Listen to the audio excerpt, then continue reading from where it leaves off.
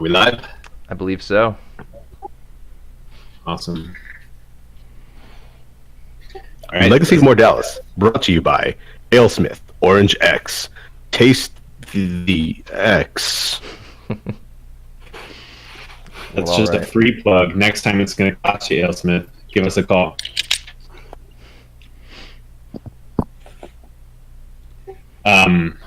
Okay, are we all ready to go? I don't see Zach's video. I'm reconnecting now. I didn't see Brian or Matt's, so yeah, it was on my end. You see me now? Yeah, beautiful as always. Okay, you ready to go then? Maybe. Does anyone else hear Matt's voice as kind of robot-y? You both sound a little sloppy.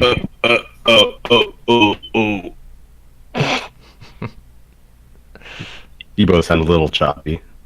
Do we want to try the other channel? Yeah, Let's do it.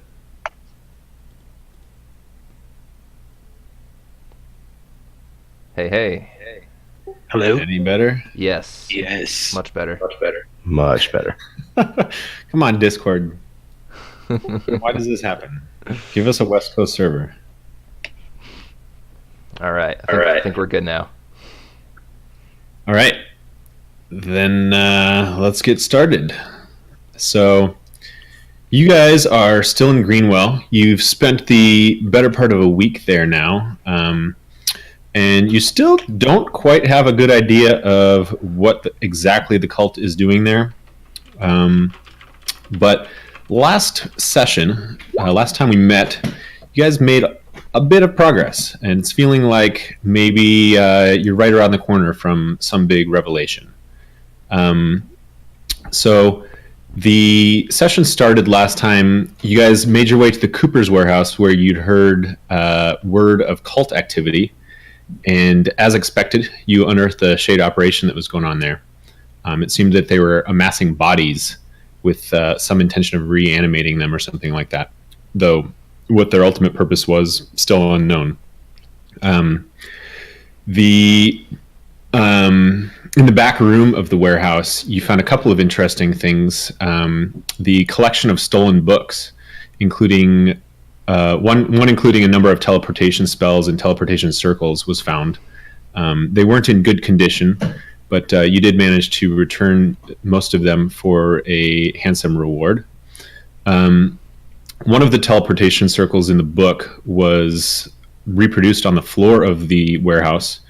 And in the book, that particular circle was labeled as a portal to Greenwell, more specifically the Manor of Telrius, who was presumably the Telrius Greensun listed as the author of the book. Unfortunately, though, as it seemed a promising avenue of investigation, Gimble's attempt at transporting the group across the teleportation circle failed. It seemed there was some kind of an arcane barrier or a hurdle preventing the magic from connecting to its destination. So with your number of leads seeming to dwindle, you guys took a moment to return the books to Sarnia. She was upset at the poor condition, but as I mentioned, she gave you the full reward.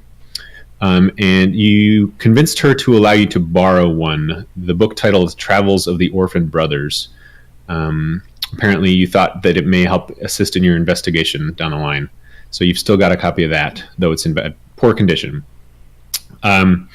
Afterwards, you went and spoke to Lieutenant Ruzin at the Medallion and fed him a bit of a fabricated story about how the Cooper had been responsible for the sea silver trade in town. Previously, he'd asked you to hunt down or get to the bottom of how the sea silver was being brought into town, and you did manage to convince him that the Cooper was responsible for that, and he held up his end of the deal, which was providing you guys with permission to enter the Army's encampment, which is outside of town. So that opened up a couple of different avenues for you. The most important being access to the Army commander. And I believe you proceeded immediately to go talk to him. Well, actually, initially, you went to the ward in the encampment where there was an injured soldier who you'd heard about. And apparently he'd been a witness to the blacksmith's murder. And you talked to him. He told you maybe some information that you could have gleaned on your own, or maybe already suspected, that Syrellis, the cult leader, or the local cult leader, had been responsible for the murder. So I think that you guys probably didn't gain too much helpful info from him, but you proceeded to talk to the commander afterwards, and that was a little bit more of an interesting conversation. He likely regretted pretty soon afterwards granting you guys an audience, as you pressed him on a couple of topics that clearly made him uncomfortable. He never really said it outright, but he did seem to admit that he was ignoring the king's marching orders, as had been the rumor the entire time you guys had been in town. He seemed to have two primary objections when you quizzed him on it. One was that he thought that victory against the undead was unattainable, and that the army would be more useful in providing to Greenwell's defense. And the second, he revealed that he had a son who had been killed by undead. And he didn't go into too much detail, but he indicated that he didn't have any desire to subject his soldiers to the same fate as his son. Apparently, the ruby pendant that the mummer inquired about, that the commander wore, was a family heirloom that he'd once passed down to his son, and now he wears it again, as the commander himself is the last in his family line. So after a little bit of back and forth argument, you might say, the commander eventually refused to be swayed by your words in requesting that he march against the undead in the east, especially after you kind of revealed that the threat of the cult was present in Greenwell. And finally, Commander Ashord lost his patience and dismissed you guys. After which you returned to Heroes Square to communicate your findings to the mummer. If you remember, the mummer wanted to know exactly why the commander treasured the ruby pendant that he had told you about. And so, in exchange for the bit of information that you'd gotten, the secret keeper, the mummer, revealed that he knew a bit about why you were in town, and he communicated that he knew a way that you could potentially engage with the cult leader Syrellis. Apparently, he'd been frequenting a merchant of spell components in the market. And so a few of you expressed concern towards the very end at what this information coming from the mummer implied about him, implied about the mummer himself, and that he'd known about the cult's operation beforehand and hadn't said anything, and also concerned that he might be passing the information about the commander's jewelry along to the cult. And the mummer was a little bit cryptic in his response, and he didn't really outright confirm or deny anything. And that's about where we left off. All right. Well, seems like we have one obvious way forward, and then we could still poke around some other areas. Part of me wants to steal the amulet from the commander, but also we do know about this new Syrellis thing. Or we could try and investigate the mummer some more. I don't know if that's a fruitful avenue or not, but what do you guys think?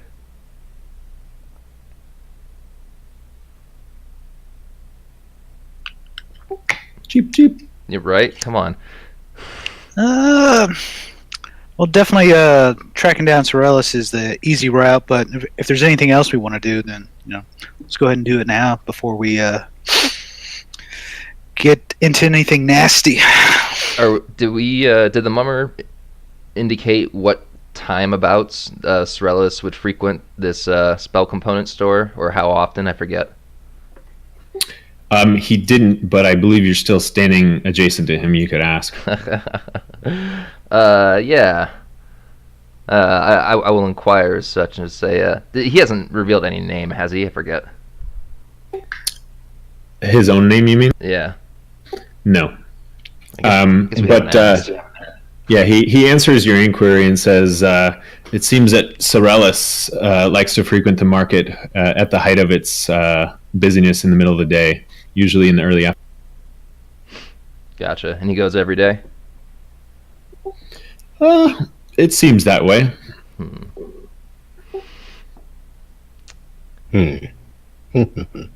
Alone or with an entourage? I haven't heard any details about who he travels with. I haven't seen him myself, but just passing along what I've heard. Can I don't know if it's a realistic thing. Any sense of falsehood from him? I guess we have some items that can probably also detect that stuff. I don't think I have any of it though. You can make an insight check, or if you have a magic item, feel free to let me know. Yeah, I'll do an insight check. Not my strong suit, but Damn. Hashtag Bard right out the gate. Yeah, you don't really get the impression that he's misleading you. He may know more than he lets on, but you don't necessarily think that he's lying or intentionally withholding the answers to the questions that you've asked direct. yeah, I'm mostly concerned about it being a trap or something. Like if he's cooperating with them or something. So I think if we confront Syrellis, we do some prep ahead of time. Maybe pay the merchant to take the day off and have Gimbal do some illusionary magic and take his place. I was going to suggest something along the same lines. Definitely scout out the store and inquire inside and see if we can learn anything before Syrellis would arrive, or after. We could even perhaps watch his visit from a distance if he does in fact go every day. What time is it right now? Is it I forget. Gosh, you guys rested last session, but I think it was right after. It was right before you went to the warehouse to attempt the teleportation, because you left and then came back. And then after you attempted the teleport and it failed, I believe you proceeded to the medallion to talk to the lieutenant and then went to the army camp. So that's all happened today. So it's probably early afternoon at this point. So perhaps around the time or after the time indicated as Syrellis' usual time that he visits the store. Indeed. Well, we could wait a little Maybe. while and head over afterwards and see if we could, learn anything. I don't particularly want to be scouting the place out when Syrellis himself may arrive. That might not be ideal, but I agree we should try and learn what we can before we confront him, if that's indeed the path we're going to take. I would like... Go ahead, Gimbal. If we do check out the shop, we can post Bubo on the outside as watch. Mm-hmm. So, just throwing that out there. That'll be good. All right. I was going to suggest we give the blacksmith shop another visit. Maybe pay more attention to the sea silver and what was going on there. Yeah, that could be a good idea. It's And like, then- there was a reason Syrellis was there, so, Yeah. or the cult And then at least. Soldier's testimony leads me to believe it was Syrellis himself. Very well. Perhaps we can go visit the blacksmith while we pass a little time, and then perhaps the spell component store afterwards. Once we can be more confident Syrellis won't be stumbling in. Mm-hmm. Okay. And then beer. So you want to head to the Avenue of Trades, where the blacksmith works. Yes. Okay, so you take off in that direction, and as you arrive in the Avenue of Trades, you realize that, gosh, what's his name? 1 second. I got it. You realize that Atticus isn't following you. He was with you speaking to the mummer, but he seems to have disappeared. So it's just the four of you, including Holbrook, right now. Probably trying to recruit. Could be. How mysterious. Yes. So you arrive at the Avenue of Trades and Black's Anvil, which is no longer operated by the man named Black, but rather by his apprentice, who is named, let's see, Ravnik. And he's hard at work at the forge. It's a little bit more... the forge is actually operating now, which was not the case last time you spoke to him. He was out of coal. Mm-hmm. And he's hard at work with his back order of army equipment, repairing and constructing things. What did we do with him before? Did we... I forget how our interaction with him went. We took a small parcel of sea silver, I believe it was sea silver ingots or completed badges off his hands. The army was giving him a lot of hell, and he didn't want them finding that. Right. And, it was in a kiln or a forge or something, and he needed to operate it, but he couldn't move the goods with such close scrutiny. And Christoph wanted us to basically not do that because he wanted him to stay forging the sea silver stuff. But okay, is that right? Sounds about right. Christoph never really talked to you directly about the blacksmith, I think, until afterwards. Okay, yeah. All right, I was just trying to remember what kind of footing we were on with this guy. No, you definitely did him a favor, and he's the one that revealed to you that the soldier who had witnessed the murder was in the army camp.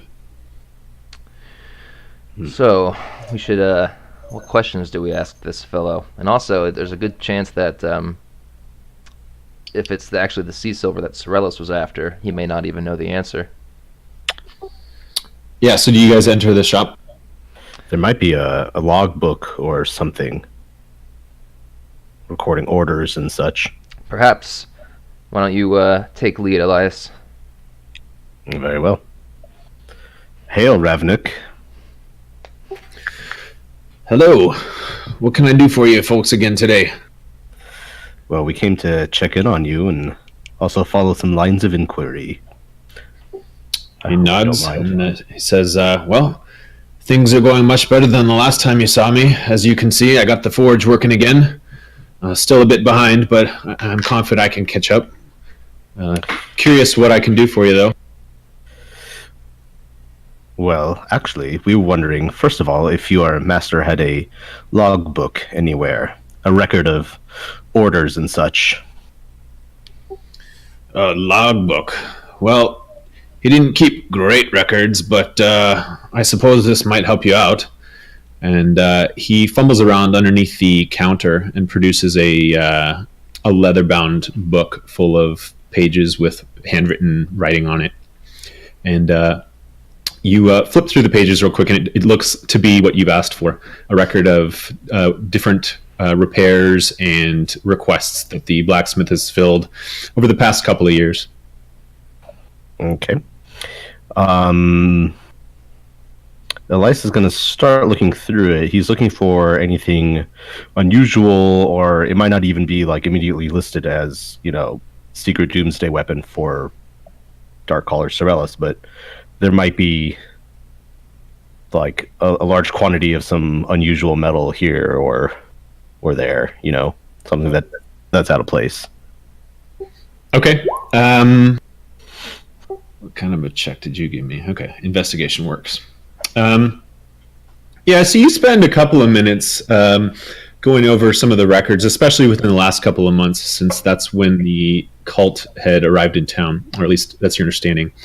And you're pretty confident that there's nothing too suspicious going on in this book. A lot of the orders, like Ravnik's, were from the army. Checking a few months before that, the business had definitely increased in frequency, and in large part due to the army. But as far as anything suspicious, really it looks to be run-of-the-mill blacksmith type work. A lot of horseshoes, a lot of sword sharpening, and armor repairs.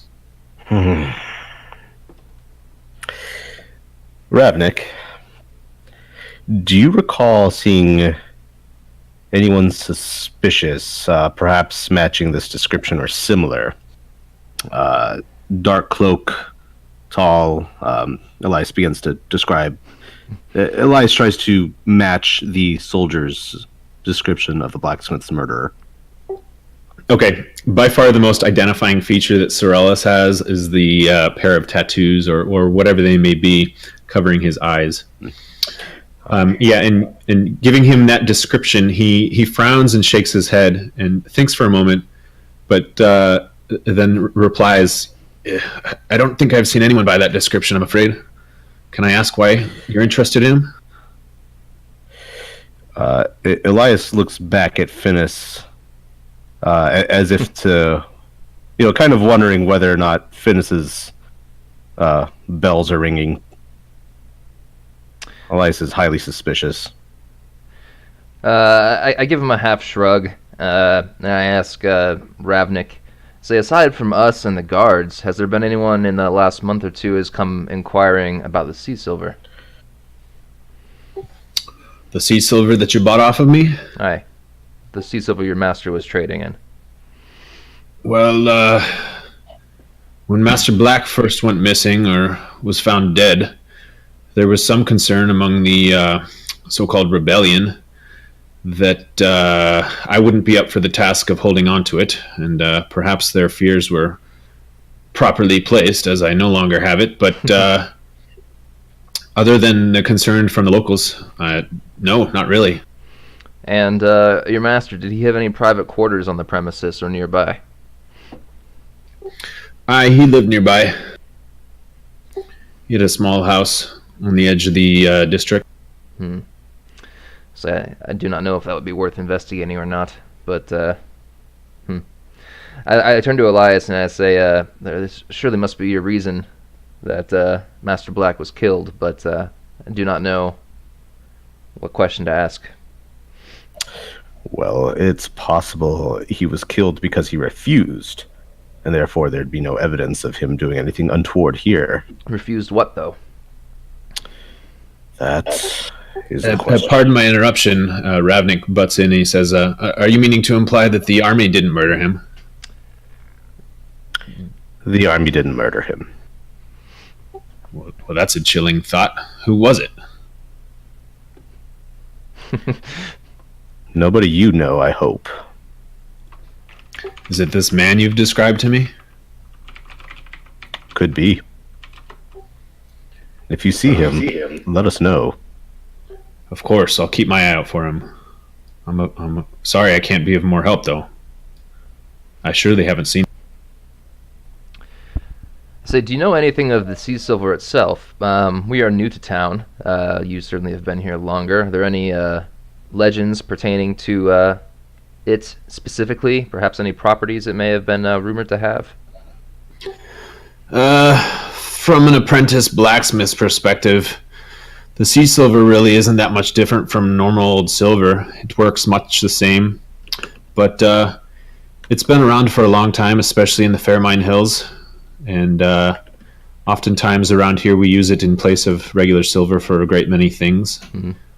But as far as properties go, it's nearly identical to silver in every way. Not quite what we're looking for, but thank you. I'm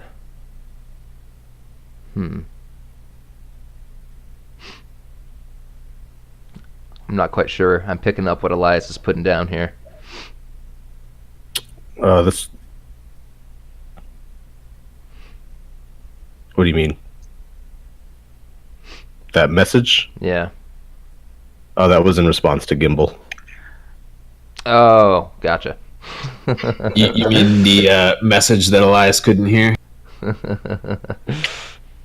Yep. Oh. Never mind that. Awkward.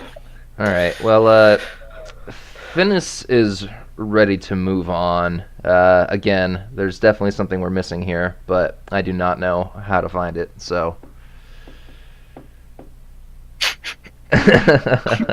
Who's making the badges now, Ravnik? What do you mean, who's making them now? As far as I know, no one's making them.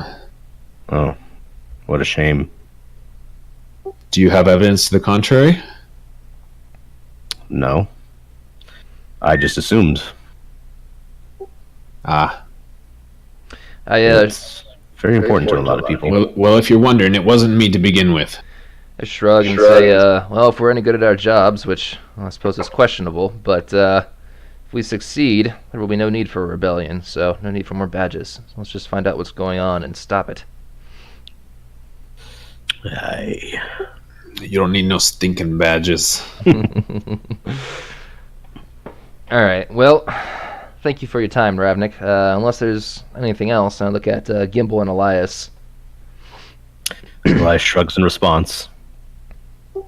Yeah, and at the hint of you guys closing out the conversation, he starts backing up and picks his hammer back up off the anvil. He's pretty eager to get back to work, and he nods in your direction and says, yeah, I'll let you know if I find anything else about this this man that you've described. So, thank you, but don't go asking any questions too loudly. Just keep your eyes open. Sure thing. All right, I leave.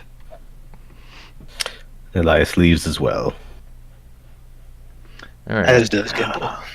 I run my fingers through my thick, luxurious beard contemplatively, and well, that was less than fruitful, but it was a good thought. 9 hells. I suppose I could spend the day reading that book about the brothers and the history.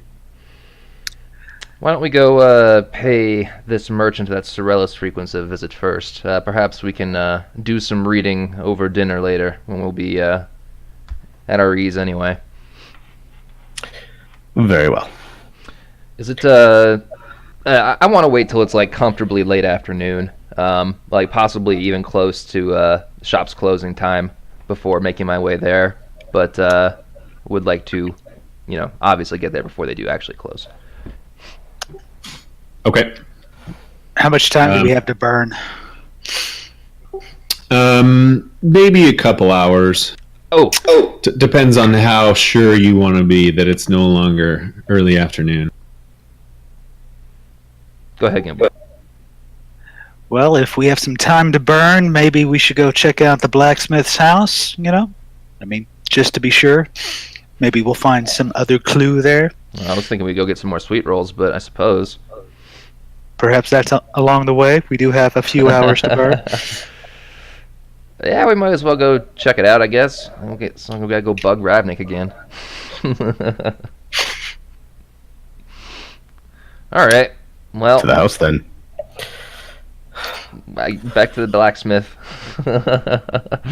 Back inside. What? Yeah. What? He looks up and acknowledges you, but continues hammering away. Oh, Ravnik. We're going to the house. Well, we gotta find out where the house. Do you know where he lives, Elias? He told us. A house on the outskirts of the district. Yeah, he didn't give you like an exact address or anything. Or Ravnik. We decided we're gonna go check out Master Black's house after all. See if we can find any clues. Perhaps he kept a journal. I don't know. Can you give us more specific directions of how to find his place? And did he have a family that we could expect there? Okay, yeah, you detect just a tinge of annoyance at you interrupting him again. He's obviously friendly with you guys, but he clearly has a lot of work to do. But he sets down his hammer again. A pretty big favor, so he can fucking deal with it. And he grabs that journal again and tears a page out from the back of it. And on the page, he scrawls a simple set of directions that will take you supposedly to the blacksmith's house. All right. I grab it, thank him graciously, and then leave quickly so he can get back to work. All right. To Master Black's house. Yes. Let's follow the directions, and hopefully it doesn't just say, like, fuck you guys, leave me alone on it or something. I'm going to put on my noir playlist. It wasn't anything, like, overt. but you did detect just a tinge of impatience. Yeah. I get it. What a dick. Okay. Basically saved his life. So yeah, you follow the directions, and the blacksmith's house. You find it not too many blocks away from where he worked, and there's a pair of guards stationed at the front door. Doesn't appear to be a back or a side door. Pair of guards. Didn't expect to see that here. Well, that's interesting. I will approach the guards, and I will have my lieutenant's ribbon showing, of course. I'll approach with an air of authority, like I belong, and say, you there, soldiers. I says, I wasn't aware there was anyone to be stationed here. What are you doing? Orders from the lieutenant. From Ruzin. He said nothing of this to me. Says, how long have you been on duty here? Or have men been stationed here? Since yesterday. They found something at the Cooper's warehouse, and now we've got to double down on everything in the Avenue of Trades. This specific house. Does this have any relation to the Cooper's house? I don't understand why you are here specifically. Well, you know the blacksmith was murdered a few weeks back, right? We do. Well, we don't exactly know why or who did it. So he positioned us here in case somebody shows up. Well, say... I'm not sure why I'm telling you all this. You have a ribbon, but you don't seem to be a member of the army. I'll just pretty much ignore that comment, and I'm going to continue on. Well, very good, soldier. You stay about your business. We'll be taking a look inside to see if we can find any clues to get to the bottom of this. And I begin to move past him. Yeah, he puts his hand out and blocks your passage towards the door. Damn it! And who did you say you were again? This is gonna... God damn it. I just start cursing and mumbling to myself. I'm gonna walk around the back and just try and break in. It's not a very large house. All right. Well, maybe 2 rooms at the most. Any alternate entry or besides the door that they are standing in front of? There's a couple of windows on each side of the house, but like I said, it's small, and I don't know how good you are at breaking windows silently. Perhaps you are. Yeah. In which case, go ahead. But yeah, the men are standing right around the corner. Alrighty. Well, I guess I might as well try. At this point, I don't think I'm in a good position to bullshit them, but I'm going to try one more time anyway. And just say, we are here... oh, fuck. What was the commander's name? I stop mid-sentence and pull out my notes to consult them. And I say, we are here working at the behest of Commander Ashord at the moment. Says, we are agents of the king, currently investigating the troubles here.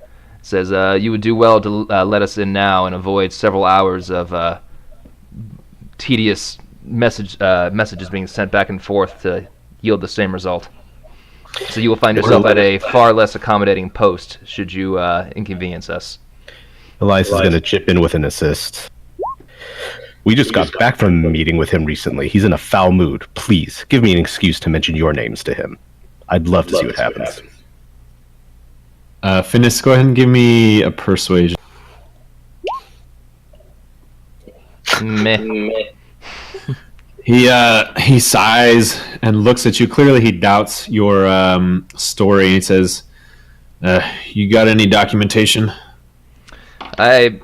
If I have it, I'll pull out the letter we had from the king, which again is not specifically in regards to this, but still a letter from the king. So it's, maybe it'll help. I don't know. If not, I'm gonna break in a window. You had the signed letter from the lieutenant as well that got you into the army camp. Oh, I forgot he gave us a letter. All right, let's hand over both. Okay. Yeah, he reads over both, and it takes him quite a while. He's not the smartest crayon in the box, but he shares it with his partner. They look at each other back and forth for a short while, but finally, one of them turns around and he opens the door and lets himself inside first, and then he says, "All right, you got 3 minutes." I give him a flat look, and I say, "Perhaps you need to read that documentation again." I read it enough, and I also have my orders. You got 3 minutes. I say you do your future a disservice, friend, and I walk inside. Elias follows quickly and opens up the Lantern of Revealing and begins to illuminate the room. All right. Gimbal walks in as well. We should just close the door and put a wall of force there so they can't get in. I'm going to break another encounter. Oh, no. So, like I said, it's like a 2-room house. There's like a combined dining kitchen area and then a bedroom. So the guard is obviously giving you 3 minutes. And assuming you don't want to push your limits, maybe you do. But assuming you don't, why don't you tell me whether you want to investigate something real specific or just give the house a general look over, and then you can give me a perception check. I think we should probably just split up and just search like kind of sections best we can. There's 4 of us if we count Holbrook, which we don't, so 3 of us. So I don't know. I agree with Freddy. Let's split up, gang. Let's do it. About 2 in the bedroom, 1 in the kitchen. I don't know. That works. Okay. Looking for, I don't know, books or bloodstains or just, I don't know, symbols from cults or, I don't know. Elias is going to start picking through drawers and cabinets in the bedroom. Gimble's looking for books. And who's in the kitchen? Me, I got nothing. All right, waiting for a roll from Elias. My passive is 14, if that makes it better. What would that be if it was perception, Elias? Oh, do you want me to just... Oh. What did I roll? 17. 17. If that was perception, that would be an 18. Okay. And you said you were in the bedroom? Yeah. Okay. Yeah, Finis and Gimbal, you guys root around and don't really seem to find anything. You don't make a lot of progress. But Elias, after a minute or so, you are looking underneath the bed, and you happen to notice that one of the planks underneath the bed makes a little bit of a hollow noise when you knock on it, and perhaps there's maybe a compartment or something underneath there that you might be able to reveal. Elias whistles so that the others can hear him, and pushes the bed aside and opens up the... Your whistle catches the attention of the guard as well. I'm going to go over and do my best to try and distract the guard. I'm going to be very annoying and in his face. I'm going to be like, you, soldier, what is your name? What's your rank? Give me a performance check. Oh, no. God, that's not a good roll, though. It's not a bad roll. I know, but I mean, I have plus 14, so it's not very good. Not a good roll, but it's a good score. Yeah. All right. Bards. Yeah, the guard is definitely curious as to why Elias let off the whistling noise, but Finis manages to catch his attention with some inane conversation quickly. And Elias, assuming you want to lift the plank underneath the bed, you do so. Yes. And there's a small cache of the sea silver insignias hidden there, 5 of them. But other than that, just a small pile of dust. Okay. Elias definitely pockets those and looks around the compartment with the Lantern of Revealing, just in case. Okay, yeah, just dust. All right. He replaces the false plank and moves the bed back. Okay. And he walks back to Finis and says, never mind. Turns out it was a pillow. Well, you'll find those in the bedroom. Very well. I do insist on getting the soldier's name and rank, which I will make note of. You don't actually have to tell me, but if I find myself in the encampment later, I may be vindictive in some way. We'll see. So. Yeah, he identifies himself as Private Garen. All right. And, so, are you guys all finished up here? I believe so. Not much to see. All right. Well, then I have to ask you to leave. All right. Enjoy your post. I leave, and if I have it in me, I will crop dust him on the exit. All right, and as you're taking off, he says, "And don't let me find out that those documents were forged." I don't have the energy for this guy. I flip him the bird and then turn a corner.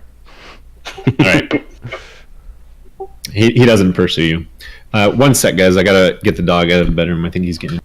All right, I gotta get it. I'm gonna refill my drink since we're doing that.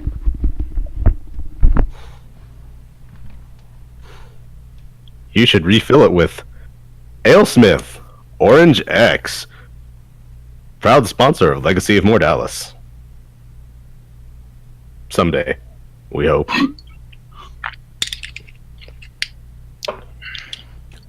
Did you make it to the party, Mario? No, I guess you did not. I showed up for about an hour. Yeah, I worked from home yesterday. I'm starting to get hounded a bit on some work. It's like, so pretty much just worked yesterday. And then, I got up this morning, went to U-Haul, picked up a truck and a trailer, transported some garage stuff, my motorcycle included. So it's pretty eventful. I was proud of myself. Felt all adult-like. Nice. Yeah. How you liking the new place? I still have boxes all over the place. On one side, the boxes kind of fill up the place, which distracts from the fact I have almost zero furniture. So something else I got to spend money on. I have to get a couch or something, at the very least. I don't know. Should have it set up by Christmas time. I'm back. Well, okay. All right. So... Well, Elias opens up the bag of holding and kind of shakes it so that the badges are on top. Says, "This is it." Well, again, it's not really much to go on. At least we can sell it to Lieutenant Rusin. Make some gold. There's that. All right. Well, shall we be on our way to the merchant in question here? I think so. All right. Yeah. Assuming it's late enough that we feel comfortable, let's do that. Once we start to get close, Elias is going to polymorph into an owl. So the shopkeep does not remember a tiefling. No, A regular owl or a giant owl? she'll probably fucking Giant. remember everything that happens around the giant owl. I want to be inconspicuous and unrecognizable. I know. By making your party members very conspicuous. Let's... Oh, fuck it. Fine. Never mind. Gimbal will, once we get close, Gimbal's going to have Bubo do his thing, post outside the shop, be on the lookout for, he's going to send a message for a person with tattoos.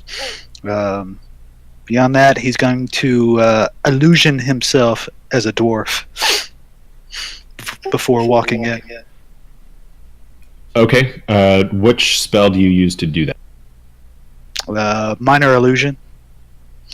Is it capable of disguising yourself? Yes. Sound or an image lasts for 1 minute. I think Image there's of an object such as a chair, muddy footprints, or small chest. I think you can't disguise yourself all that well. You may be able to give yourself some facial features or something to maybe more resemble a dwarf, but again, it's only going to last for a minute. Yeah, and Okay. there's I'm pretty sure a cantrip that specifically does that, isn't there? Is there? Maybe not. Could I, would I be able to make my beard go away? hide it? For a minute, yeah, and then it's going to reappear. All right, disregard. Just send Bubo. Okay. The merchant in question, actually, he doesn't have so much of a shop or like a brick and mortar location. Mm-hmm. It's a cart that is rolled up in the open air. Oh man, that's he's probably got a lot. Now I kind of just want to steal this cart. He's probably got a lot of valuable shit in there. I was actually gonna buy some diamond dust while I was here. Like literal diamond dust, or is that code? No, literal diamond dust for Great Arrestos. Since I wasted one on a fucking soldier. You lame, Finis. All right. Well, what's this fellow or lady look like? Okay, so after a minute or two of searching around the market, it's still kind of a happening place. It's not quite evening yet, but it is definitely no longer early afternoon. You do manage to scope out this spell component merchant, and he's got like I said, a wagon in the open air market. He's got kind of a draft horse that stands nearby. And this man, he's got kind of an interesting look to him. He's got like really long hair, all braided together, and it falls almost all the way down to the ground.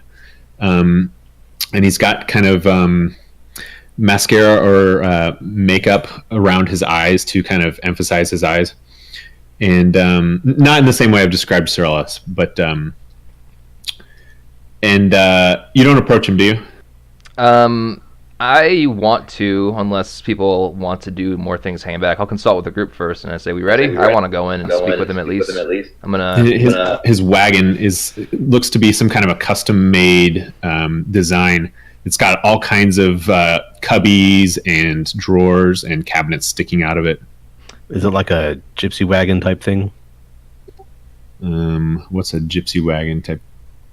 Like, they live in it, and then they set up shop somewhere.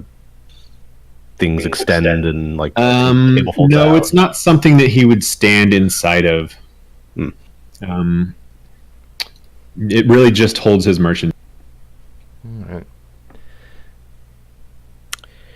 right. Elias would. I'd like to observe for a minute or two. Very well.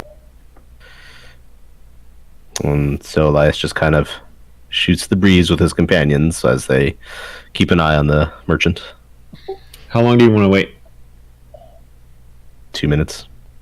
Hold on. We're in the market district. Is that sweet rolls or whatever stand around here? I forget. It is indeed. Let's just can we see the wagon from that place? Not really. Damn it! All right, never mind. The market district makes up a couple of different blocks, and so you definitely have to leave the sight of this wagon. Is it more? Is it further than 100 feet? You would say? From the sweet rolls to the wagon to the spell components? Yeah, it is. Okay. Tell you what, friends, if you can wait as long as it takes me to get a nice order of sweet rolls, I'll go fetch them for us. Well, I thought you wanted to watch. I do. But I also want sweet rolls, and you're better at watching. Well, if you say so. Very well. I accept your proposal. And I hand him another four gold. And get another 4 pans. Elias shrugs and smiles and walks off, shoving the nearest person, says, "Out of my way, jackass." Makes his way to the sweet roll vendor. All right. Well, I'll make myself inconspicuous, if possible, to the shopkeep. I might, walk around a little bit and maybe kind of just try and blend in with the crowd best I can. I am tiny and able to hide behind people, so that probably shouldn't be terribly hard, but I want to watch him for the duration. Okay. Other than watching him, you're not really doing anything suspicious. Yeah, just kind of hanging out in the market district. I just don't want to be standing in one place, like, obviously watching this guy. Yeah, I won't make you roll for that. That's fine. Elias, the man that you shove out of the way, picks himself back up and shoves you. in the direction that you're walking, and says, "What the hell, man? What do you want?"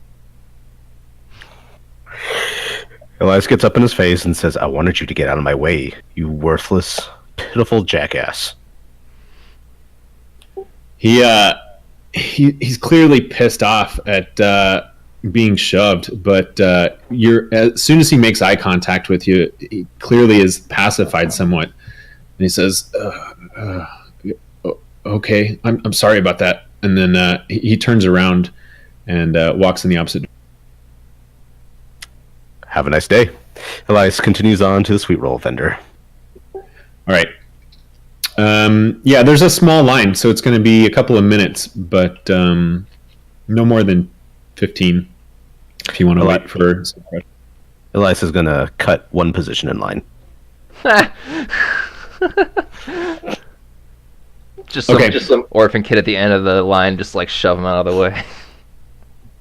Yeah, actually, a similar interaction occurs, but these common people in the streets don't seem equipped to deal with the tinge of magic that is in your blood and in your body. White people. And you're able to just stare them down. Nice. And yep, before long, you make it to the front of the line. All right, Elias places the 4 coins on the counter and says, 4 pens, sweet rolls, please.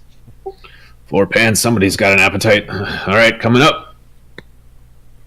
And he produces 4 steaming hot pans of fresh sweet rolls. All right. And takes your money. Thank you. Are there any orphans nearby? No, they tend to stick to the... heroes. Good, because I wasn't going to share anyway. Elias balances the pans in his hands, gives a sup to the guy that he cut in front of, and continues on. All right. Did Finis notice anything during this time? Did anyone visit the merchant's wagon, or did he, obviously become a cultist at one point? Anything like that? Yeah, so you wander a little bit about the market, like pretending to pick a couple of pieces of merchandise up at some neighboring stalls, keeping your eye on the merchant. And by the time you see Elias round the corner with his sweet rolls headed back in your direction, no one has engaged the merchant at all. And he doesn't seem to be going too far out of his way to sell his things to people passing by. Yeah, I wouldn't expect them to be wares very appealing to the common folk. Yeah. All right. Well, I would like to, once Elias gets back, say anything interesting on your end. Bunch of assholes in this town. What else is new? I take a sweet roll and shove it into my mouth. Oh, that's good. Thank you. Okay. All right. Well, Elias passes the pans around and says, "After you, gentlemen," and stuffs the sweet roll in his mouth. Yes. I feel a little silly approaching this merchant with a pan of sweet rolls, but... Just all of us with giant pans of sweet rolls. Hello. This is how we roll. We represent the sweet roll guild. All right. Yeah, I will definitely begin approaching the wagon, trying to look less absurd than I look. But yeah, I will approach and say, "Greetings. Well, I'm not entirely sure I have the right spot. I heard from some folk back on the other end of town that you're the man to see if we needed some odds and ends for spell casting." Yeah, his eyes light up after he takes a quick look at you. The 3 of you, or 4 of you rather, clearly look a little bit different than the common folk that he's used to dealing with in town.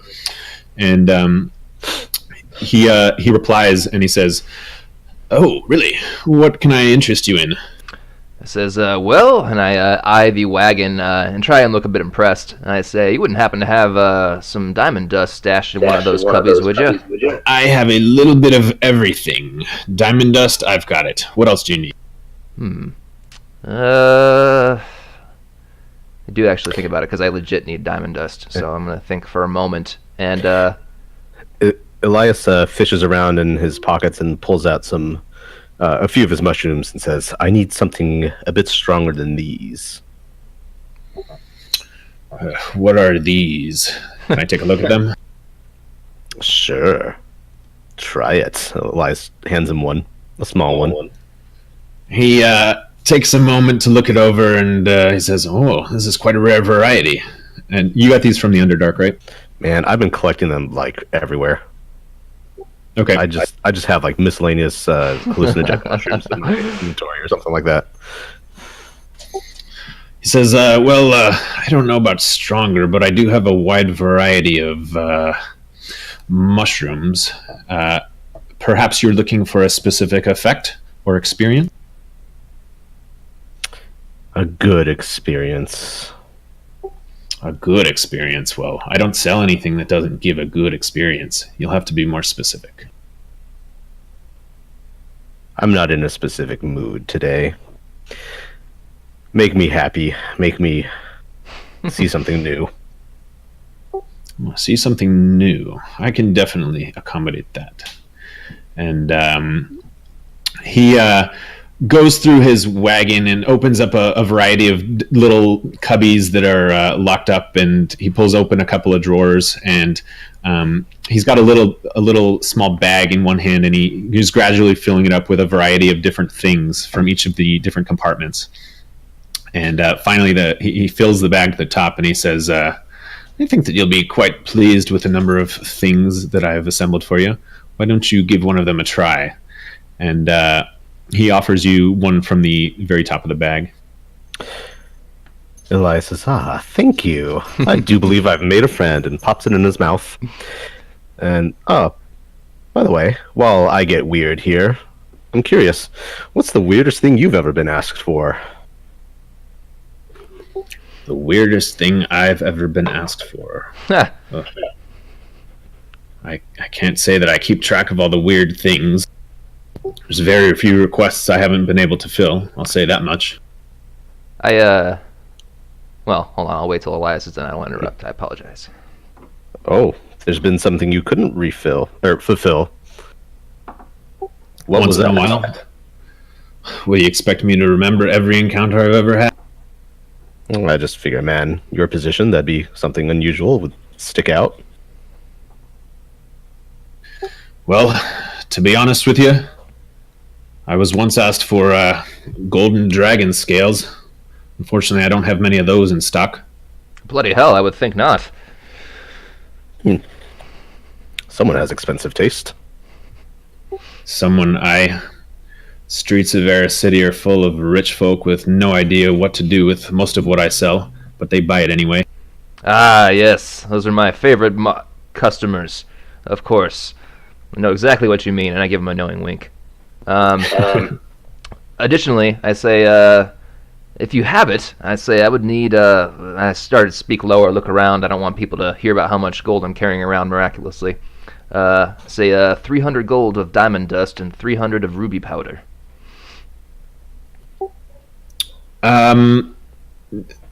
He nods at you and turns around and puts together your order real quickly. Yeah, it's just 3 diamond dust and 6 ruby powder, if he has it. If not, that's okay too. What is the listed cost for those components? 100 for diamond dust and 50 for ruby powder. So if he has some sort of markup, then I suppose that would be relevant. But and how much of each did you ask? I asked for 3 diamond dust, so 300, and 6 ruby powder, which also 300. If he doesn't have it, that is okay.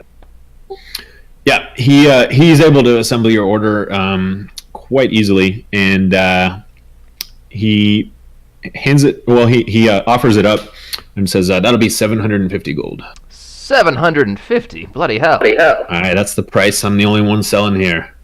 Yeah, you are, which makes me think a town like this, there can't be much of a market.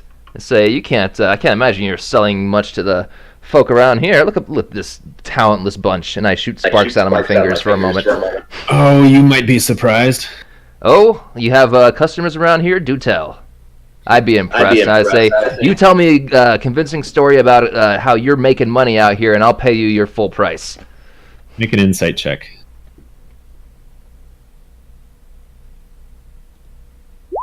Oh! Whoa. God damn. He says, I'm afraid not. I keep interactions private. I think you wouldn't appreciate it if somebody came along tomorrow and was asking about what you bought from.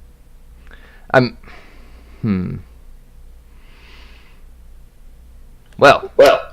Actually. Elias, by the way, all of a sudden you notice that everyone in your field of vision all of a sudden is the opposite gender. Uh-oh. Elias's eyes go like wide as saucers, and he just starts gawking. There's Finis, Gimbal, well, even Holbrook for a minute. And kind of under his breath, like, "Yep, that's new." And the merchant gives you a knowing glance, and he says, "So, are you interested in what I'm selling? I'll give you this bag for 100 gold." I'm a lady. Elias hands it over. All right. You know who to come to when you run out.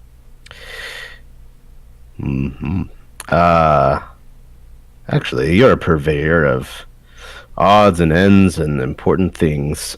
I had a question.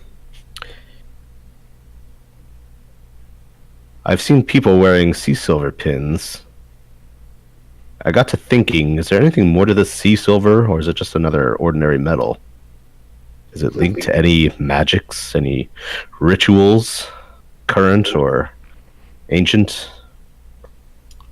Can't say that I'm an expert on sea silver. I don't know much about it at all. They were looking for it when I came into town, and they didn't find any because I don't have any.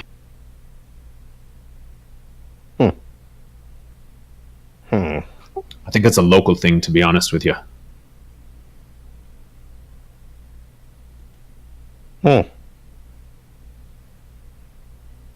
Elias goes back to looking at the people around him.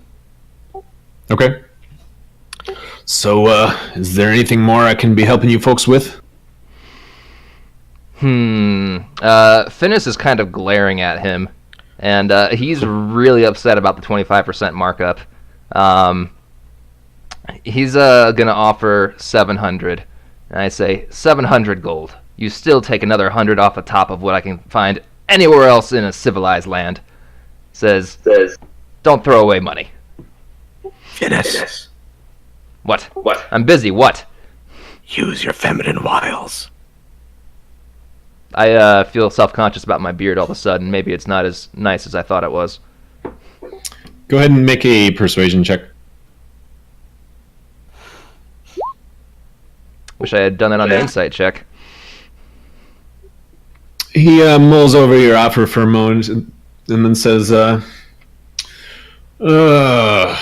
suppose I can let it go for 700. You got a deal. All right. I still don't look too happy, but I do hand over the 700 gold. Okay. And he exchanges your gold for the small pouch of components that you requested. All right. Still got ripped off, but I feel better that at least I talked him down a little. Because I do actually want those components quite badly. Okay. What was your name, miss? My name? Or whatever nom de plume you wish to provide us. Around these parts they call me Lodrin. Lodrin. Do you sleep at the inn here? I'd very much like for you to catch a drink with us. I'll buy you anything you'd like. I even have a special few things on reserve. I think his eyeshadow is doing it for Elias.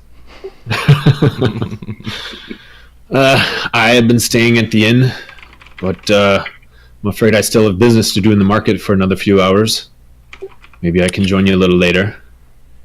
The Hero's Rest. Hero's Rest. I've been staying at the Medallion. Ah.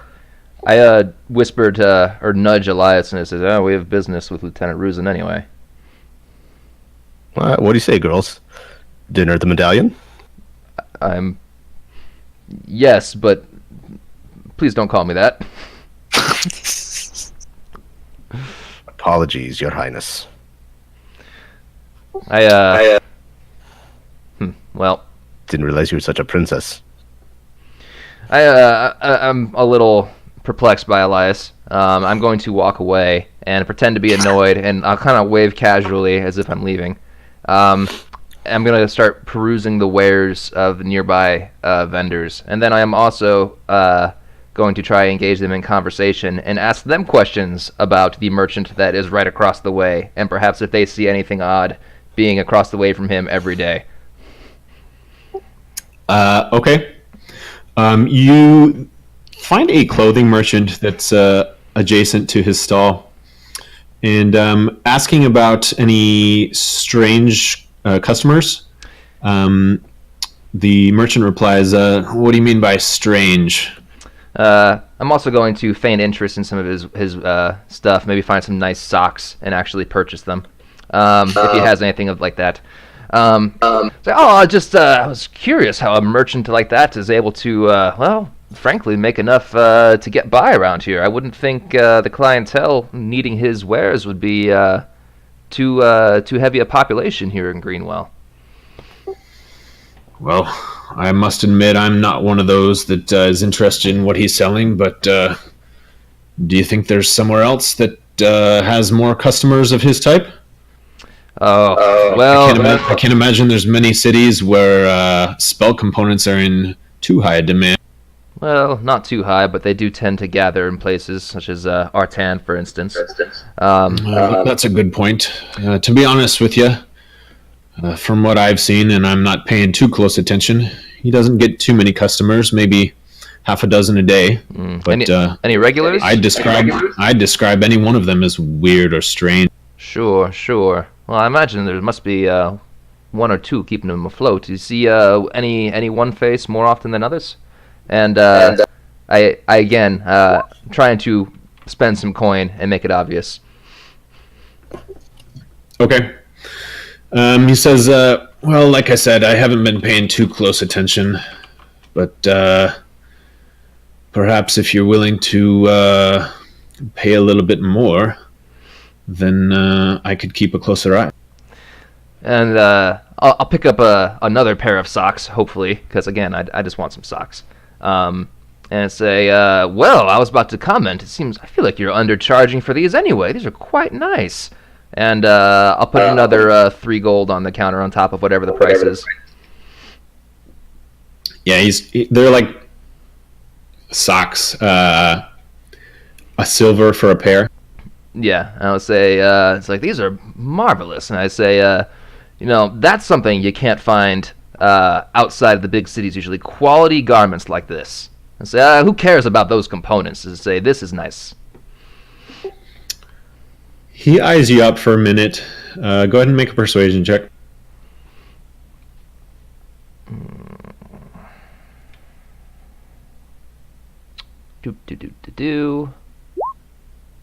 Man, the rolls are not on my side tonight.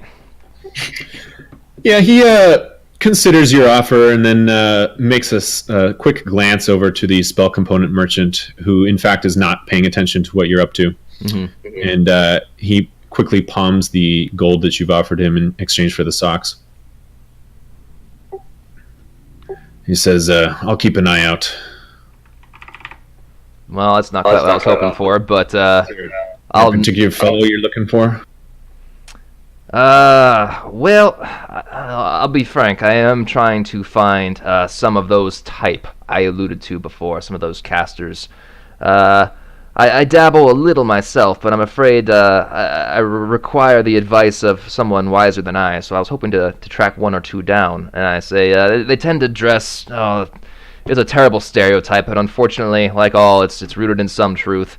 They tend to dress in dark robes, sometimes odd jewelry, tattoos, things like that. Say, any folk like that around? He nods, and he clearly... subscribes to your stereotype. And yeah, why don't you come and see me again tomorrow, and I'll let you know who shows.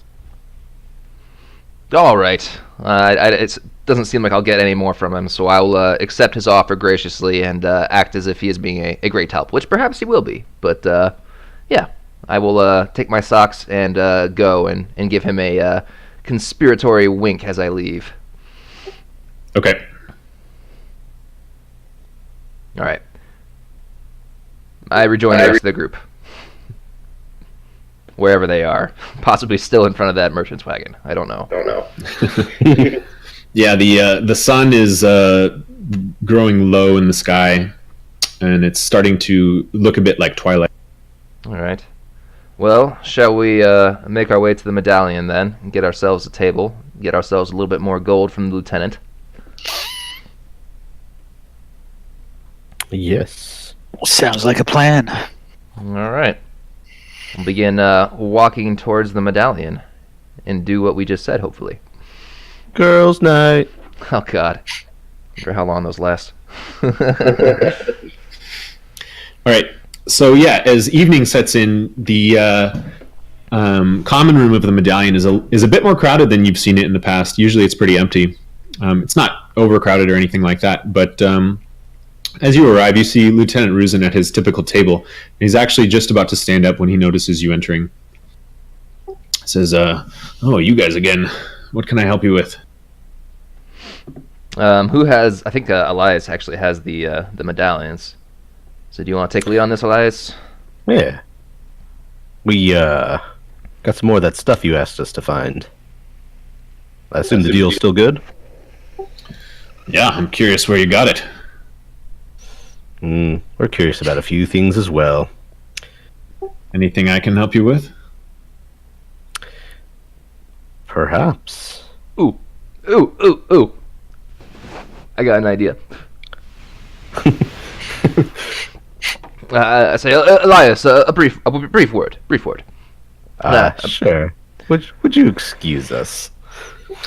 I suppose I can. I was about to retire for the evening. I say, just a moment of your time, Ruzin. I just need to clarify something with my associate. And I grab him down to my level, and I say, is there any problem with saying we found it in the blacksmith's home? I think that's fine. No problem at all. Excellent. Then I can point out that soldier's incompetence in having missed it. Sure. I'm hoping the lieutenant can help us have better conversations with the commander. I see. Also, he might be able to give us something a bit more official so we can go about our business without the constant harassment. All right. Well, here's a plan. I will throw Private Garen under the bus, and then once I have done that, please proceed with your inquiry to set us up with another attempt or a better opportunity with Commander Ashord. Is that agreeable? Will do. All right. Yep. Clap my hands together. Go team. Go. Girl power. All right. I turn back to Ruzin, who is hopefully still standing there. Yeah. I say, all right. I just, we had to make a decision regarding, well, one of your men, to be frank, and I didn't feel right making that decision without my associate's input. We found the sea silver medallions at the home of the unfortunately deceased Master Black. They were hidden in a compartment under the floorboards in the bedroom. It says, it seems as if your soldiers missed it in their look. I knew this Private Garen in particular seemed very confident that they had searched the place thoroughly, and assured me that I would find nothing inside, and in fact was quite inconvenient and gave us trouble when trying to get entry to investigate on your behalf. This was literally under his bed. Literally. Elias begins to put the pins down on the table. And I point to Elias, literally the first place he looked. Personally, I know it is your command, but I would recommend stationing Private Garen to a position, more worthy of his talents. Perhaps digging latrines. He kind of gives a chuckle and he says, I apologize for my private's behavior. Unfortunately, these soldiers were trained as a fighting force, not as a occupational force. can't hardly blame them for not being great at police work. Aye. Well, even so, perhaps... I'll have a word with Garen. I nod appreciatively. All right. Well, that's... yes, again, I apologize to bring such a thing to your attention. I know it is somewhat trivial, but his demeanor concerned me. At any rate, Elias? Yeah, so, actually, getting these was pretty difficult, to be honest with you. We've had a very difficult few days. Talked to the commander, things did not go so well. Would love to know how to communicate better on his level. Also, literally every turn, we are stopped by soldiers. Orders this and orders that, and we got better fish to fry than their petty concerns. Was the letter that I gave you last time we spoke not adequate? It's apparently not enough. I'd love to just be able to flash that and get access to what we need. I say, well, Private Garen found it lacking, apparently. Seems as if he knows better than yourself. Or he thinks he knows better, anyway.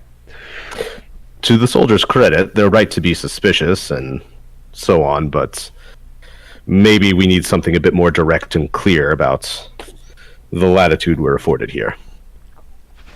Well, I'll be honest, it was not my intent to give you free reign over my soldiers here in Greenwell, merely to grant you the audience with the commander and access to our camp.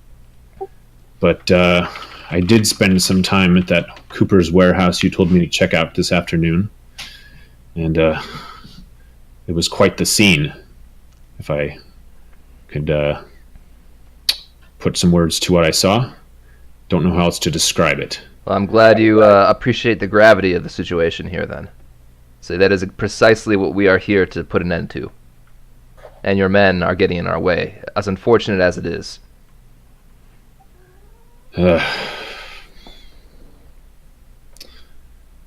Here's what I can do for you.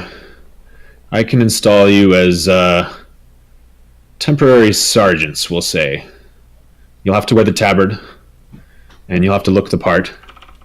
But I do believe that that'll get you access to what you need around town, especially as it concerns my soldiers. Very well, if that's what it takes. Okay, well, before we conclude, I am curious, what led you to be investigating the blacksmith's house? Do you think he was involved with the sea silver trade in addition to the Cooper? Well, he had a collection, so not sure what to make of that. You might be right. Actually, we were just getting to thinking that there was a very good reason he was killed.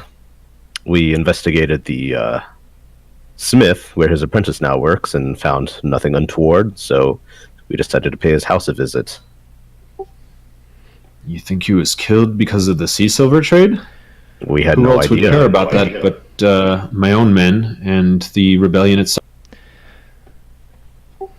Is this cult that you've spoke about, are they involved with sea silver?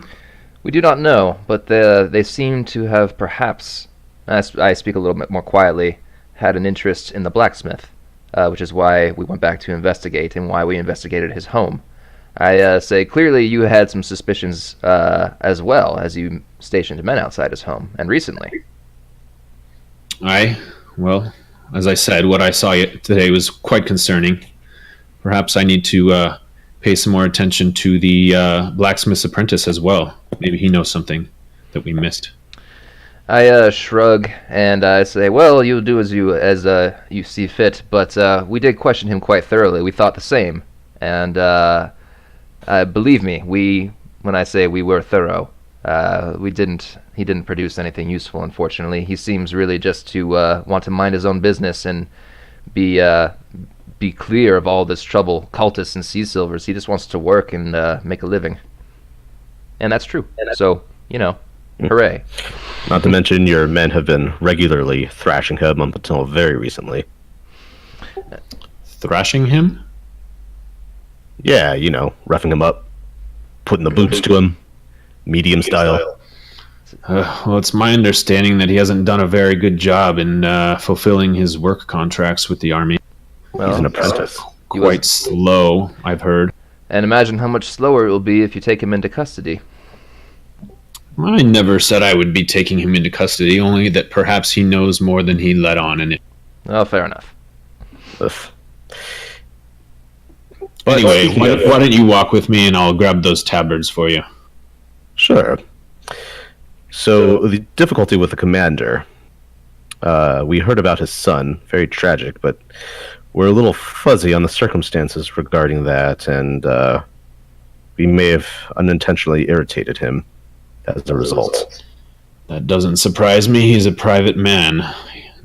In fact, I really don't know that much about his son. He was in the army, I know that much. But as for what happened to him, you probably know more than I do at this. According to the commander, his son was killed by undead. Oh. Do you happen to know where that might have happened, where his son might have been stationed to wind up in an entanglement with undead? Tangle with undead. The army? I can't say that I do.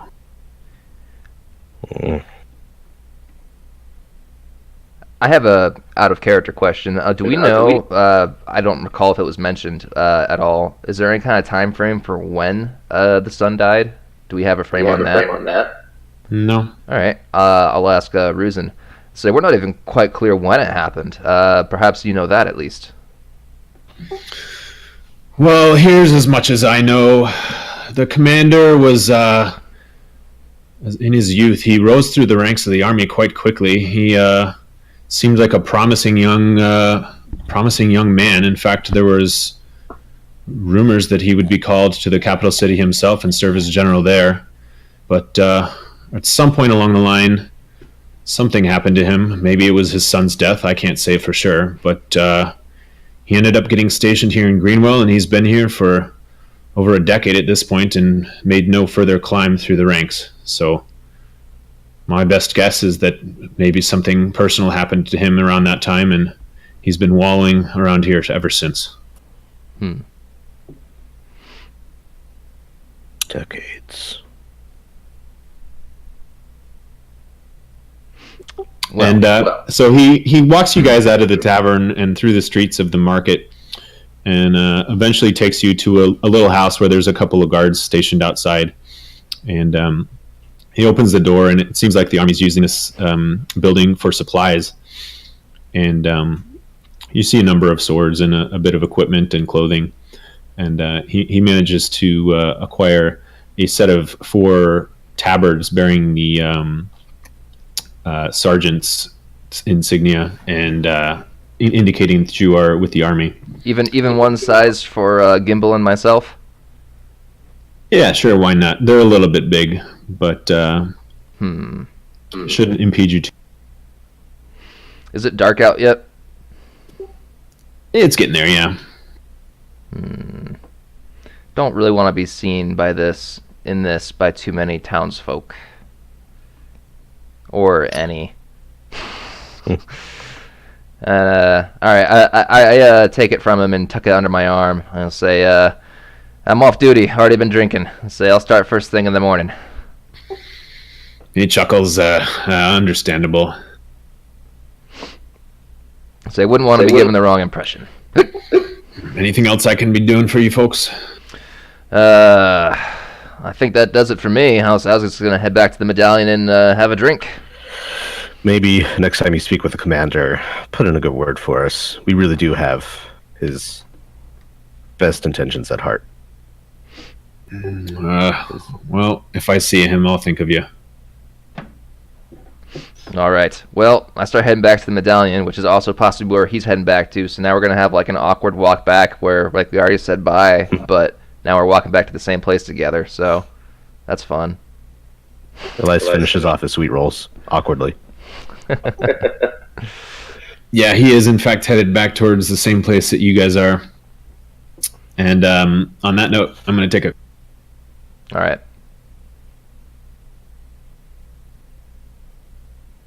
Damn, Finis got demoted.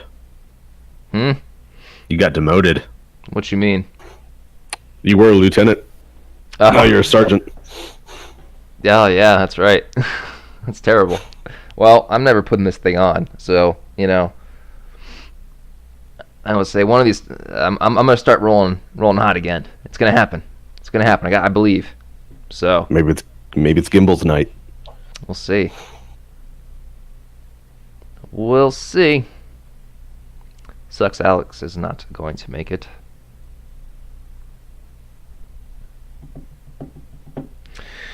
I guess I am going to go get another drink and maybe a little bit of food too, so I'll be right back.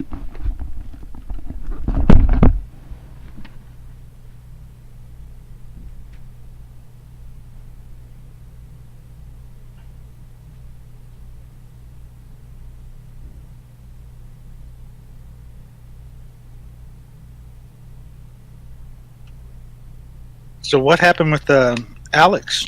Just couldn't make it. His sister-in-law is having a baby. And apparently it was taking all day. And I guess she just gave birth recently, so he's going to be there for a while.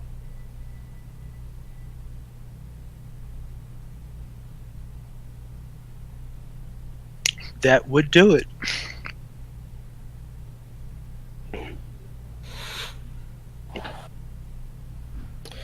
That anniversary party was so awkward. Was it? Yeah, like it was circus themed, so they had this ringmaster guy welcome us in character and brought us in, like, there's a circus ring set up with a trapeze, and they had like this awkward juggler guy doing like basic juggling for like 30 minutes, and we're all supposed to like clap after each trick. Not many people were clapping. It was super awkward. So I guess I didn't miss much. No, I mean, food was all right, but I pretty much ate and then left. Gotcha. Said goodbye to Colt. I made sure Vij and MJ saw me. I was out of there. That's funny. I told him bye Thursday before I left.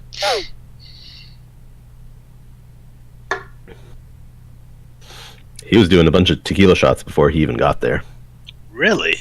Yeah. Wow. I don't think I've ever seen him take a shot. All right, I'm back. What up? As am I. Everybody good to go? Nope. Yeah, go ahead. Yeah, we can actually tell because everyone's actually broadcasting for once. I wonder what's missing. Ouch. Okay. So yeah, you walk back to the medallion with Lieutenant Ruzin, and upon entering the common room, he proceeds up the stairs, presumably to a room. And I think you guys are more interested in finding a table. Yeah. Okay. Yeah, preferably not adjacent to like Lieutenant Ruzin's. I like to, if there's a little bit of distance we can put between ourselves and him, that would be ideal.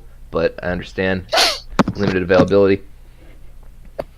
Well, you caught the part about how he's not there anymore, right? Ruzin?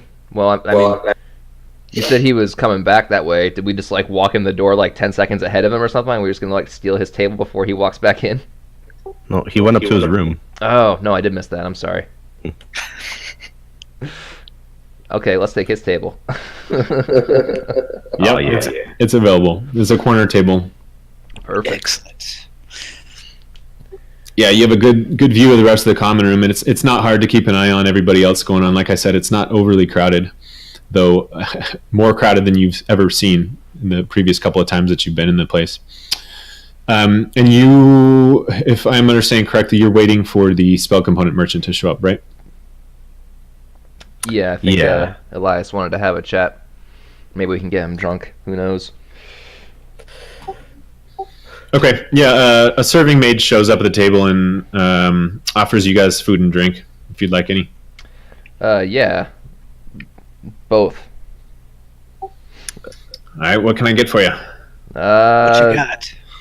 Ale. Tonight's an ale night, and my stomach's a little sour from the wine. Also, sausage, bread, and more sausage.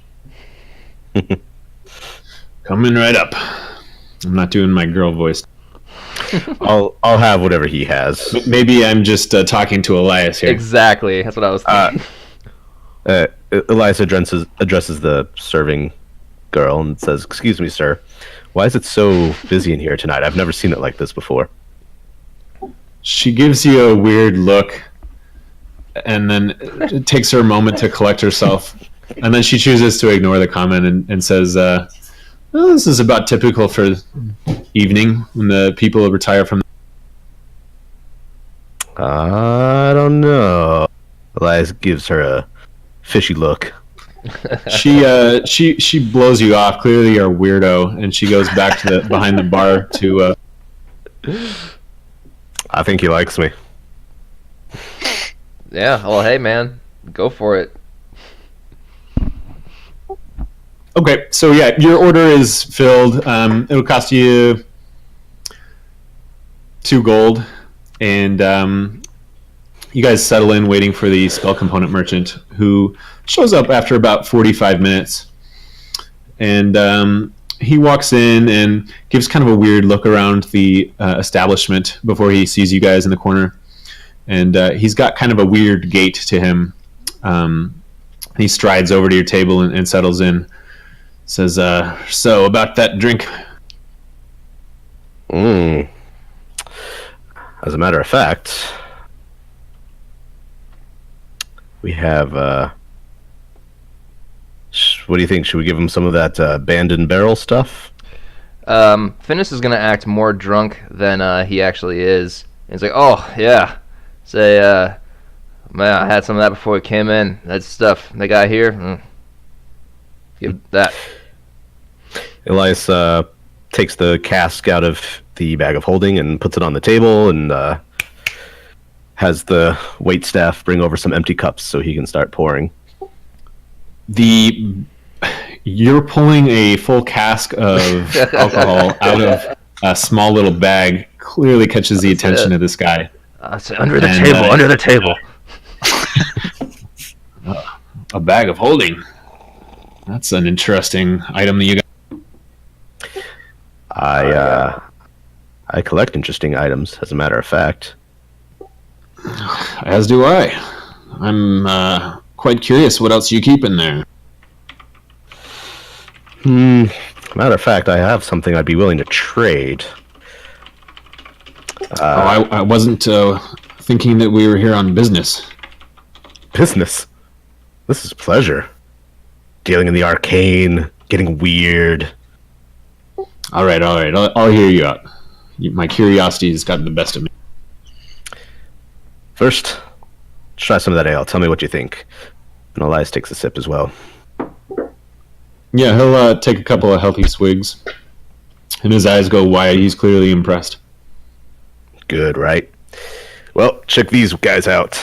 And Elias pulls out his Fibbleborts' boots that he's been lugging around.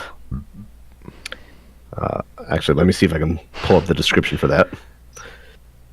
Meanwhile, Finis is going to take out his flute of stick things, and he is going to play it until it turns into a straw, and I'm going to drink my beer with it. All right. Yeah, it takes you a moment to figure it out. And you get a couple of weird looks from the patrons because, as you'll recall, you have to play the thing in order to transform it. Yep.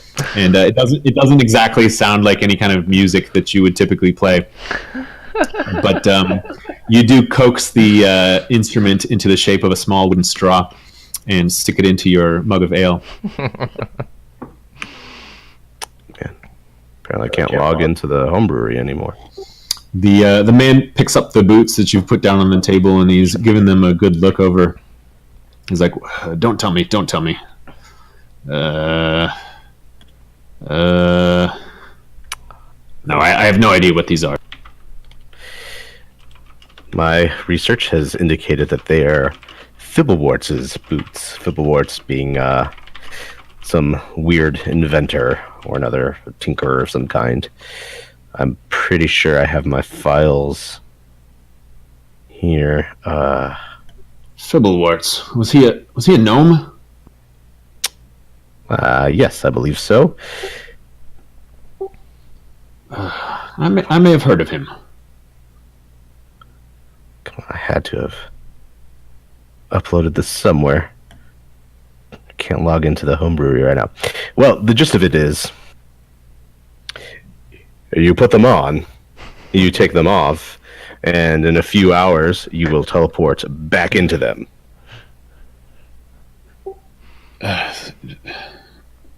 He thinks it over for a minute. I can't see how that is entirely very useful. Yeah, I thought it was a joke for a while, a prank item. I was thinking maybe, if I get in trouble with the law, I put the boots on, they take the boots off. After a while, I teleport out of my cell. Misdirection. Do you have any control over when this teleportation happens? No, it's kind of random. I think between 1 and 6 hours. Fascinating. But I do know that if there's not enough space, or if there's too far separated, and the teleportation goes off, it will cause a tremendous explosion. So they're a weapon.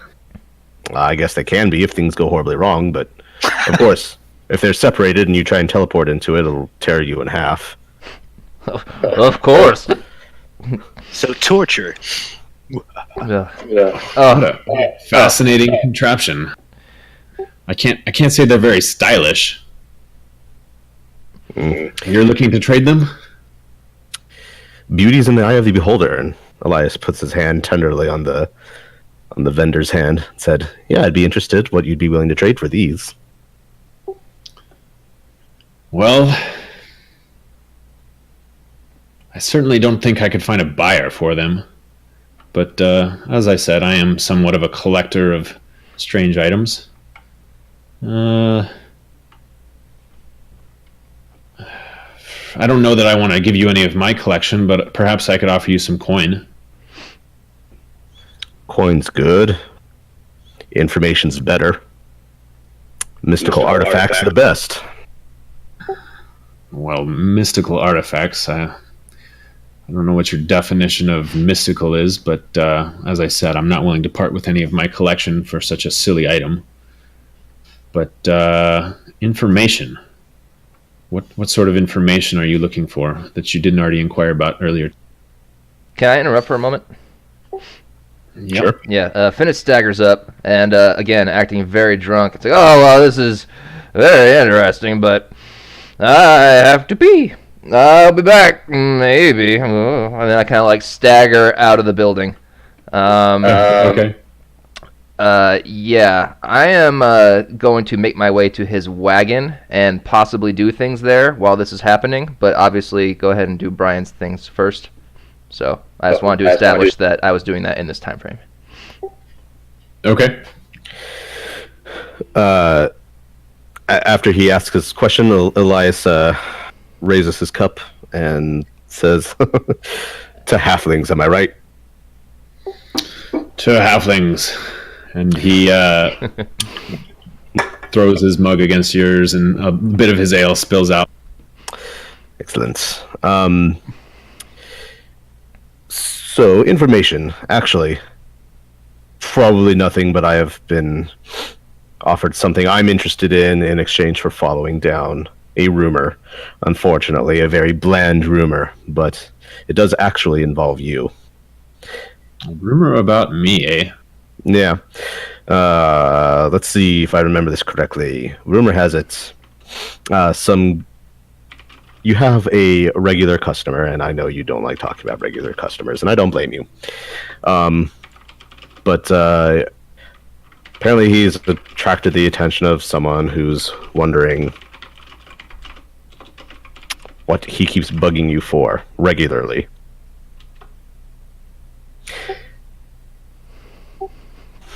Oh? Yeah, I'm thinking I'm thinking there's some prejudice against spellcasters involved. You know, it's one thing for a wizard or someone to stop by a magic supply cart once, pick up what he needs, and move on, but it raises people's hackles seeing someone go back and back and back. I'm no stranger to prejudice, but I'm not sure exactly what you're getting at. Do you have a direct question you'd like to ask? Yeah. This regular customer, I'm sure you know of whom I speak. What's he been buying from you? The same stuff over and over, or just different things? I have more than one regular customer. Maybe you could be more specific. Elias pretends to think for a while. Something about facial tattoos? Make an insight check.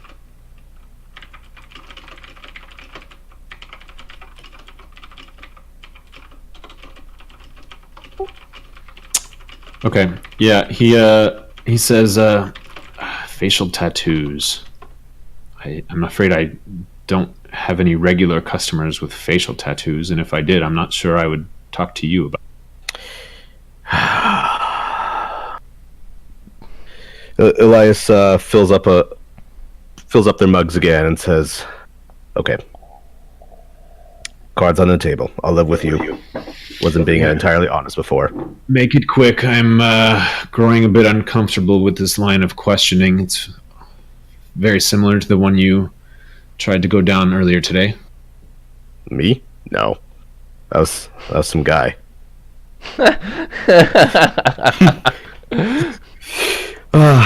All right, look, Elias's voice gets a little low. My sister, only 16. She's taken with child.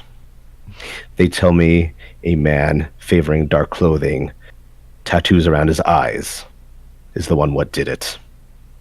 They also tell me he is a customer of yours. Now, you probably don't want me disrupting your business. You're probably not going to want to tell me anything about him. But surely you would like to see a 16-year-old girl get a little justice. I won't take nothing from him. Just rough him up a little.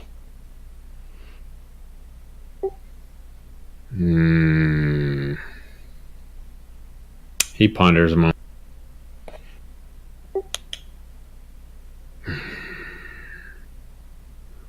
All right.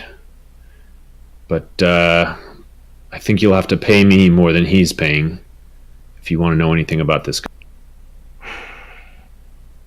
Very well. How much is he paying you?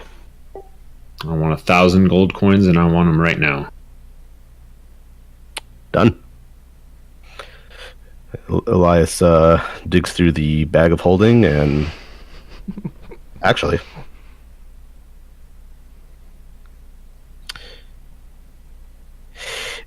I have this star ruby priced at 1,000 gold in my inventory, my personal inventory. There wasn't anything special about it. The star ruby is just a kind of ruby, right? Yeah. Okay. Elias puts that on the table and slides it across. He picks it up and looks it over. He says, it's big, it's shiny. But unfortunately for you, I'm not much of an appraiser of jewels.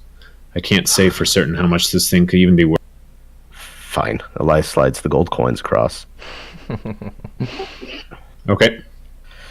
He cups them in his hand and says, all right, what specifically are you looking to know about the man in the dark cloak with tattoos? Where has he been going? And if you don't know that, maybe what he's been buying from you could give me a clue. I want to find him. I want to punch his face in. All right. Well, where has he been going? I can't tell you that. He comes to my stall a few times a week, and it started out in small quantities, but it's become larger and larger over time. And in fact, recently his business has dropped off a little bit, if I do say so, but not completely. He's been buying rare chalks and precious gems, quite a bit of them. And I think it may have something to do with a teleportation spell, if I know anything about the components I sell myself. That adds up. I'm afraid I can't tell you too much more. If you have specific questions, I'd be happy to answer, but be wise to this. I think I'll be leaving town after this conversation, so you're going to want to get all you can out of me right now. Oh, yeah. Well, how do I know you're not going to try and make a quick rich man of yourself, letting him know I'm on to him before you leave town? Well, if I was a man and wanted to risk my life, then you don't really have any guarantee of that at all, I suppose. But I'm not.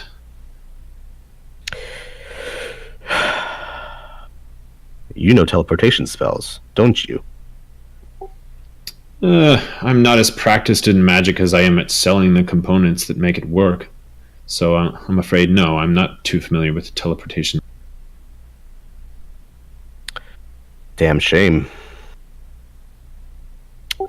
My wizard companion here thinks it's possible to lock a teleportation circle. I was hoping I could prove him wrong. Oh, really? What do you mean by lock a teleportation circle? Just as it sounds, like with a metaphysical padlock of sorts, one requiring a key, of which could be anything, I suppose. That would be quite the spell. It's my understanding that the typical version doesn't allow any such effect. But I'm afraid I wouldn't know anything about that. Is there anything else? Elias looks over at Gimbal.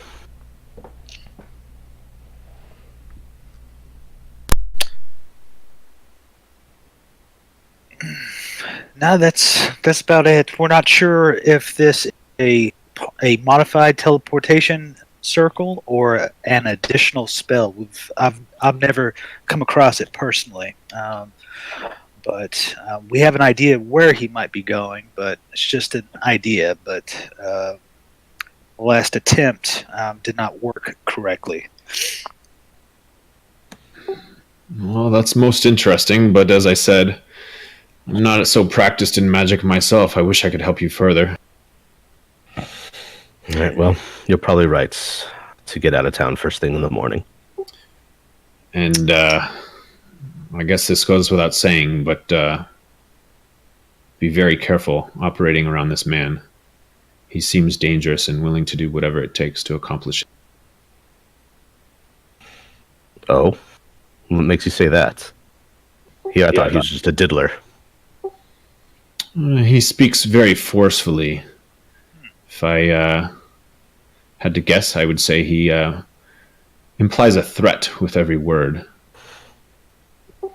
And he travels in a group. A group? What, a couple guys? 5 or 6, yes. Cloaked men. I've noticed them. They don't always stand close by, but they make their presence known if you know where to look when he comes to the market. Mm. Oh. Cloaked men. So stereotypical. All right, if there's nothing else, I think I'll be leaving. You won't see me again. Of these boots, though, I'll give you 200 gold for them. 200? Fuck off. They're worth 20. Oh, are they? So why are you giving me 200? Fine. Keep your boots. I'm leaving. Keep your head. I'll do my best. And he stands up from the table and makes way. Is he going towards the door or the stairs up to the room? The exit.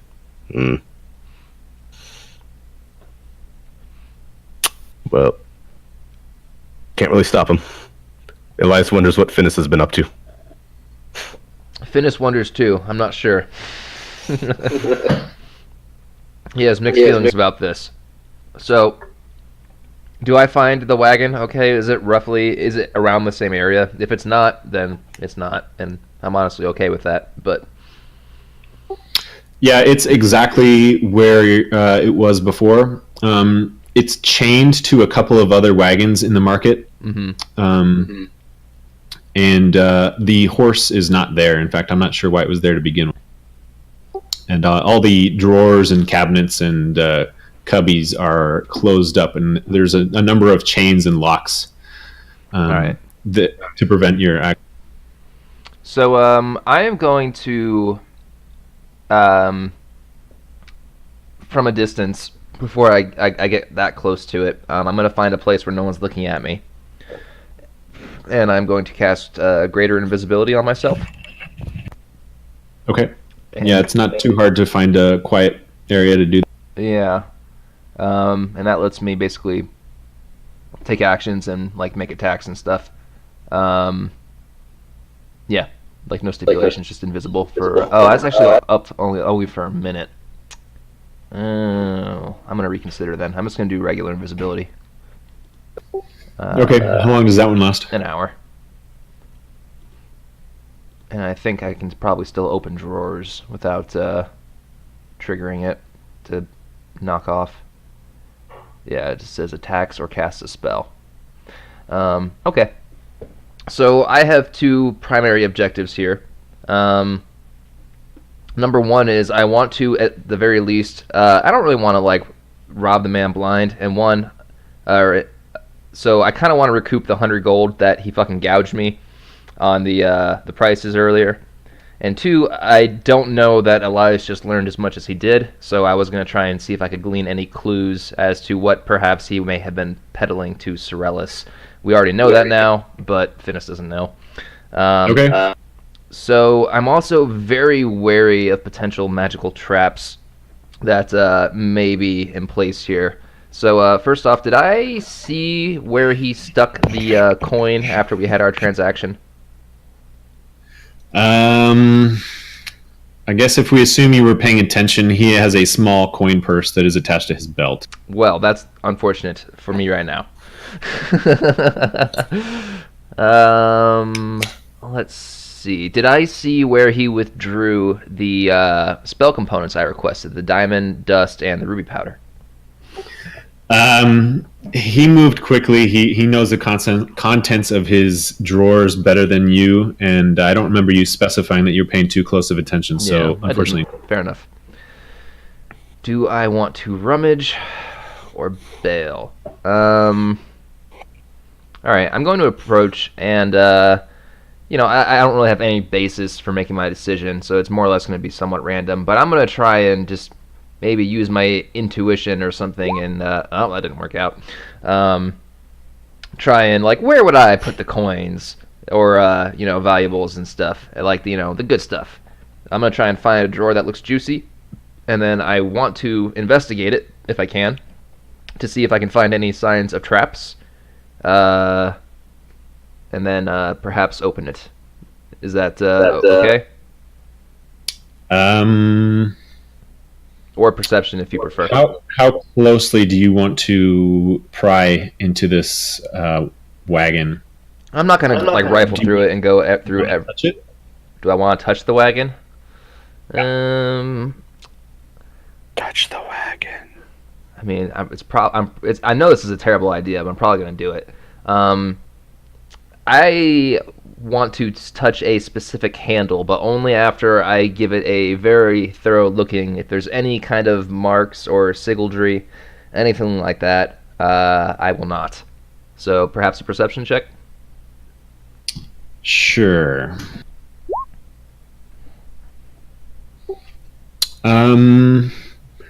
Yeah, other than the collection of chains and locks on the cupboards and individual drawers, you don't see anything that would indicate a magical anything. All right. I still feel like it's a bad idea, but I'm going to try and open the drawer that I was interested in. Okay, it's locked. There's a lock with a place to insert a small key. Do you want to try to pick that lock or force your way? I will try and pick it. Okay. Do you have thieves' tools? I do. Making sure my bonuses are... Yep, okay. Where is it? There it is. Mediocre! Yeah. You stick your key into the lock, and immediately it gets stuck on something inside the lock, and you fiddle with it for a moment until you realize the key is starting to heat up in your hands, and it suddenly gets to the point where it's burning you, and you can no longer hold on to it anymore. Okay. Well, I will cease holding on to it. Okay. Let's see. I don't think I have any kind of way to get it out of there. I don't think counterspell would work. I would need dispel magic, and I do not have it. So, I'm gonna bail. Okay. I wouldn't even really know. Even if I did see a clue pertaining to Syrellis, I probably wouldn't recognize it unless there was like a note that says I am secretly a cult member or something, which seems unlikely. So Finis chalks it up as a bad idea and a waste of time, and heads back, and you know, the card. and that's about it. Okay. I'm gonna stay invisible though. Okay, as you slink off back towards the medallion or wherever else you're heading, you see the merchant himself exit the tavern and head in the direction of his. Ooh, can I crop dust him? I know I already tried that once today, but well, I'll give you a Constitution check, you know, just. Oh, come on! You gotta let me now. Yeah, you can. I do so. Still invisible. Yeah, you swing, you make an arc in front of his path, and as he walks through the cloud of you, of your stink, he clearly like makes a face and then puts his hand to it, but continues walking towards his wagon. Excellent. All right, I snicker, and once he's out of eyesight, I will drop invisibility and head back into the bar. Okay. All right, I will approach Elias and Gimbal, and probably Holbrook, maybe, I don't know, and say, well, learn anything interesting? Syrellis knocked up my sister. Well, it's terrible. I'm out a set of thieves' tools. That's worse. It is. So turns out he's been after spell components for teleportation spells and such, chalks and gems. I facepalm myself. We should have guessed as much. Well, on the bright side, it means we are doing a good job putting the pieces together, and there's nothing else going on that's going to surprise us. So it seems our next move is either to confront Syrellis, or, my preference, follow him back to wherever he dwells. Going to be a bit challenging because the vendor's on his way out. He's going to skip town unless he were to meet an unfortunate accident. Well, Syrellis doesn't know that. Presumably he'll show up again to buy his wares. If we're vigilant, we'll see him. They'll see the cart's gone. So we can watch from the sky. But he does travel in a group, and his presence is known when he walks through the market. So yeah, I certainly do not suggest tailing him on the ground. I would say either we take a form more suitable to a aerial surveillance, or perhaps your friend Gimbal could be of some assistance here. We could make that work either way. we can also employ some invisibility once we know he's in the market. I nod hesitantly, and I say, though we do not know the bounds of his power. I say, I do not know if he could detect such things. I'd still rather keep our distance if possible. So, I propose we follow him, make use of Bubo, and perhaps one other. Once Bubo takes sight, perhaps one of us can take the form of a bird and follow as well. Keeping our distance. Sounds good. Hey, Matt. Where the stall was, cart, was it near a building like you have in this image here? Where they have the vendors kind of set up against other buildings? No, it was more like a centrally located one, like the on the bottom of the image there. Okay. If it's as you say, in a group of 6 men in dark clothing traveling together, I suspect we can spot them from a distance. Gotta love their style. It is helpful. Conspicuous as hell! Well, cultists aren't known for making reasonable choices. What can I say? What? No, that was a compliment. I said as hell. Oh, well, this is awkward. Do you still think I'm a woman, by the way? Do I? No, it wore off a little while back. That must have been It was real awkward right when it was wearing. I was just gonna say it must have been a real confusing time when you were coming down. No. Well, I think you got quite a bargain on those mushrooms, though, if I'm to be any judge of such things. Yeah, lasted for most of the day, I think. Well, nope, Or half just of a it. few hours, but still. I was told there would be no math. All right. Well, I think perhaps a nightcap for me, and then bed. We have a presumably dangerous day tomorrow. Yep. Okay. Are you guys retiring back to the Champion's Rest again? I mean, we're already here. I don't know. Do they have rooms here? I guess, yeah, they have rooms here. But do we already get rooms at the we should probably stay loyal to Kristoff. Until he sees our tabards. I'm not going to wear that fucking thing. I'm going to leave the fucking, my tab. No, I'll put it in my backpack. It's not like I can't carry it. It might be useful at some point. I say we should give it to Kristoff. So kind of how they can raise with a fake sergeant uniform. I mean, a real sergeant uniform. We have enough trouble as it is. Let's not do that. Come on, raise a little hell. Perhaps we should just stay here then. Is the medallion closer to the market district? Is it? Yeah, it's in the market district. Might be worth staying just to be closer. I don't know. Although, no, perhaps we should leave. Say, perhaps there's many eyes around here that see us staying and could speak of our presence to Syrellis. Maybe we should retire to the other side of town for now. We can get up early.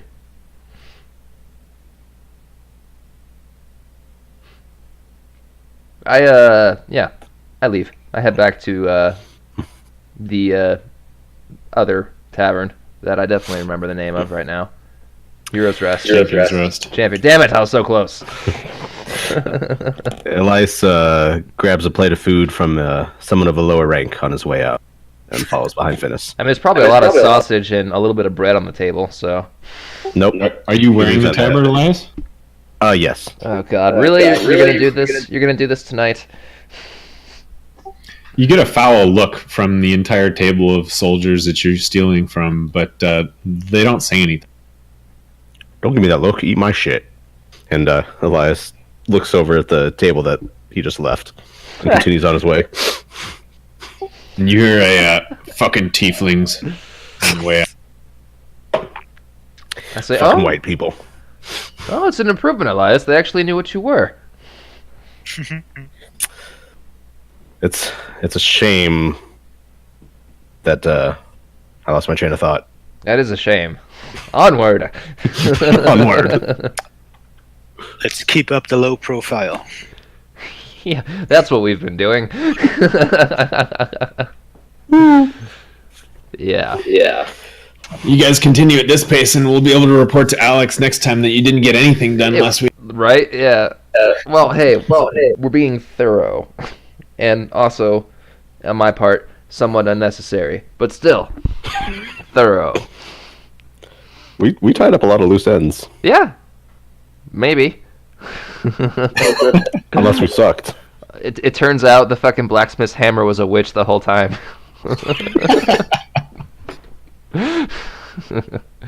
All right, let's head back to the Champion's Rest Tavern. I really thought you guys wouldn't see that one coming. Okay, yeah, you head back. The streets are quieting down for the night. The sun is completely below the horizon. And Kristoff welcomes you back to the tavern and offers you a drink. Oh, mighty kind of you, Kristoff. I accept. There's the nightcap I was looking for. All right. And he says, are you looking to stay in the same rooms again tonight? That would be lovely, yes. All right, same price as always. Okay. I slide him whatever price that was. A gold per room. All right. Man. I don't say anything because I don't want him to know that I spent money at the Medallion, but, like, a room here costs a gold. Uniform. Some sausage and some bread costs 2 gold at the Medallion. That place is a fucking ripoff. You're still wearing that Medallion? God damn it, Elias. Alright, I try to stand apart from him and, like, pretend like I don't know him, which I'm sure will be easy because we've been in here together several times. The tabard? Yeah. Okay. I before we walk in, he obviously wants to wear it, so he'll do it, but I do try to dissuade him strongly from wearing it into this tavern. Come on. No, it's a bad idea. You know how Kristoff feels. Why would you want to do that? He's been very hospitable. The beer is good. The rooms are clean. Why? We pay him money, and we got him a bunch of sea silver, and we're doing a bunch of other shit to save the fucking town. So what do you gain by wearing it? I get to fuck with people. At least put on your seashell badge. From way off. I sold that. Can I borrow yours? I unpin mine from the side of my cloak and hand it to him. And I say, if you're wearing both, maybe he'll think you're just high, which isn't far off. Okay. That time travel event went well. Yeah, as Elias enters the tavern, one of the patrons notices him entering and shouts up, "Hey, Kristoff, get a look at this guy. Been a long time since the army felt welcome coming in here." And you catch Kristoff's attention, and he comes up to you and he says, what are you doing, lad? What are you wearing that thing here for? Look, I made Sergeant. Pretty funny. Where'd you get that thing? From the lieutenant, if you can believe it. Lieutenant Rusin.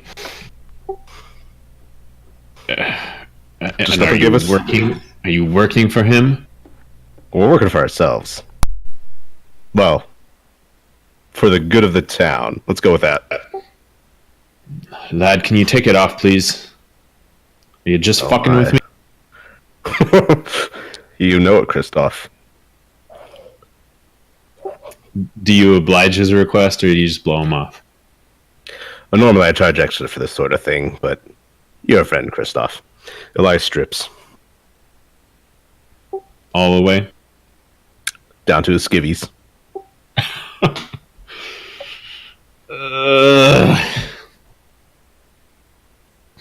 All right, it's late enough. Everyone's had enough to drink. And you don't catch too much flack for it. Oh. Seriously, Kristoff, we got a spare if you want one. I don't. Now, maybe you should be heading to bed. You seem like you've had a few too much to drink. You're not my real dad. Elias storms off up to bed. Gimbal follows, but pauses at Kristoff. bad trip, some mushrooms. What can you do? Yeah, Kristoff shakes his head in acknowledgement.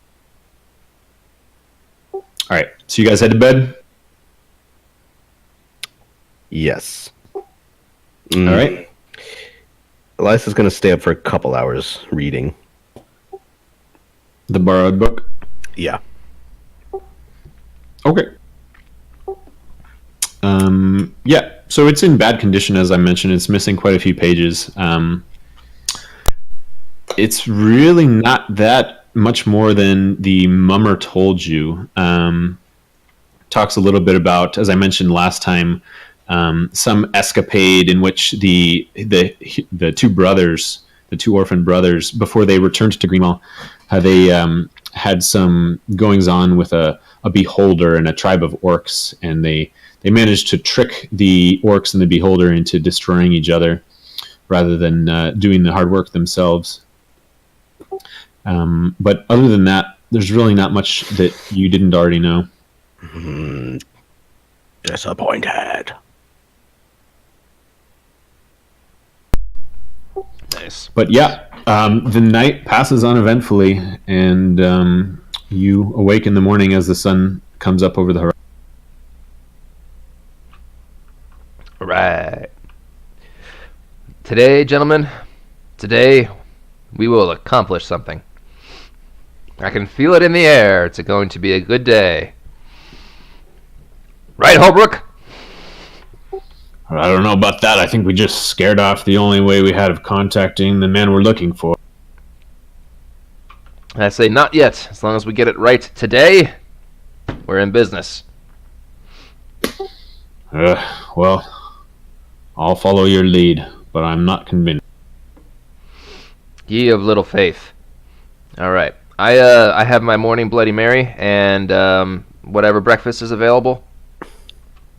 And yeah. Porridge and sausage. I'll take it. Same. Right. Headed back to the market? Yeah. Okay, it's still early. All right. Well, maybe we should. Well, we don't want to be out of position. At least Bubo should be there. But yeah, let's head over there anyway. There's enough people. I'm sure we can mill around and do that. Let's see. We have those sending stones, don't we? I think we have one. What happened to the other?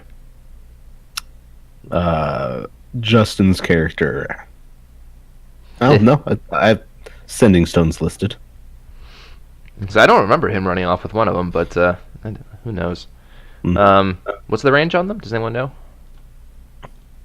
Let's see. The entire plane, I think. We communicated across planes with them, too. We did? Oh, the Beast Realm or whatever. Yeah, it doesn't...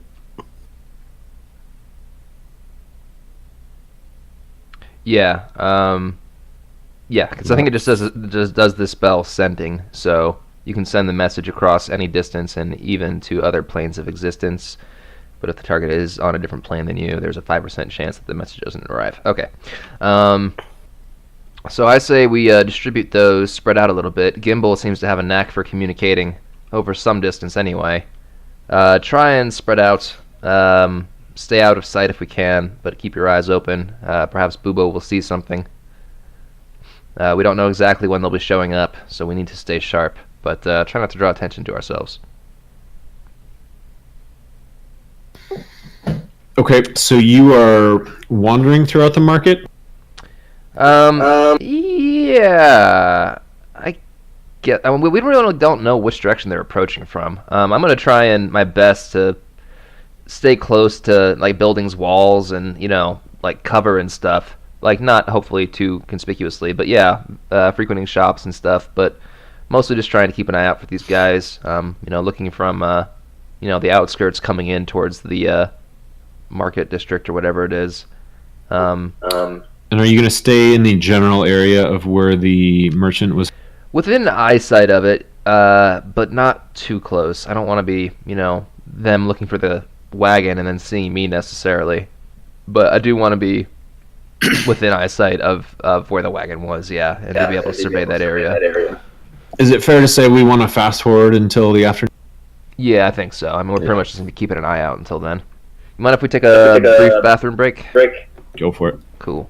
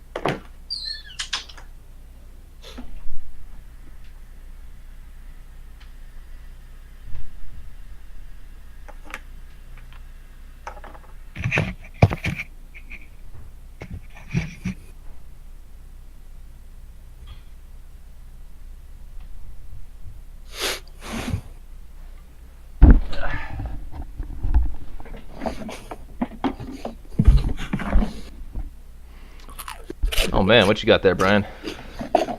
Cheese balls. Cheese balls? I want a giant fucking tub of cheese balls. I had one once, but then I had them for like way too long, and they got stale, and I got rid of the rest. That's a shame. It was a great strategy, but I have no one to blame but myself for not eating enough cheese balls. Well, these baked cheddar cheese balls by Utz is a perfect gaming snack for Legacy of Mordalis. Yes, nothing better than gaming with cheesy fingertips. Wow. All right. So I have a map of the market district. I'm happy to use it. I'm also happy to do theater of mind if you guys don't feel like the map gives you enough room to do whatever it is your plan is. All right. All right. So why don't you guys... You've got a couple hours to scope it out, so I'll show you what it looks like here. Atticus isn't here. Well, how none of us care that he disappeared, and like, where did Atticus go? Nope, whatever. Like, no one has even asked once. So, the orange ping right there is approximately where the merchant was set up yesterday. Okay. Ping. Do you happen to know what the buildings to the north and the south are? Maybe I do, but you don't. Just out of curiosity, the merchant who I had arranged to keep an eye out, where is he at, roughly? Do I see him? Yeah, it's definitely this guy right here. Oh, man. He's, like, standing literally right on the spot? Not anymore. All right.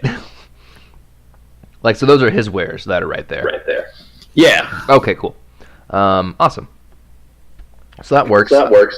He gives you a knowing glance, but unless you approach him, he doesn't say anything. I give him the slightest of nods and acknowledgement, and but otherwise we'll pretend not to see. Can I get a icon for Bubo? Yep. Thank you. You see him? Yes. Thank you. Ideally, I was thinking I wanted to be a little bit further away than this map allows. Yeah, like I said, I'm happy to go back to theater of mind if the map doesn't work for your plans. Yeah, because I assume, like, we have to assume they know what we look like. If they spot us, they're gonna see us and be like, oh, it's them. They're waiting for us, and then things aren't gonna go our way, perhaps. So I really do want to try and stay out of sight, knowing that they're going to be looking and approaching this area. I don't necessarily want to be this close to it. I just kind of want to be able to see a group of darkly dressed figures approaching, and hopefully we can kind of triangulate our efforts, or not triangulate, but spread out enough that we can cover, all of the approaches to this square, assuming they're coming on foot through the streets. So that's my idea. And then we have the sending stones, and Gimbal has his magic, so we can kind of communicate a little bit, especially with Bubo flying above. Maybe we can see them before they see us.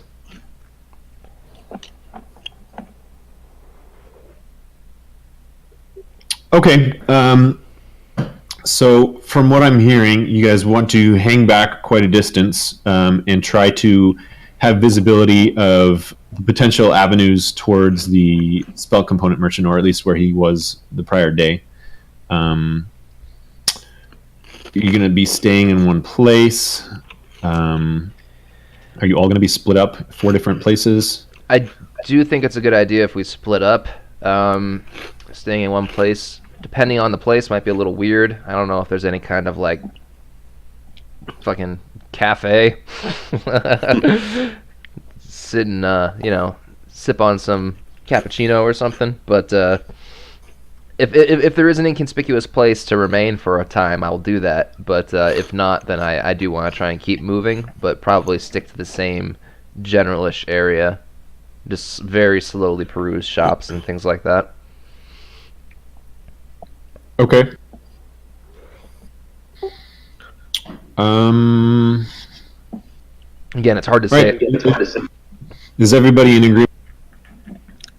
Yeah, probably one of us will be northish, another will be southish, and another will be eastish. Some will be westish. Yeah, and of course, Bubo from above. Bubo will be in the skies. Okay.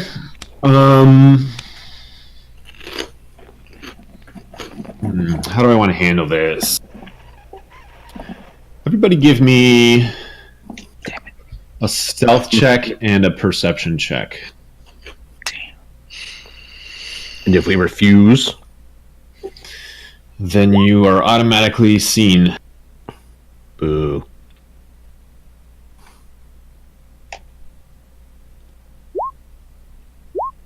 Damn, the rolls, they're not there. Yeah, you guys stink.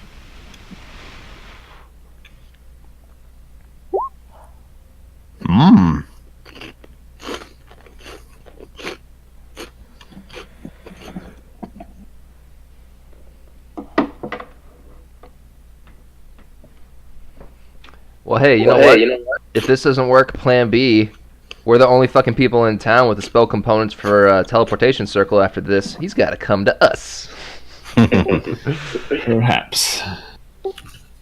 Okay. Here's how we're going to do it. 1d3. I'm going to count Holbrook out for right now. Finis, Elias. Actually, let's see. What order are you guys? No, Elias, Finis, Gimbal is the order you guys are listed on my little over whatever you want to call it. Sure. So 1d3. 3, so Gimbal. And I'm going to give you a couple of checks here. I'm going to refresh roll 20 real quick. It's being weird. Oops. I didn't mean to whisper that.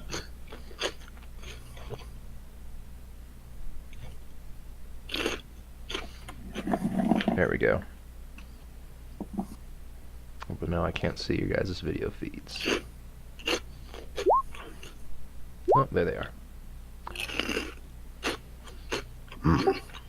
All right, and Gimbal got Uh-oh. 9 perception. Ooh, but 18 on stealth. 18 on stealth.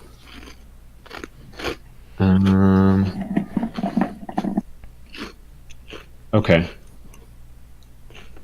But how stealthy is Darkcaller Syrellis and his entourage actually being? What did Bubo get?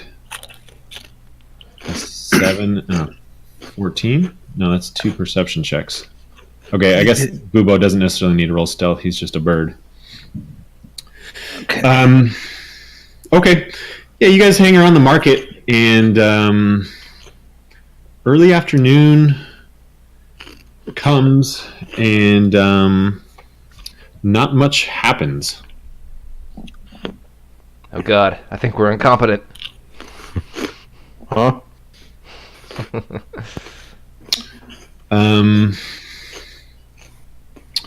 All right. Who got what for perception? I got an 18.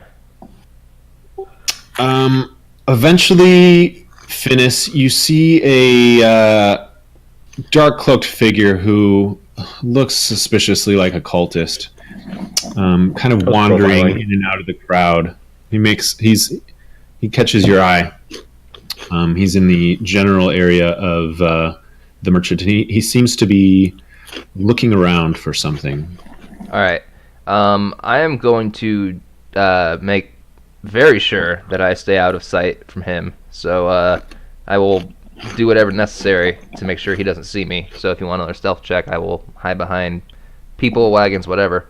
But I need to tail him until I can get to a place where I can polymorph without being seen and drawing too much attention. If I can, get to a point where if he does leave this area, if I can duck into an alley or something where perhaps I can escape eyes for 6 seconds, then I do want to turn into a sparrow or something like that and just follow them from above. But unless that opportunity presents itself, I'm going to follow him on foot from as far away as I can, and also keeping an eye out around me for more dark cloaked people. And I will message to Elias that I see one. And I will tell him where he is. Okay, give me a... So you're trying to tail him undetected. Give me a stealth check.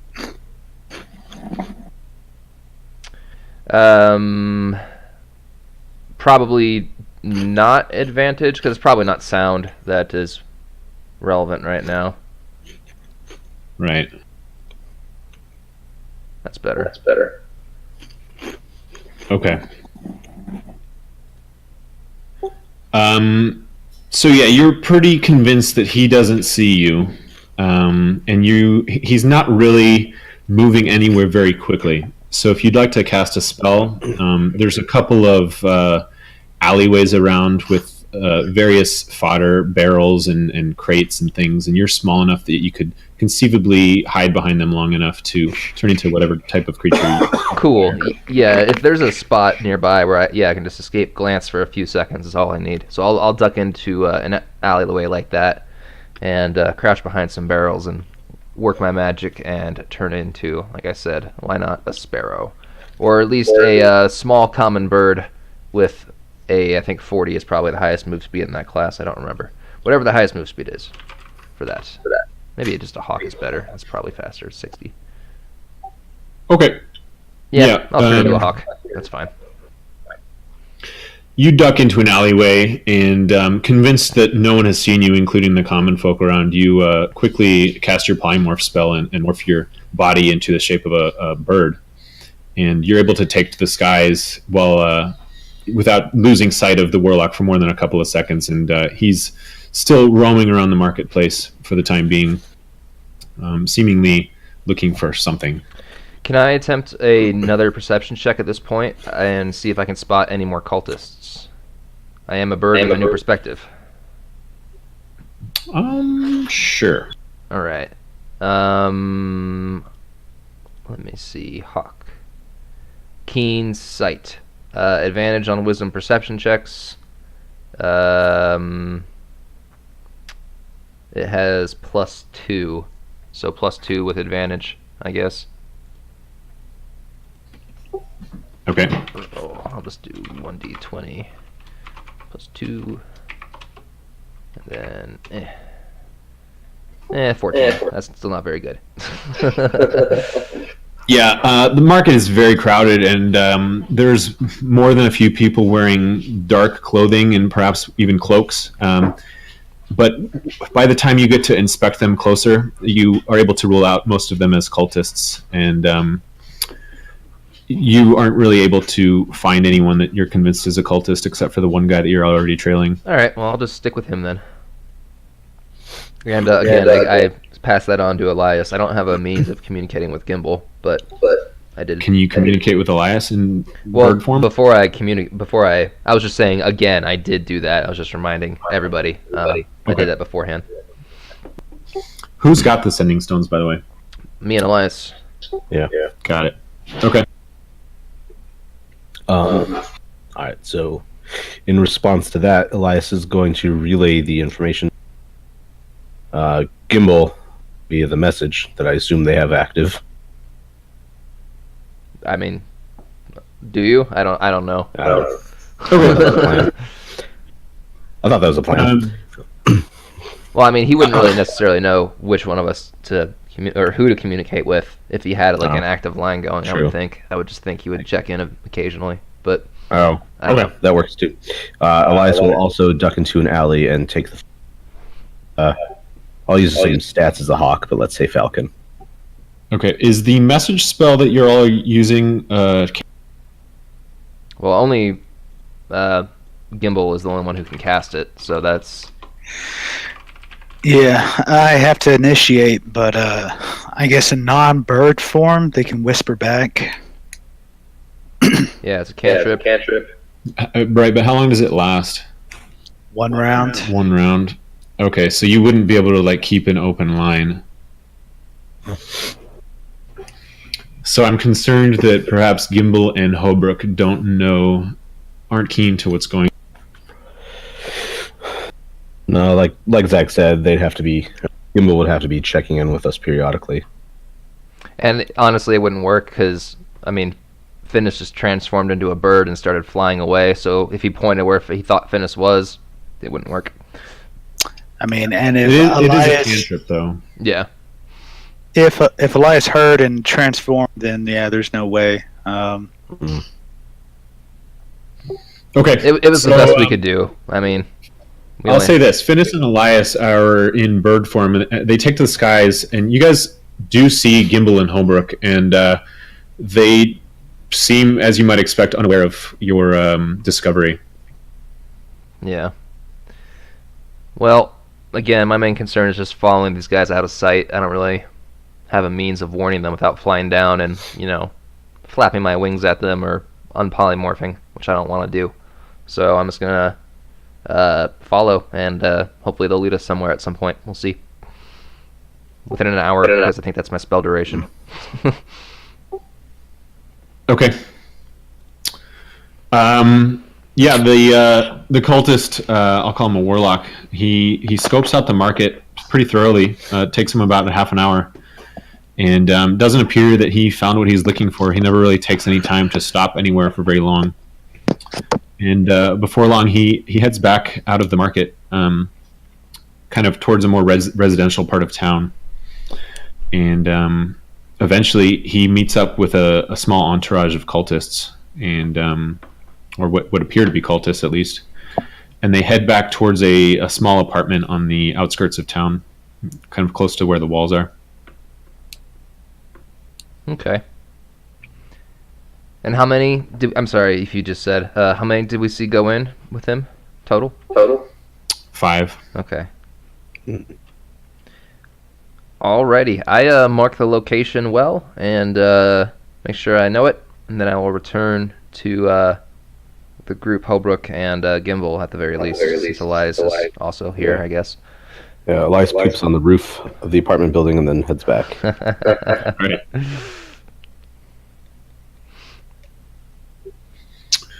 Okay, so yeah, you guys reassemble in the market, satisfied that you've perhaps found another cultist location in town. Yep. I fly back down and turn out of myself, back into myself rather. And and I grin wickedly with I guess what are you, a falcon on my head?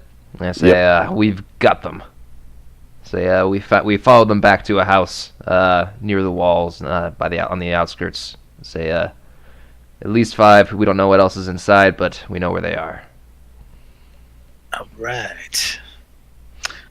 Shall we go pay a visit? I think so. I don't. What is our best course here? Do we want to barge in? Do we want to perhaps lay some sort of trap for them, and wait? What do you guys think? Any ideas?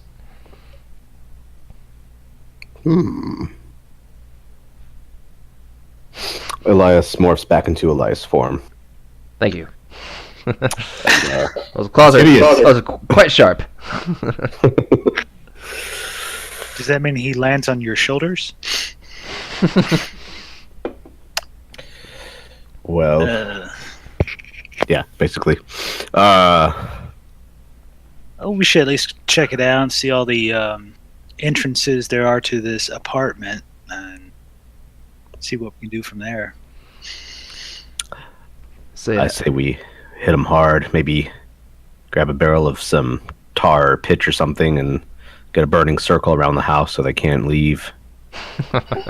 So when I say apartment, it's kind of like I guess if you're looking at this market thing, so these buildings may contain multiple residences. Mm-hmm.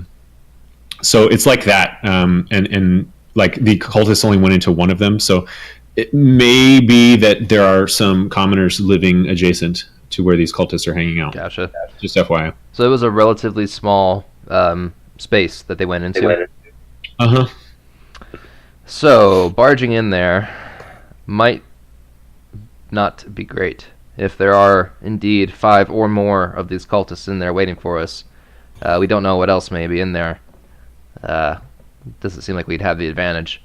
I do not know if they're going to be coming out again, searching for that merchant, since we did chase him out of town. But I don't know. It may be beneficial to wait and see if they do leave again. We could either attack, or we could make our way into the residence while they're gone. Either way, we might be able to gain some sort of advantage. Holbrook chimes in. I say we just run in guns a-blazing. Okay, let's do it. I'm sold. All right, our normal plan. Awesome. Oh, that reminds me. I need to roll a d2. Oops. For what? Your beard? My beard. Oh, I didn't really decide which one was which, though, before I rolled it, so that's kind of meaningless. Alright, I'm going to do it again. 1 is more beard. God damn it. Alright. Still just regular beard. That's fine. I'll make do. Holbrook continues his train of thought. I'm just saying that if we let them come out to us, we risk catching some extras in our trap. Would hate to have that happen. I would too, but I'd hate to die here in some small apartment in some dingy town before we're able to save the world. That would be a greater shame. We ain't gonna die. These folks are pathetic. We'll kill them. Well, put an end to this. I actually agree with Holbrook. I'm saying this is more words than he's spoken in the entire week we've been here, so he must feel very strongly about this. If just saying, we've been playing for 3 hours and you guys haven't done shit. All right. Gotta nudge you along. I look down at the ground and see a clue, and I pick it up, and I say, I think we should just go in. All right. Sounds like a plan. Shall we? Let's make our way there, and we can do a brief reconnaissance outside, and then we'll go in. Okay. Just point me at them. It's a small unit, a small block of apartments. There's maybe 4 residences if you consider that there's 2 on the bottom floor and maybe 2 above it. And the cultists went into the bottom right-hand one. If you're facing the building from the. Okay. And I don't have a map for this. You guys are off the rails at this point. Are there Nice. Oh, for this home period? Correct. Oh That shit! bodes Were we supposed to like get him in the market square? I guess, ambush style. I don't know. We're doing everything wrong. No matter. I can improvise. All right. This will be interesting then. All right. Are there any windows? Yeah. On the front of the house, there's a pair of windows on either side of the door, and there's 3 of them along the side, none along the back though, and obviously the side that faces the interior of the building. All right. I'm gonna invis myself as I do, and I'm gonna go peek in the windows, see if I can see anything. Okay. All right. No perception check needed, and I don't think I need a stealth check from you either. You're invisible. There is some magic going on inside the house. They've got another teleportation circle drawn on the floor, and there's a couple rooms to this place, perhaps 2 total. Probably a typical layout for a small town like this, especially for common folk. But from the room that you can see, there are only 3 cultists, and one of them looks a little bit different. His robes are a deep purple rather than black, and you do catch a glimpse of his face, and it matches the description of Syrellis that you've been hearing for so long. All right. I'd like to watch for a minute. What are they doing? Okay, if you give it some time, one at a time, the cultists are disappearing through the teleportation circle. Excellent. All right. I go back immediately after I see one of them. As long as I see any of them vanish, I book it back to the group. I tell them without dropping invisibility. I'm like, boo! All right, enough silliness. They're in there. It's a small place. They have a functioning teleportation circle. I can't tell where it's going, but they are using it, and they are leaving. Syrellis is currently there. If we hurry, we can catch him before he steps through. Maybe. We gotta go! Let's step through. We'll meet him on the other side and deal with him there. Well, if we could bifurcate their forces, that'd be great. Yeah. Okay. Holbrook is on the move towards this apartment. You guys following? I'm gonna say, Holbrook, burst the door down. Let's go. I'm right behind you. Yeah, you guys weren't too far away, and he goes full speed at the door, and it flies off the hook as he makes contact. And just as he does, you guys see Syrellis turn to face you guys, and the last of his warlock companions steps through a portal just as it closes. And as he's stepping through the portal, a surprised look on his face. He tries to abort, but it's too late, and he's sucked away by the magic. So you've got Syrellis by himself here. Oh, okay, great. Okay. I say, oh wait, I'm invisible. Let's perhaps initiative. I'm definitely getting aggressive. He looks surprised, but certainly not afraid or intimidated, and he says, we meet at last, but I regret to inform you that your quest will go no further. All right, it's over. Does he can I tell if he sees me? I'm right behind Holbrook. I was serious about that. Make a perception check. Or rather, make an insight check.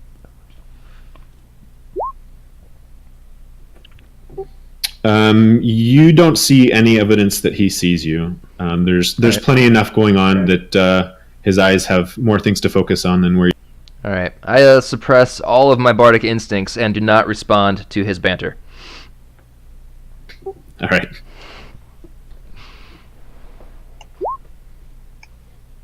I guess I should lay down the initiative tracker. Yeah. There we go. Yarp. Oh, we also don't have tokens to select. Just put them on the overlay. Okay. Do.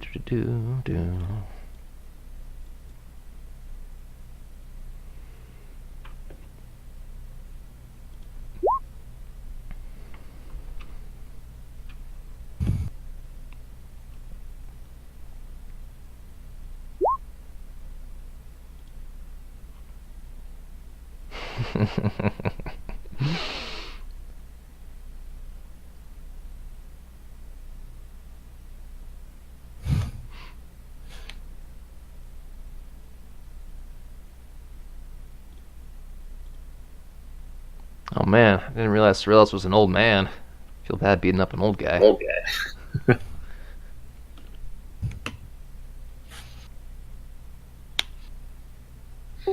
Damn, that's a good initiative roll, Elias.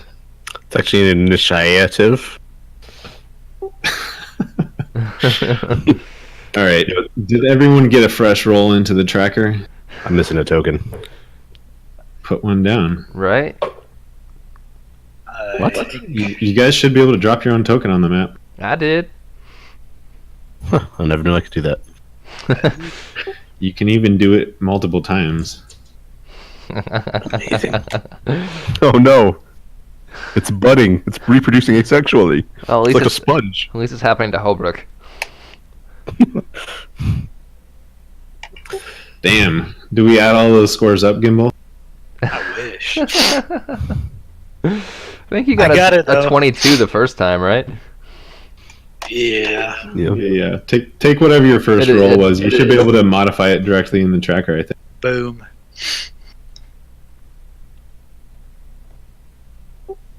So, I still see Gimbal as a 12 on the. A 12? Yes. Oh no, you're on there twice actually. Does anyone else see him twice? No. Okay. Elias, what did you get? 20. Adjusted. Did I see you twice as well? Finis, what did you get? 22. 22? Okay. How drunk are you? No, everyone's double on here. He's seeing double. I don't really have a means of restraining him. Yeah, you do. Well, I can banish him. I can hypnotize. Okay, I guess I have a few. But, Like, wall of force. I guess, I mean, I just was wondering, like, if we want to try and step through the portal before it closes. I think it already closed. Yeah. It's closed and Yep. takes some time to cast. Okay, so maybe they were doing it individually or something. All right. Well, in that case, let's fuck this dude up. Okay.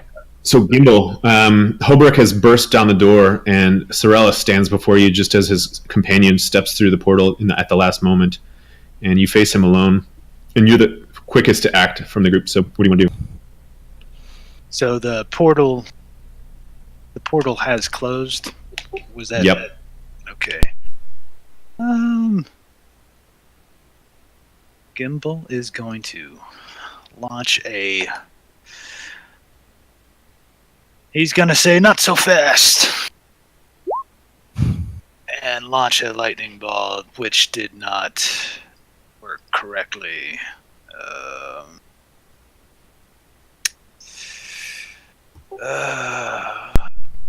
Dear God, Gimbal, you'll kill us all. Yeah. Which part isn't correct? I was mistaken. It is correct. Okay. I assume you don't need to make an attack roll, so maybe that's the mistake there. You might have a checkbox misconfigured on your character sheet. But I'll go ahead and make a dex save as your lightning ball grows in your hands and then flies into the building where Syrellis is standing by himself. He tries to jump out of the way of the ball so he doesn't take a direct hit. But he's not quite fast enough. You guys did catch him by a little bit of surprise, and takes the full brunt of an arc of lightning as it streaks out when your ball explodes right on his position. And then, do you want to run into the building, or you want to stay on the outside? He's basically. I'm gonna be right at the doorway where I can dodge in and out. Typical Gimbal faction. Okay, and you guys are pretty close to point blank with this guy. He's maybe 10 feet away. But, okay, unless you got something else for us, Finis. The ball of lightning explodes and combat ensues. But you also are faster to act than the necromancer. Okay. I'm not really the damage doer here, so I don't think I need to do anything too crazy. I'm going to drop my invis. I'll hit him with a vicious mockery to start off with. I'm just gonna, I guess, like shout boo at him as I drop invisibility. So there's that. And then I am also going to cast Bane on him. Okay, Yeah, he shakes off your vicious mockery. Does it do half damage or no damage or full damage? Half damage. I guess I should have done Bane first. I wasn't thinking, but I didn't. Half damage, but no effect. Okay. Up to 3 creatures of your choice must make charisma whenever target fails to save and makes attack. Ooh, cool. Charisma.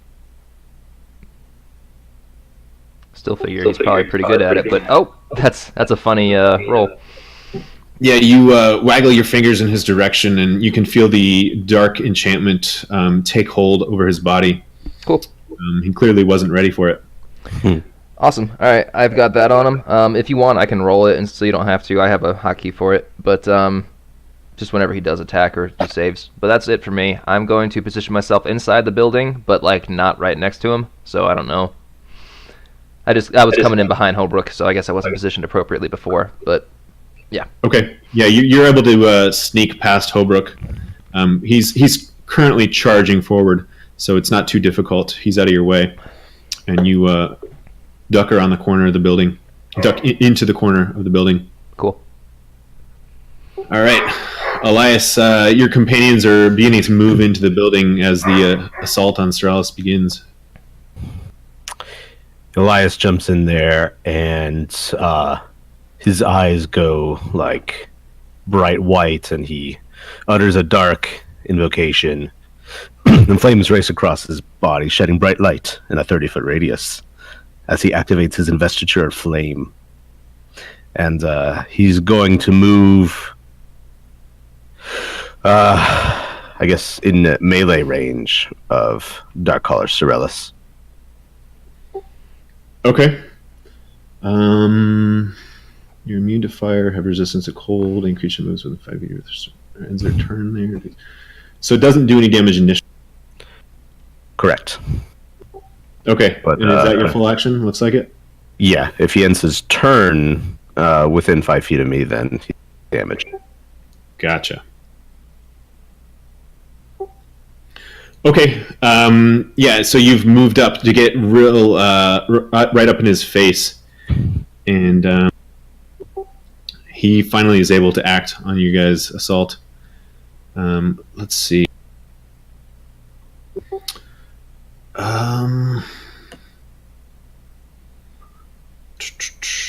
What do I want to do?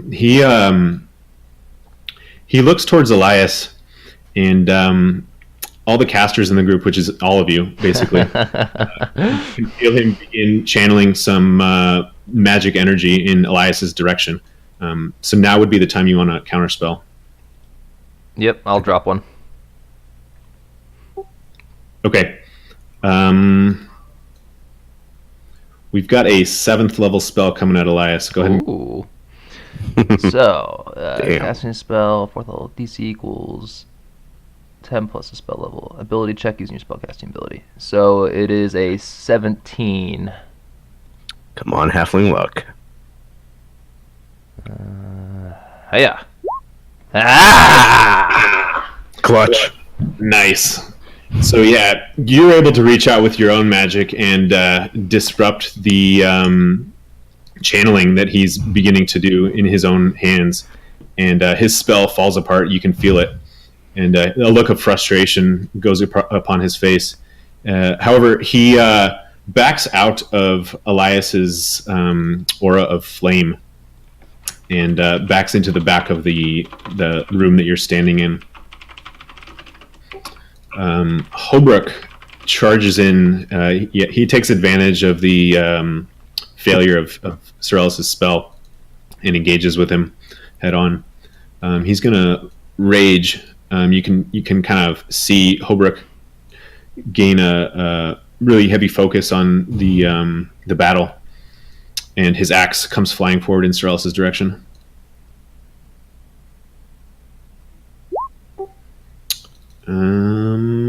So pair of hits as the axe connects.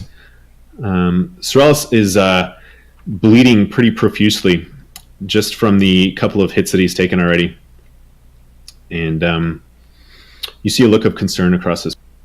Yeah, that's right, bitch. All right, back to Gimbal. Syrellis has retreated into the back of the room. There's really nowhere else for him to go. You guys have him surrounded. All right. Gimble's going to, I guess, kind of get in the doorway and launch a chromatic orb. Just a second. Nice. Yeah. Oh, that was supposed to be my lightning flavor, but that's okay. So that's an actual attack, right? Yes. Okay, so yeah, you got a critical hit. Your chromatic orb catches him right in the chest, and you can see the lightning just course throughout his body. And he actually drops to the ground. He's convulsing, but it doesn't look to be of his own muscles. It's just the force of the electricity traveling through his body. And then finally he goes still. Wow. What a little punk. Yeah, man. Well, Was kind of easy.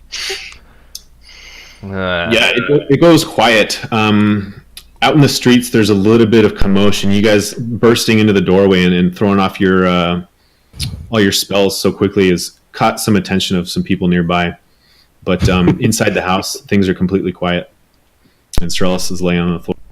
I will pull my tabard out that I swore I'd never wear, sling it over my shoulders, and I'll stride outside. I'll say, calm down, folks, calm down. Nothing to see here. Official, who am I serving? The army business. So we've got this all under control. Be about your day. Okay. Yeah, you managed to dissuade several of them from sticking around any longer. A few of them back up a few feet, and they're still interested, but nobody is causing any problems. All right, let's search his body. Mm-hmm. Yeah, I'll head back inside and close the door and join the rest of the group.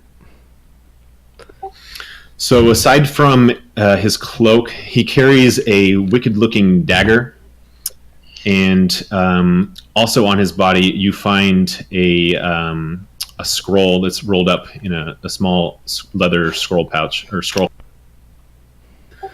So the scroll is a sheet of parchment, and you unroll it to find it marked with glyphs of dark ink. And oops. Did I just get kicked from the game? It seems so. Yep. Kick banned. Yikes. Using that dark magic. Moment, please. Roll 20 mods don't like you posting such profane material. All right, sorry. The hastily scrawled runes, they're definitely hand-drawn, are written in some kind of an arcane cipher, which is impossible to read without a trained eye. And the dagger, if you had to guess, you'd say it was some kind of a mastercraft, and some of you might even be willing to put money on the fact that it's magical, just from the look of it.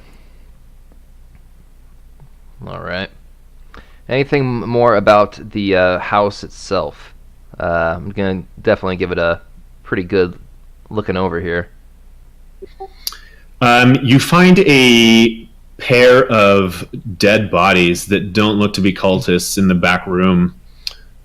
They're tied up and covered in like a bed sheet so as to not attract flies.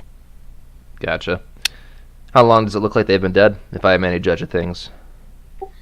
The blood is definitely dark and dried, but the stench isn't altogether too bad yet. You can definitely smell them. Make a medicine check if you want more than... Okay. It couldn't be longer than a week, maybe a few days. Okay. So it seems as if they've been moving around. Perhaps he was staying at the Cooper's warehouse before. Well, we don't know. Interesting. So, Gimbal, I'm going to assume that your Arcana check was an attempt to read this. Yes. Okay. Yeah. You're a trained wizard. You spend every morning staring through your spellbook, which is has many of the same runes and ciphers. So you're pretty easily able to read what's going on here. And the glyphs that he's got upon this scroll, they describe a spell, but not only that, also the painstaking process that has been undertaken to craft this spell. From reading the notes, it becomes apparent that the author, presumably Syrellis, was initially baffled by the failure of the teleportation circle found in Telerius's book, much the same as you guys were. But after weeks of probing, it was revealed to him that the barrier blocking the magic was necromantic in nature. And through trial and error, a modification was made to the spell to allow the teleport to bypass this magic. And the spell itself on the scroll, it seems almost identical to Teleportation Circle, but with one major difference. It incorporates a twist of necromantic energy through the utilization of an extra component, a vial of fresh blood. Interesting. That's awful. I don't like it. Gimbal relays the information to the group. Oh, now I don't like it. That's awful. Well, it's just a vial. It's monstrous. It's barbaric. No, it's more than that. We're stepping through a magical portal that requires death magic in order to function. So I do not like what that could imply.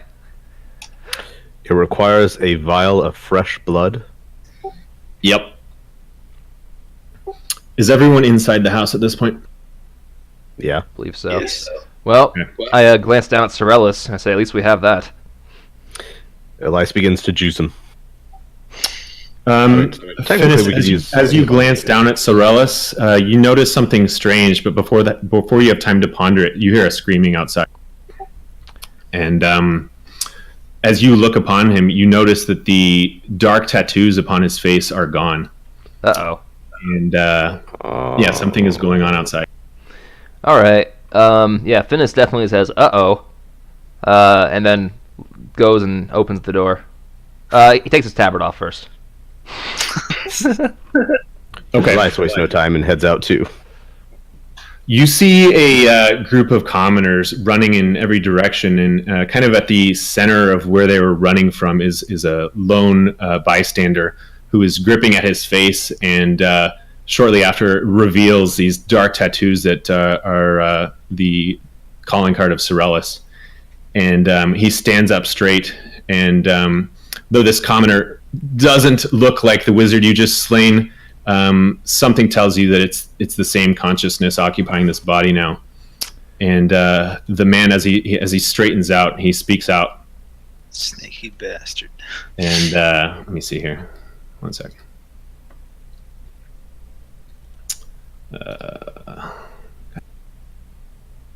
I lost all my shit when Roll20 exited.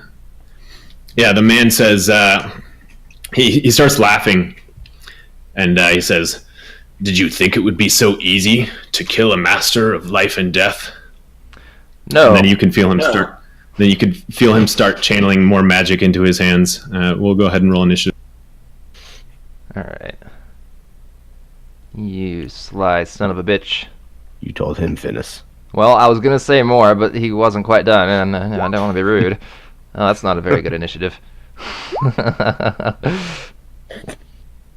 Well, I had an idea. Probably won't matter now. Keep up, Nine Toes. All right, Gimbal. You can counter the next spell. Hey, I might still beat Syrellis. We'll see.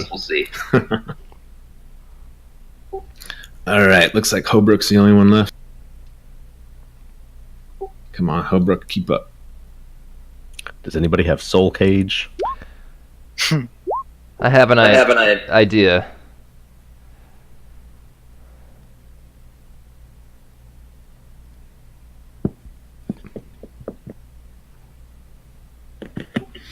All right, Finis, what is your mod for initiative? +5. Damn. All right, so you'll go before him. All right, Gimbal, the commoner, who you presume to be Syrellis and seems to be speaking with the same voice, stands before you through the open door. And it's certainly attracting the attention of the common folk, but they're all running in the opposite direction. What do you do?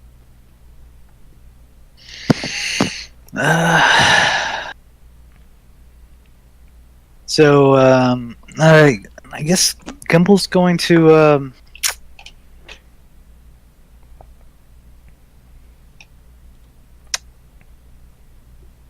Gimble's going to maneuver and, I guess, just launch a lightning bolt at him from his lightning mage staff. Okay, have at it. Dex save DC 17. A lightning bolt. Okay. That's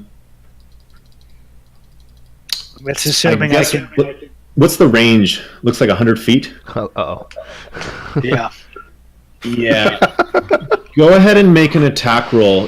I'm going to presume you're going to try and aim it such that you miss the fleeing townsfolk. But I want to see an attack roll to confirm that you're able to do that. I'll be right back.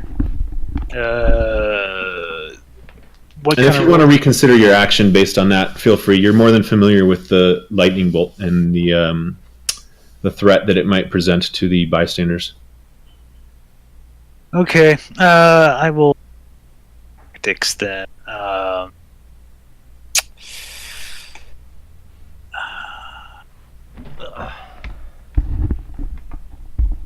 Just going to launch a chromatic orb, the lightning variety. Okay. Lightning gnome, go. There we go. Coco lightning know me. All right. So your last lightning orb hit him straight in the chest, and he clearly wasn't ready for it. And this time around, though, he's a little bit more prepared, but you're still able to catch him as he tries to sidestep your attack. And you feel like the magic had its full effect on him, despite not being quite as effective as the first time. Counting 22 total damage.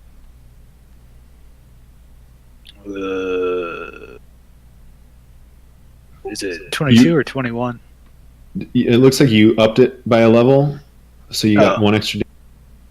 Okay, gotcha. Feel like kind of a waste now at this point. Got a one. Yeah. But I guess that's it for Gimbal. Do you want to step outside or stay inside the house?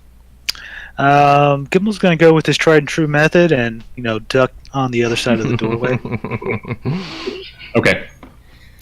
All right, Elias, the resurrected, I guess you could say, Syrellis stands a distance from the open door of the house, and he's just been hit by a lightning orb from Gimble's fingertips, and you're able to act almost as fast as your gnome companion. Is he within 15 feet? No, unfortunately not. By the way, do you still have your aura going? Can you direct it not to damage your...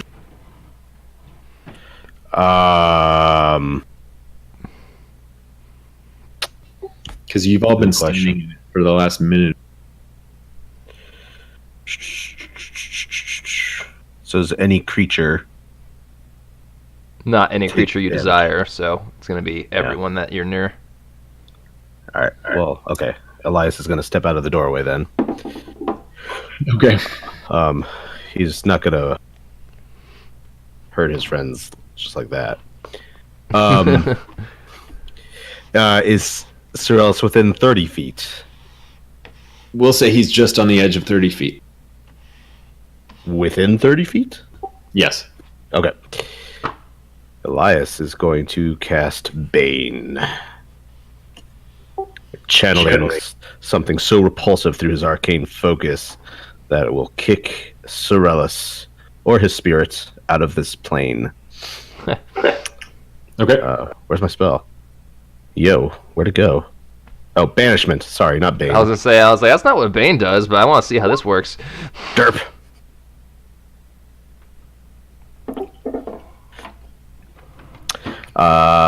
This will actually drop the aura of fire, the investiture of flame. Got it. What kind of a save is it? A charisma? Yes. Okay.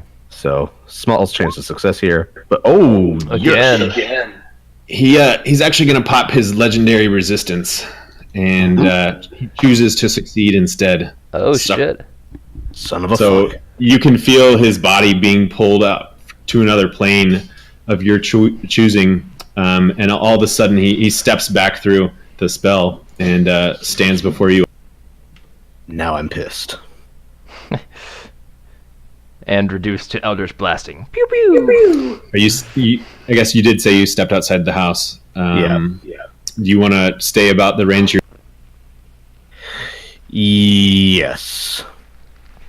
Okay.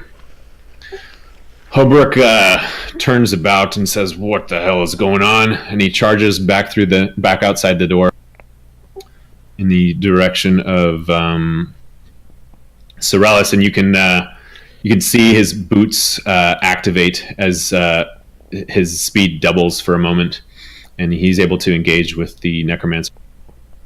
Nice. And another pair of clean hits with the axe.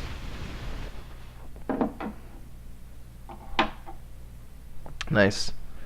Is he still standing? He's still up. Finis. Holbrook is engaged with him, and your friends are launching spells in his direction, but he's still... All right. I frown. I'm not quite sure best way to handle things, but I am going to cast Polymorph on him and try and turn him into a tortoise. Okay, what kind of a save is that? Wisdom? I think it's Constitution. Or let me look. It might be. No, it is Wisdom. It is Wisdom. I was just hoping Constitution. Is everyone's DC 17 these days? Yeah, I think so. Mine is. Motherfucker. Yeah, he throws off your spell just about as easily as he threw off Elias's. Are you staying in the house? You can see Gimbal kind of huddled in the corner, but Elias and Holbrook have run outside. Yeah, I'm outside. Okay. Well, balls on that. Let's see. Yeah, I think I'm done. I don't, yeah, I'm done. Okay. We need to figure out a solution for this problem, though. Let's see. It would require maintaining concentration, but if we do polymorph him, if it sticks, it'll stick for an hour, which buys us a good bit of time. But, yeah. All right.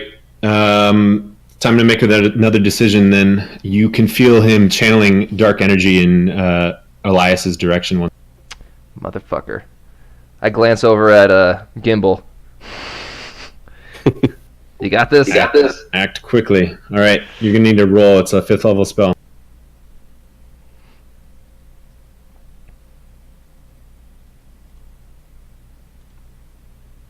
I'm kind of honored that he's focused on me. Intelligence check. It's not a saving throw.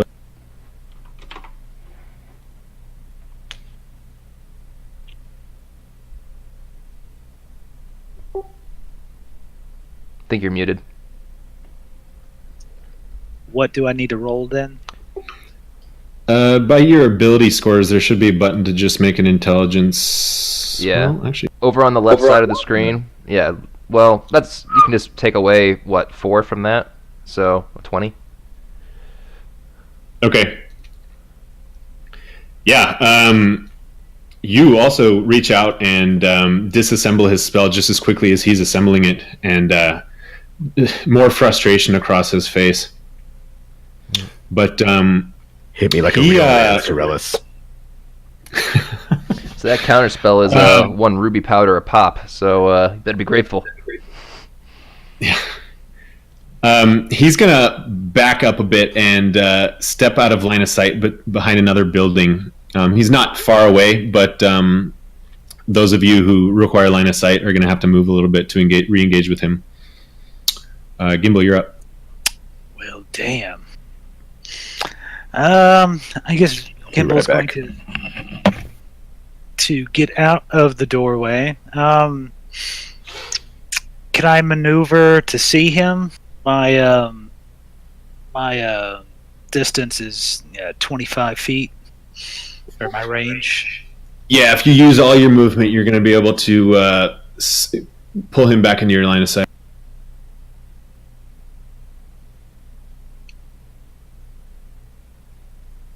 Okay. All right. I'll go ahead and do that then. And I will cast.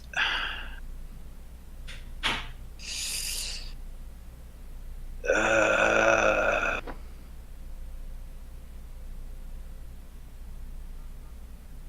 gonna try something different.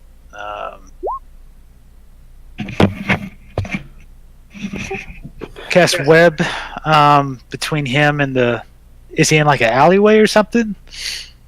No, there was another group of apartments pretty close by to the one that you guys found him in, and he basically just stepped behind the wall of the exterior of the building. Okay, I guess in that case, I want to try to, I guess, layer the webs where he'll be right in the middle of it. Okay, he gets a dexterity save. Yes. All right. Yeah, the sticky webs envelop him, and he's not able to keep his robes from getting enveloped, and he's struggling to move at this point through the webs. Your spell lands a hit. Awesome. I guess All that's right. it for Gimbal. Elias, sticky web has appeared all around Syrellis, and he seems to be incapacitated, or at least unable to move from his current position. Right.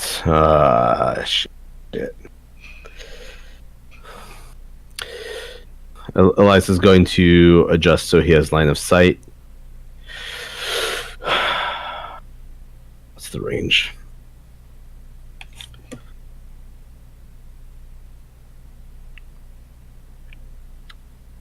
$120 Okay. Elias is going to create a wall of light, basically blocking the street or whatever where Syrellis was headed, to kind of force him to head back towards us. Okay. So, yeah, you can do that. And how wide is the wall of light? Here, let me...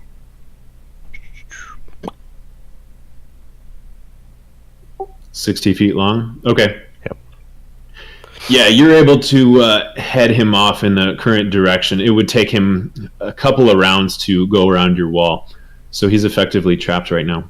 Awesome. And I want it close enough to where it's dealing him the damage. Okay, does it do any right away?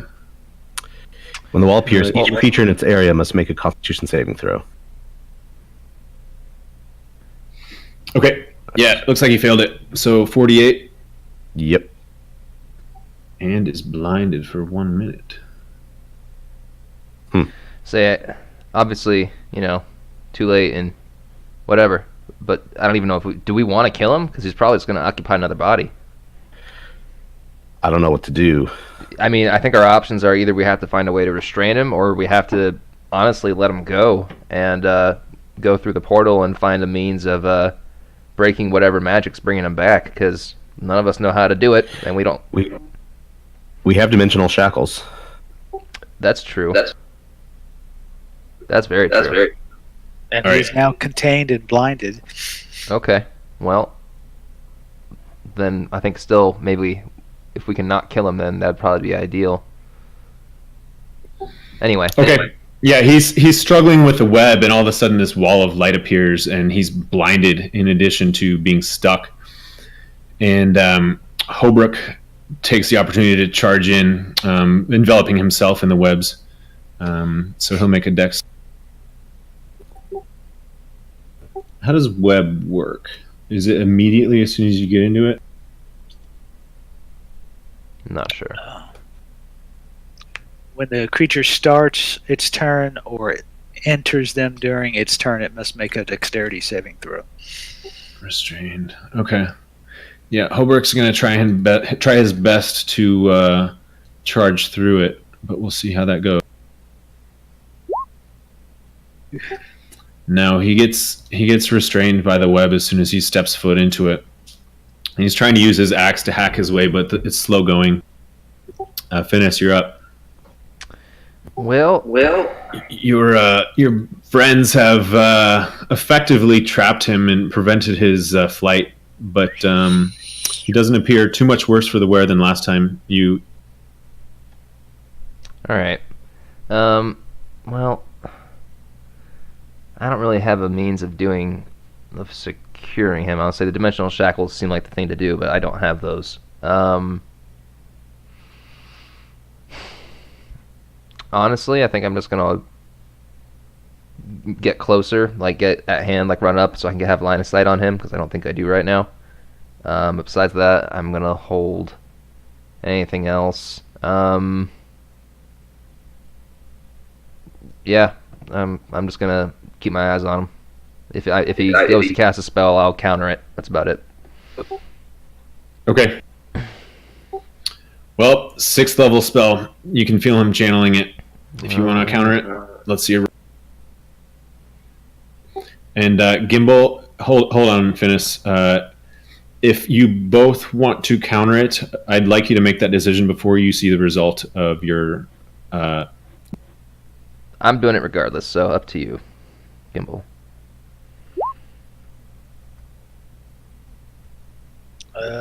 Shit, my spell.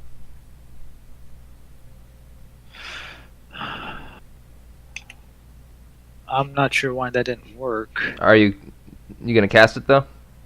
Yes. Okay.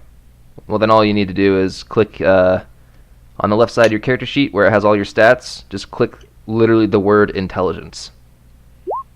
Yeah. Damn. All right. So, Gimbal, you're not able to prevent his spell from getting off, but you can feel the magic of Finis come in and help you out. And his spell falls apart as he's channeling it again. And you can hear Syrellis mutter. He says, "You can kill me once. You can kill me twice. You can kill me 1,000 times. It is my destiny to acquire the ancient wizard's treasure. He foresaw my arrival centuries ago. Why else then would he have locked his dark secret away so only a master of necromancy could have discovered the key?" I say, weird time to be monologuing, dude. Yeah, he doesn't have much else to do because he can't cast, can't move, and he can't see. That's true. All right, Gimbal, can you finish him off? Don't kill him, Gimbal. Don't kill him, Gimbal.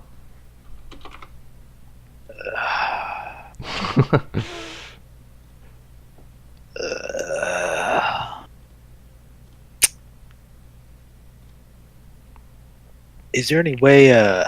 Oh shit. I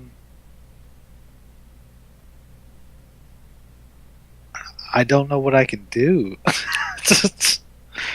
Can I?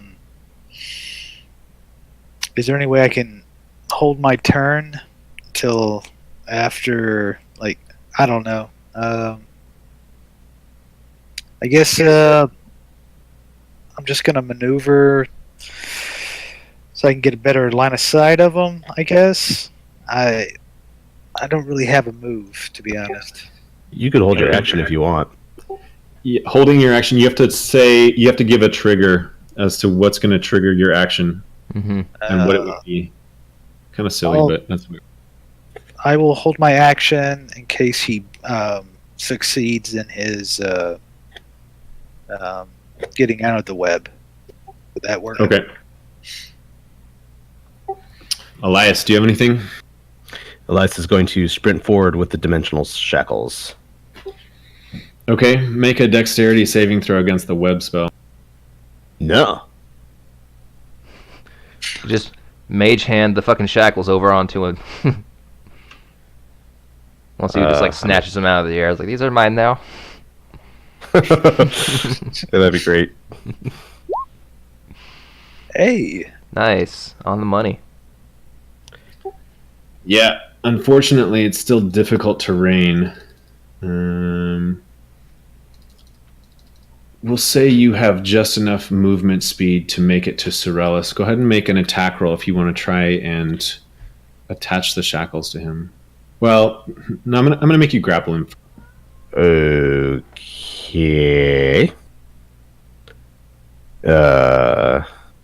Was that? Do I choose Dex or Strength, or is it always Strength? It's strength when you're on offense, but I think you still have to roll to hit it. No, I guess you just roll the check. I always forget. I think you just roll the check.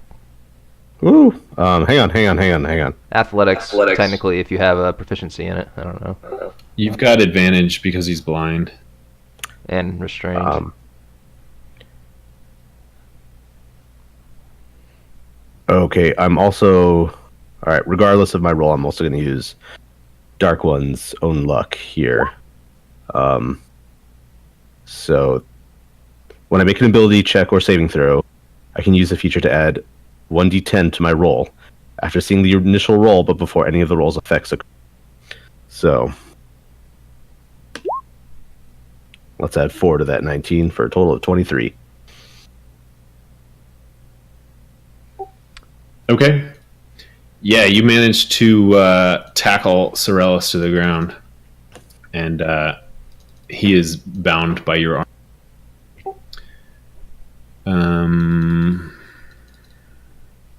Yeah, let me...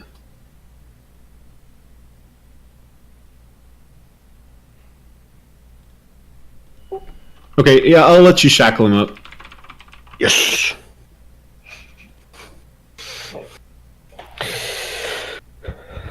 Darkcaller Syrellis, in the name of Asmodeus and the King of Eris and Walter.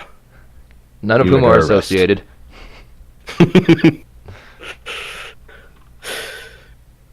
You're under arrest for the crime of an incredible, massive twat. He spits in your direction and misses. Pathetic. Now drop your wall before it burns him to death and he gets away. Oh yeah, Elias drops his concentration before his turn. All right. So you've got him shackled, and you can feel him try to channel a spell, and the spell goes off and does nothing. It seems the shackles are holding him in place. I slap him in the face. Yeah. The critical hit. Dead. Common folk in the area have all basically evacuated, and you see some soldiers on the outskirts trying to scope out exactly what's going on. There's enough magic flying through the air that they're not convinced that they want to get involved at this point. Wise choice. Garen must not be there. All right. Should we bring him to the commander? That seems like a bad idea. I don't like the idea of him being out of our sight. Now, here's a question. If the shackles prevent him from any type of extra-dimensional travel, and we kill him, does he actually die? That was a fantastic question. Or, if we stuff him in a bag of holding and he dies in there, can his spirit escape the bag of holding? Or is it stuck in that pocket dimension forever? Just like open it at someone, let his spirit just fly out. I feel like if we were in like a controlled environment, this would be a great experiment, but this is probably not the time to experiment. So this is far from my field or my area of expertise. But I don't feel comfortable passing him off to the guards or the commander or really anybody. Gimbal has a thought.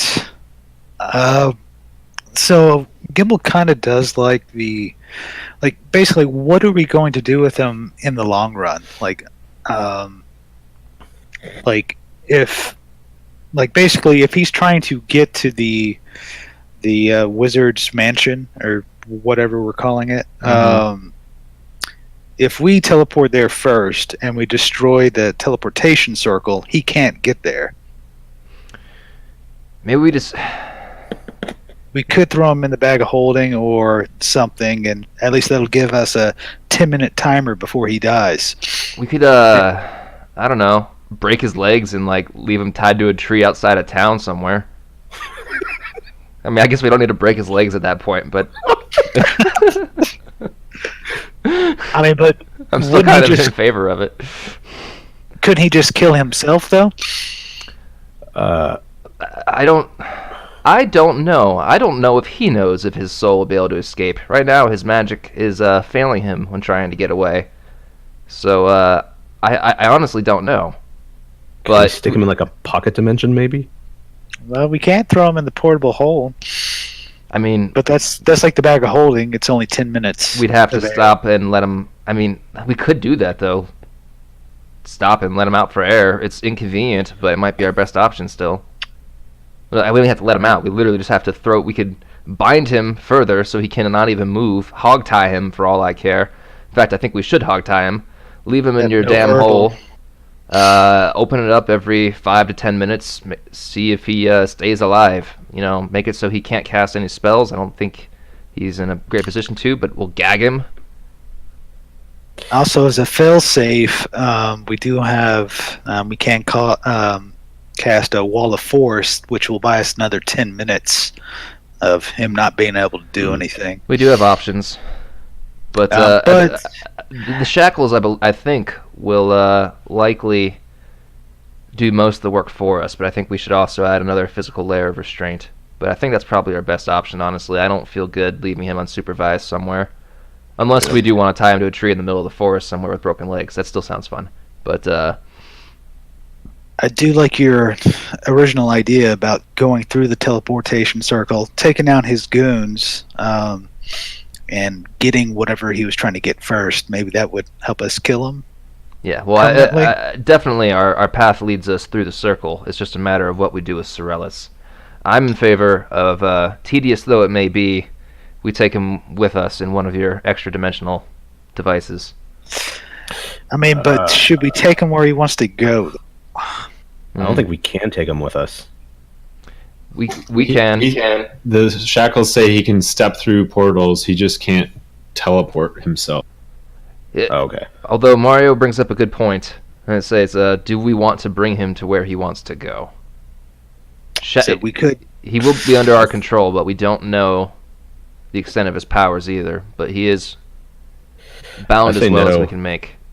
Let's hog tie him and leave him up in a rope trick somewhere. Well, I don't think... I can't do that, but I'll handle the tying. How about that? I don't have rope trick. As a matter of fact, I'm going to take out my 50 feet silk rope, and I will hog tie Syrellis, and I will also gag him with either rope or I have I have several sets of clothing in my bag. I can get some spare cloth. We might as well put a blindfold on him as well. Okay, you guys have a couple of seconds to decide what to do, but the soldiers are starting to approach. They're convinced that the battle... I go, ugh, and I roll my eyes, and I look to, I don't know if I have them or if Elias has them. I say, the documents, I'll take care of them. You take care of him. All right. Elias, make sure Finis has the documents. All right. I put my tabard back on, and twice. I head outside. Again, looking irritated and carrying a superior demeanor, and bearing my. Were you guys inside to begin with? Yes. Hmm? Well, were we? Actually, no. We're outside. Yeah, I guess we never said. I was picturing it inside, but we never did say that. So yeah, I guess we're outside. Gimbal will dismiss the web and make his way back to the apartment. The tabard's orange, you said, right? Or something like that? I didn't really say what color it was. I don't know. I was picturing orange. I don't know why. Let's call it red. Imagination's out of control right now. All right. But it's a fairly bright color. Yep. Cool. Okay. Yeah, I'll begin to approach the guards. again, looking irritated and like I'm in a hurry. Say, yes, I know. And I say, we have this under control now. And it says, I branch documents and it says, you don't know me, I know. And I say, we're temporarily in service to Commander Ashord, agents of the king. You can see for yourselves. And I hand over the documents. One of them levels a sword in your direction. He says, "Oh, and you just wear that tabard when it's convenient?" Aye, when I'm trying to sneak up on bloody cultists, you stand out like a sore thumb, you idiot. Make a persuasion check. God damn it. That was so persuasive, though. Right? Put your shit on the ground. You're under arrest. I cast Charm Person or Charm Monster on... Well, how many are there? 3. Perfect. That's the maximum I can do it on. Hey, Gimbal, we're going to need you to open that portal sooner rather than later, I think. Actually, well, I guess I already said it. I was going to say I could hypnotize them. That might be better. No. Yeah, Charm Monster. What's the DC? 17. I think Wisdom save for all of them. Let me look. Oh, well, they're soldiers. They can't have that much wisdom. We'll see. The dice have not been with me tonight. So, yeah, I cast it as a 6th level spell. Nice. Yeah. So they're ready to arrest you, but as soon as your magic goes off, they lower their swords and they say, never mind. I say, you're damn right, never mind. And I grab him, and again, I am a sergeant, so I am in command of him, right? He's lower rank than that? Yeah. Alright, I'm going to grab him, and I'll say, listen, next time you see this, you will follow my orders without question. You see me, you see him, and I point like inside all the everybody, and I say, you will follow our commands. No more of this. And I say, put your weapons away for now. And I say, secure the area, keep the civilians away from here, don't bother us again, keep everyone at least 30 feet away from that building, you understand? He stammers, yes sir, sorry about that. And I say, get to it. And I head back to the building. Alright, and they form as much of a radius as 3 soldiers can around your position. Well, alright, we'll let them do it. All right. So did you guys go inside? Is that what I heard? I do, yeah. Yeah, let's drag them inside. Okay. Alright, so here's the thing. I need more spells, so we're going to have to take a quick rest, at least. I figured as much. I want to dump this guy somewhere relatively secure. Maybe time to support beam in Kristoff's basement or something. I don't know. We can time Spread Eagle, break his fingers, blind him, and... we are on the outskirts of town. Like, literally. Could we drag him outside of town and leave him somewhere? Like, I don't know. Unless you guys... There's a wall all around the town, so outskirts means you're up against... Cultists might find him if he's out in the open. Also, if he's in a basement, they won't be able to use telepathy and such due to stone getting in the way. I shrug and say, again, you know best with that, I suppose. And I say, I'll defer to your judgment. And I look between Gimbal and Elias. My only concern is if he is found, if he makes his way through the teleportation circle. The sooner we get through the teleportation circle, the sooner we can destroy it from the other end, and then he can't get there regardless. That's not a bad idea. Let's put him in Kristoff's basement, secure him there. We'll go to an undisclosed location. Again, I don't much like the idea of putting him in Kristoff's basement. Seems to not put Kristoff in a great position. He's been kind to us so far. Do we not have any better options? Anyone with a basement will do. Blacksmith, yeah. Did he have a basement? Let's see if we can convince Ravnik to be of service. Him or the blacksmith Black's house. the former blacksmith. Yeah, I don't really know. If he can communicate telepathically with people, like, then it's probably just a matter of time anyway. They're not going to be able to get the shackles off of him, I don't think. But we'll see. Guys, he's got DM Fiat on his side. What are you going to be able to do against that? I know, we're trying to figure out. I don't think a rest is smart, but I don't know. I don't know what the right move is. Well, Elias is out of firepower. I agree. I don't like the idea of camping out here. Well, I guess we don't have to stay here. We can cast the circle from anywhere. Right. Okay. So, yeah, let's get the hell out of here.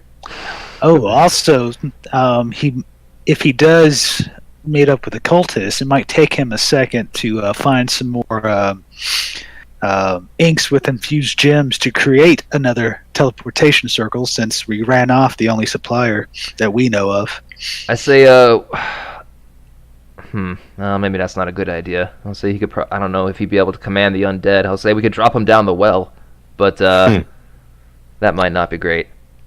They might kill him pretty quickly. Hey, here's an army of ghouls for you. Yeah, no, I was thinking more what Matt said. Yeah. I mean, if it were me, I'd have the undead just chew my hands off so I could slip the shackles off. Let's have the orphans watch him. Okay. They have a basement, I'm sure. No. I gave them steak knives. You did. That's true, but they might use them. We just need to decide something quickly and move on. I don't know. You guys pick. I don't like any of the choices.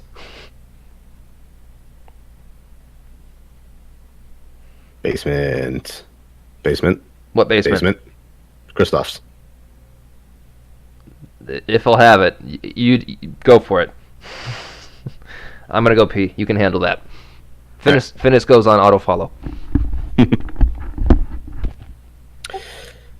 So, Elias, would you have any problem gouging his eyes out, ripping his tongue out, and breaking his fingers?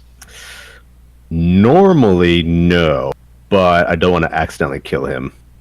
I don't know how much he can take. An ordinary person wouldn't normally stand up to that kind of maiming. Well, I feel like the only big one we have to worry about is the tongue, but if we can stop the bleeding as soon as it's cut, then might buy us some more time. I think more importantly would be to break his concentration. Can stick a nail in his foot or something. Just constant source of pain. Syrellis pipes up, and I bet you guys think you're the good guys. We never would have done something so cruel to you. What, just kill us? You've killed dozens of people. Death isn't the end. You can serve Mordalis in the afterlife. Oh yeah, that's been working out real great for all the cultists lately. Well, we have been the ones killing them, so I don't know. Maybe he does have a point. You've been a thorn in our side, but you're here in Greenwell. Meanwhile, our forces are assembled on the other side of the continent. I'm not overly concerned with your goings-on. That's good to know, actually. Thank you. Are we questioning Syrellis? Is that what I missed? No, You're bantering.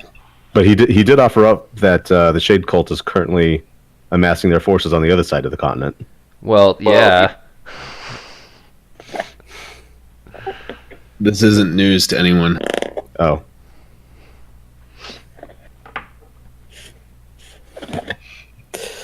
Except for Elias.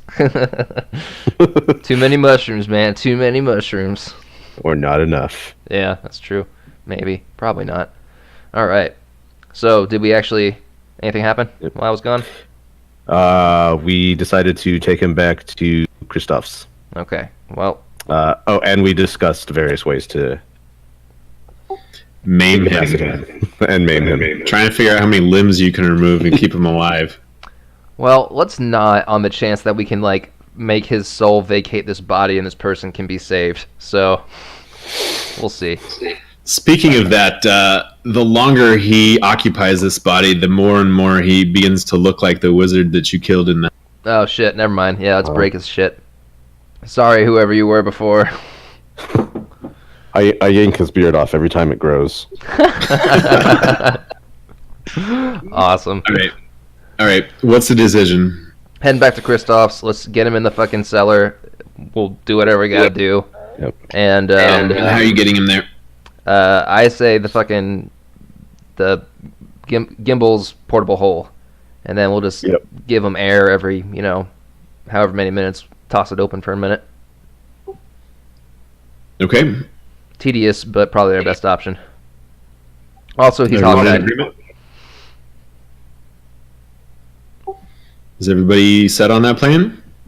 3, 2, 1. Yep. All right. Let's go ahead and Yeah, blindfold him as well. Yep. All right. You guys do what you will. He's hog-tied, blindfolded, shackled, and you throw him into the portable hole. Did we get him? Are you guys just walking back across town, I presume? Yep. Yep. Okay. Finis, as you emerge from the building, the 3 soldiers that you befriended say, Sir, what do you want us to tell the rest of the soldiers and the lieutenant? Tell them Sergeant Finis, Sergeant Elias, and Sergeant Gimbal secure the location, but ask you to keep away civilians for their own sake. Wait. Let me write those names down. Give me a minute. Gimbal says, wait one moment, soldier, and he's going to duck back into the building and destroy the teleportation circle that's currently there. Okay. Yeah, it takes you a minute, but you're able to scrape the chalk off the wooden floor. All right. And you're eventually able to convey your identities to these soldiers who leave you alone as you start proceeding across. All right. As soon as I'm out of eyesight, take off the tabard. All right. Okay. Yeah, you make it safe and sound across town. The other districts don't seem to have any awareness of what was going down in the market district and the area around it. And you make it back to the tavern. All right. I'll approach Kristoff. Say, Kristoff, my friend. Say, I have good news, and I also have a favor to ask. I say, we have made great strides today in our mission to secure Greenwell and rid it of this evil. And the favor is, we need to store something in your basement. Do I want to ask? You probably don't, but it should be I safe. feel like I must.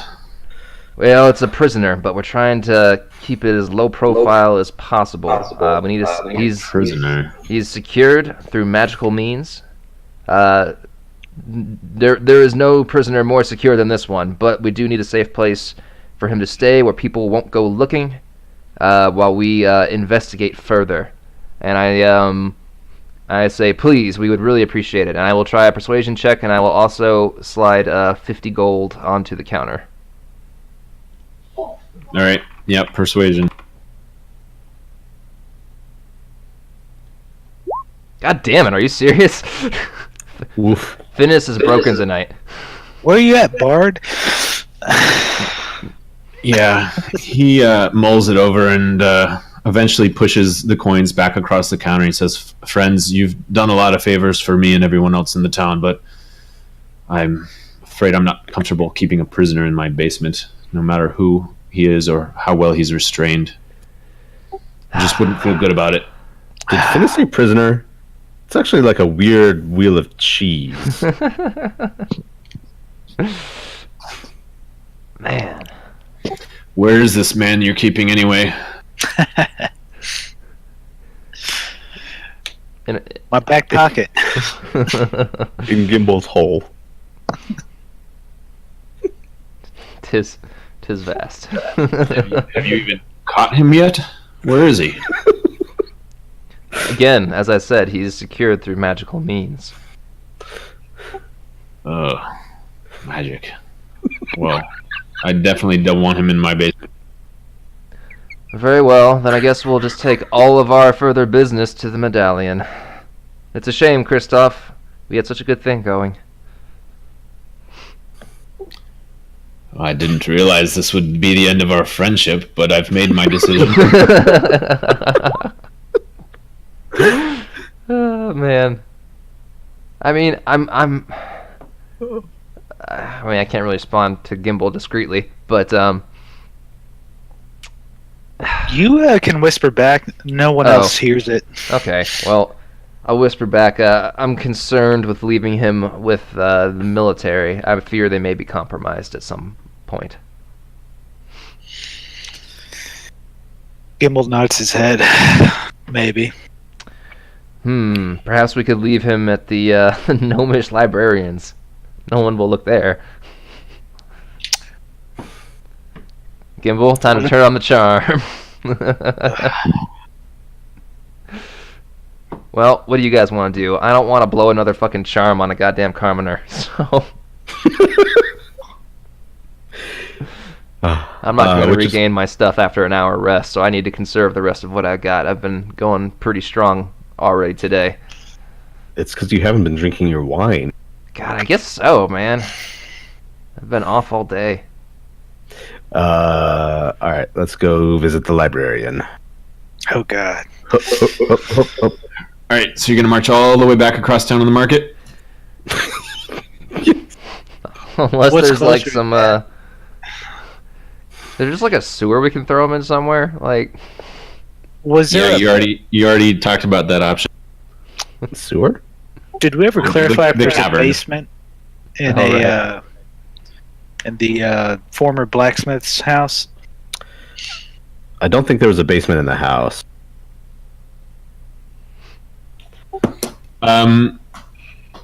How much air is in the dimensional? 10 minutes worth.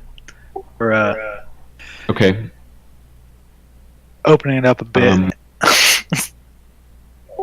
Okay. Yeah, I'll assume you guys are on top of that then. Yeah. Definitely don't want to let him die. Unless, of course, he can't get out. But we don't know. So... Well, shit. I mean, we could go... What about the warehouse? Is there anywhere in the warehouse? We could, like, stuff him in a barrel at the warehouse. Ooh. Interesting. Put that barrel in a box. I mean, there are a bunch of corpses and shit, but again, he's bound. If there's more cultists there, we can just kill them when we get there, and then, you know, 2 birds, 1 stone. I don't know. We just needed to do something with him and move on. I don't want to just spend the rest of the... We have 1 hour left. I don't want to just drag this dude around town looking for people who will fucking hold a prisoner for us. Maybe if we toss him in the barrel, then go back to Kristoff's. Yeah, just storing a keg. Just kill him. We could see what happens, but I don't know. Fuck it. Let's go stuff him in a barrel at the Cooper's warehouse. I don't give a shit. I'm a little disappointed that Greg Garibaz doesn't have something to do with this guy. Yeah. Yeah, right. Well, I don't know. I mean,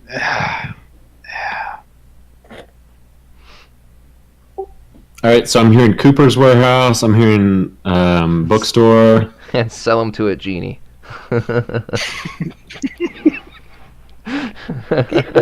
My idea is just as valid. That genie off last time you interacted with. Yeah, but I don't know, having a necromancer as a slave might be kind of sweet. I'm sure he's had plenty of access to necromancers. I don't know. Let's go to the Cooper's warehouse and shove him in a barrel. Okay. You guys arrive in the Avenue of Trades and you head in the direction of the Cooper's warehouse. And you find a... What's up? I just remember there's going to be a bunch of soldiers there. Exactly. Oh, Put the God, There's a whole group of soldiers working on cleaning out the building. God damn it, they're everywhere. This is why they need to be back east, so we can hide bodies on it. Tell them we need to store something here. There's a number of barrels that they've brought outside to the exterior of the warehouse, but they are under close watch at the moment. Oh, man. This is annoying.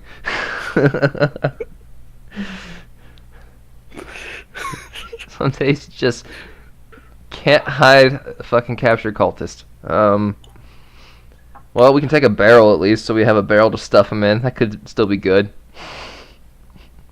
That way this trip won't be wasted. Let's take a barrel. As long as we're in our tabards before we show up, they see us. Maybe they won't give us so much shit. Elias wasn't wearing his, but he'll step forward and say... Elias only wears his when it's inconvenient. True. You know it. And step forward and say, hey, I need one of those barrels. Yeah, okay, that's nice. Who are you? Who am I? Who the fuck are you? How dare you ask me that? Oh, God. Piss off. Sergeant Elias. Papers. Elias shows him the papers and says, any more smart comments? What do you want me to do with those? Just give us Piss a barrel. off. Just give us a barrel. Do you know how to read? Give us a barrel. Or I'll have you scrubbing latrines with your toothbrush until you can't tell the difference between I don't know who potatoes the and fuck shit. you are. You can have a barrel for 5 gold. There you go. What? That's corruption. Just give them the 5 gold. Welcome to Greenwell. I kind of want to banish him. I know, right? It's like, yeah, how do you like that, you little shit? I'll let Gimbal pay. I'm still running low on spells. Is the Gimbal soldier will familiar by any chance? No. Gimbal just gives him 5 gold. Alright. He looks both directions and makes sure none of his friends are watching, but he rolls the barrel in your direction. He says, now piss off. Say, what's your name, soldier? It's Lieutenant or Private Piss Off. What? You're gonna lie and make yourself a private? Why not lie and call yourself a general? You know. Oh, man. Don't do it. I'm this close to Eldritch blasting him. I know, man. I'm with Elias. Finis might turn evil for these fucking guards. You know what? We can come back afterwards and deal with it. So let me at him. Maybe stop running around giving him orders. Well, we're sergeants. They made us sergeants. Yeah, but Elias isn't wearing his tabard. Yeah, I know. I believe Roosin said you got to look the part. That'd probably help. He did, but fuck these guys. We're trying to play both sides, don't they know? All right. Well, I'm willing to let it go with Gimbal paying, but still, I try my best to remember this guy's face for when I have more spell slots. Gimbal looks at. Never mind. Just leave it alone. I know. Let's go. All right. And we still have to get rid of the body. All we have is a barrel. The barrel's empty, right? Yeah. It's like, there's already a body in here.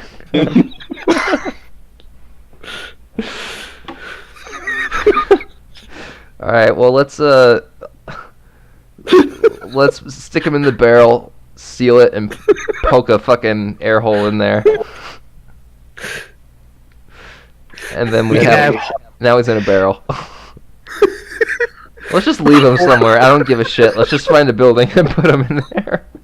Before we take off, we should have Holbrook go ahead and knock him out, then toss him in the barrel. They'll buy us some more time. I mean, I don't think he's getting any out on his own. He's like fucking bound and gagged in every way possible, like dimensional shackles stuffed into a barrel. Like, I'm not sure there's a whole lot more we can do. Well, actually, we're in the market district, right? Oh no, Avenue of Trades. Damn, I was gonna say we should get a bunch of pickles and stuff them in there. So if anyone peeks in the barrel, they'll think it's an ordinary pickle barrel. Let's go leave him in one of those graves at Orphan's End's Hill, and we'll just like make sure there's air that can get in. Like we don't have to seal the grave. We'll just leave him in one of the holes out there. Can we sell the barrel to a trader that's leaving town?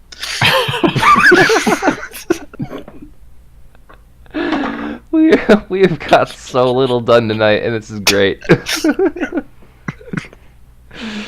Oh man. And then the best part is, like, we're walking back and forth across town, and Syrellis has heard us do nothing. Talk about what to do with it.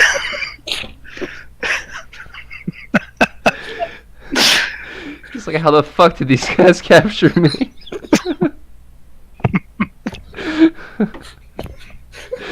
Oh man, this is great.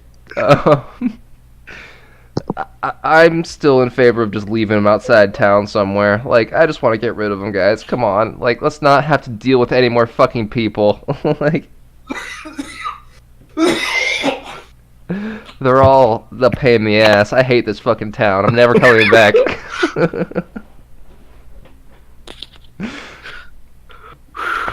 Townsfolk are exhausting. Alright. Elias puts on his tabard.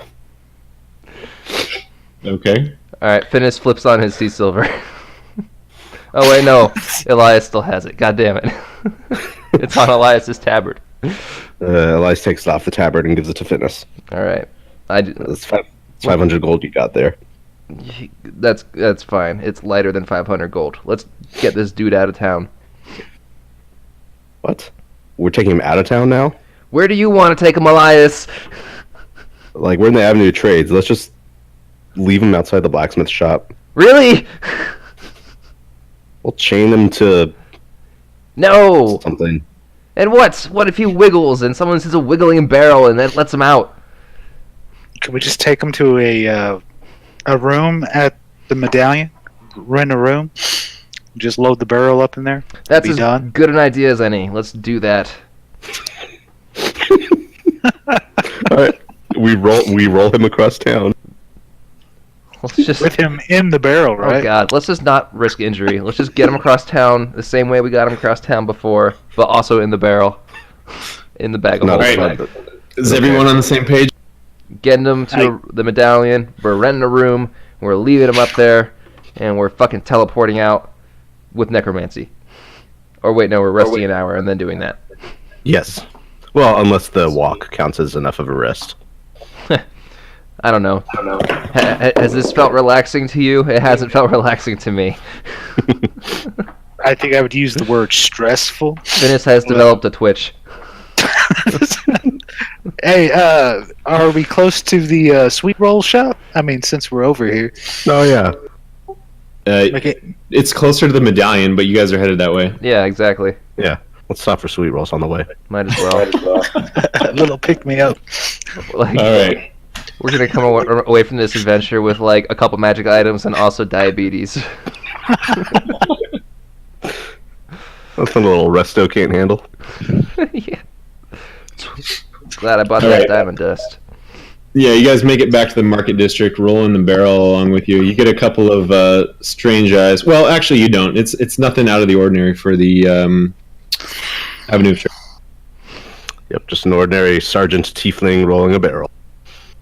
Totally.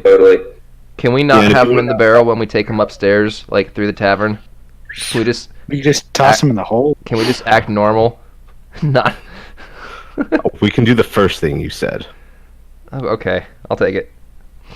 Which one was the first thing? All right, so you transfer Not him having into the barrel. Now you're going to transfer him back out into the pocket dimension. No, Can no. we just No, put the barrel in the pocket dimension. I mean, we don't have to take him out of the barrel. Gotcha. Just don't Okay, want to. Yep. Yeah. Plus, we don't have to Alright. put take the barrel up the stairs. None of us are. Well, Holbrook's muscly, but whatever. Okay. Yep. You guys make it to the Medallion, and the man behind the counter offers you room for one.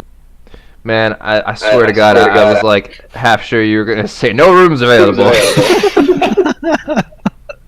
Well, I was going to question why you guys were rolling a barrel around up into the tavern. That's but, why I tried to stop that. All right, I say a room for the night, please. Preferably one away from some of the others. We need some quiet.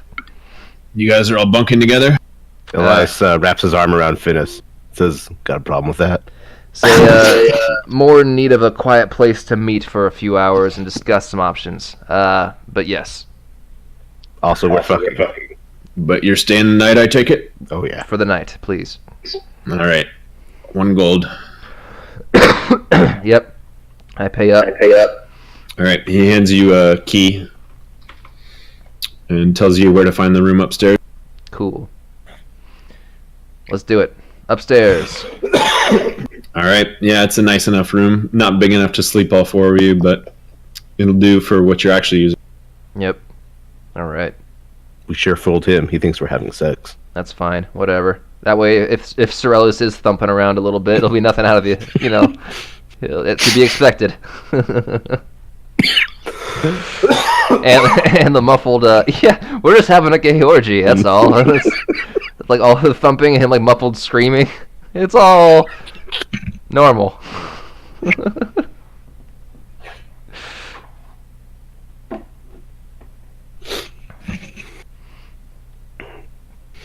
Excellent plan, Elias. All right. Thinking. So, what's the next? I think short rest, and then if Gimbal can oblige, a teleportation circle to unknown places. All right. Question: this scroll, is it a scroll teleport, or is it just outlining what the spell is?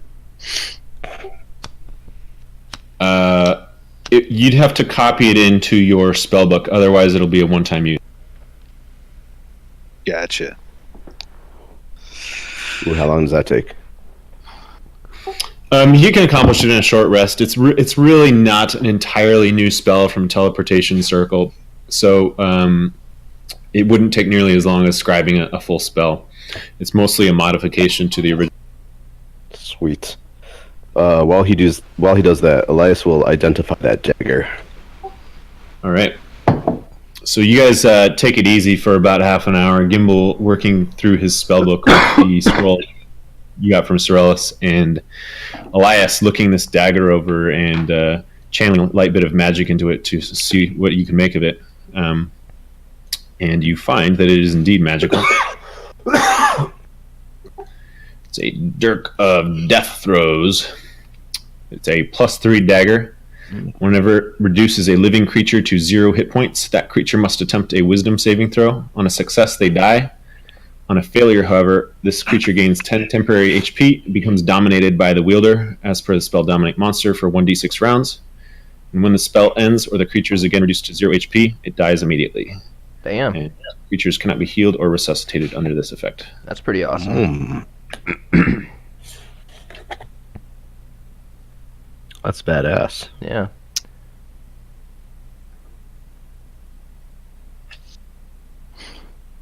All right. Yeah, you guys are uninterrupted in your short rest. Sweet. Elias shoves some furniture against the door. Make sure it's locked. Okay. We'll stick the Syrellis barrel in the corner.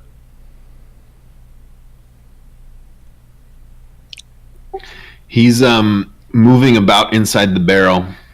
Holbrook, knock him out You again. can hear his muffled voice, but it doesn't seem to have the energy, at least right now, to knock the barrel over just from struggling. But Holbrook will follow your command. He'll pop the barrel open and jam the blunt end of his axe in there real quick, and the barrel goes silent. Well done. All right. Seal that baby up. And he reseals it. Cool. Are we ready to do this? Yes. It's like, well, probably a good time to call it quits. Elias pops a mushroom. I'm ready. Oh, God. Oh, shit. All right. Yeah, so Gimbal, you take a moment to chalk the teleportation circle on the ground. And soon afterwards, you... well, actually, do you guys have a vial of fresh blood? Holbrook, let's... How fresh does it need to be? We have we juiced Syrellis a couple hours ago. Did you? Yeah, the original Syrellis okay. corpse. We did. Elias did the honors. I didn't catch that. Yeah, that's fresh enough. All right, Before we actually step through, I am concerned about my bad luck with rolls. I'm going to run downstairs and buy 2 bottles of wine from the barkeep. Gotta move the furniture out of the way. The hell does that have to do Oh, with God rolls? damn it. I forgot about the furniture. All right, I'll just suffer the bad rolls. I missed that. You know, Elias has some rum. Well, we'll see how that works. And we have those casks. Yeah, Got some mushrooms. I was rolling hot on wine. Want to trip balls with me? No, I think Or just whatever the opposite of balls are. I think just one is probably a good idea. Yeah, I don't have your tolerance. All right, let's go. Let's do it. So I'm not clear on what the wine was all about. Don't worry about it. All right. I was blaming my bad rolls on having had switched from wine to ale. Did you actually go downstairs? No, I didn't. I forgot Elias had blocked the doorway. So never mind. Gimbal, you start channeling the magic, and there's a knock on the door. God damn it. Fuck.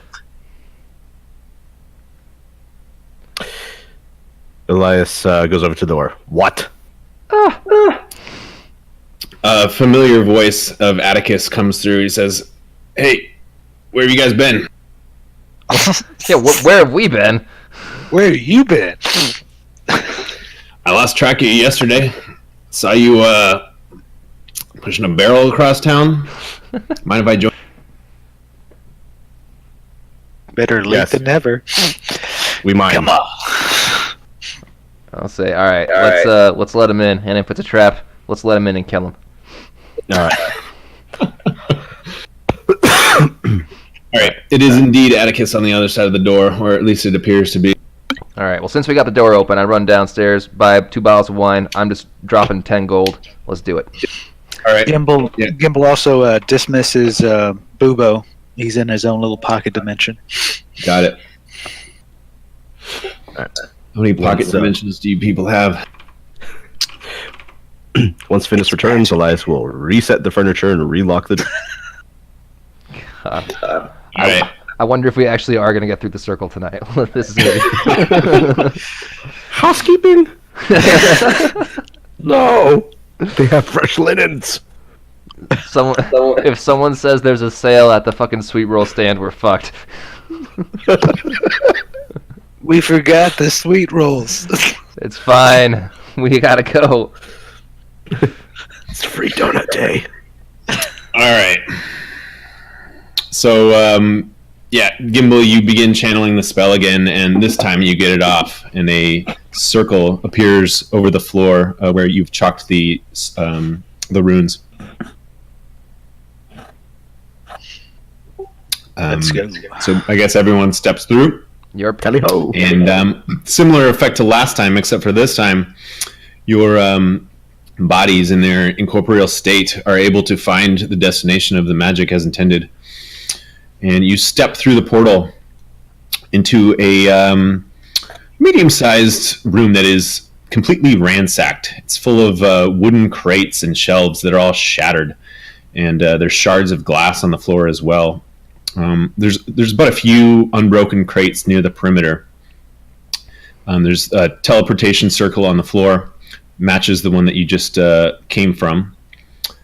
And there's a single door leading what you feel is east, though you really have no way of orienting yourselves. All right, let's tear this circle up. First things first. Yeah, one sec. Let me move you guys to where you need to go.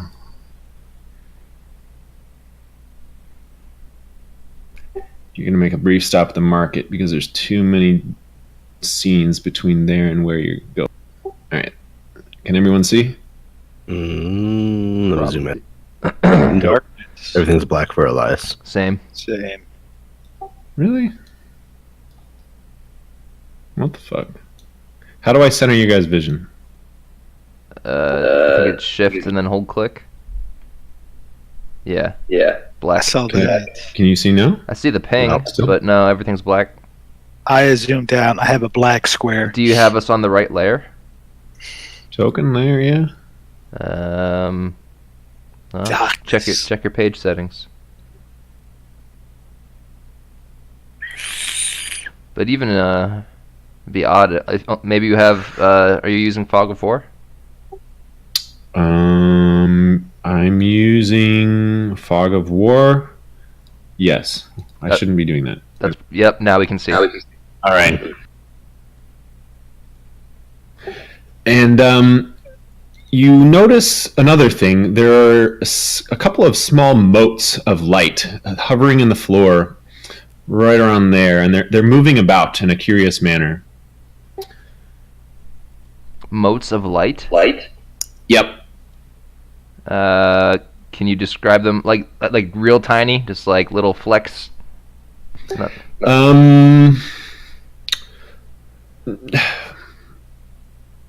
Not super tiny. It looks as if there's like a small constellation of stars almost. Like if you were looking up in the night sky and see little stars. That's almost what you see here, but the lights are bright enough because this room is lit well enough that you can still see these lights, but they're moving about. And taking a moment to look at them, you realize that they're kind of, if it was a constellation, it's kind of assembled in the shape of a humanoid body, and it looks to be crouched over the ground, and it's moving these shards of glass around that are all over the floor.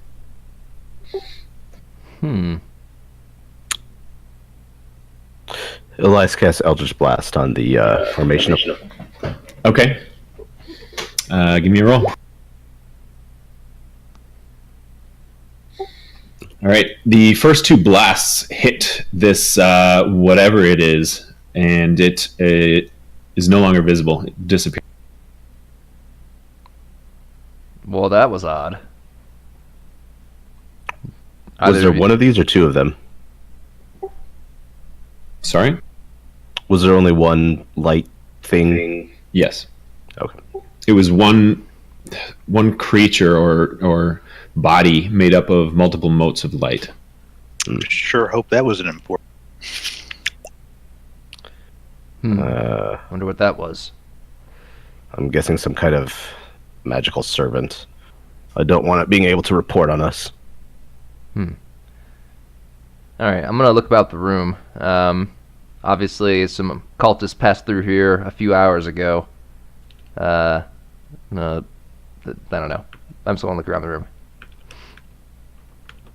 Anything? Yeah, as I described, most of it is ransacked, but there are a few crates that are intact around the perimeter. Have they already been opened? Nope. Okay. I'll take a peek in one if I can. Or if I need a crowbar, then that might be a problem. You find some flasks and other glass vessels full of powder and liquid, and they have labels on them. One is labeled powdered unicorn horn, the other is labeled troll's blood, and the third is labeled red phosphorus.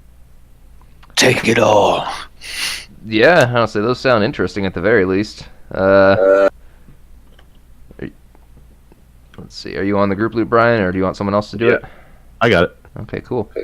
And presuming you take an extra moment to search all the crates, you find quite a variety of things, and I'll post them. Okay.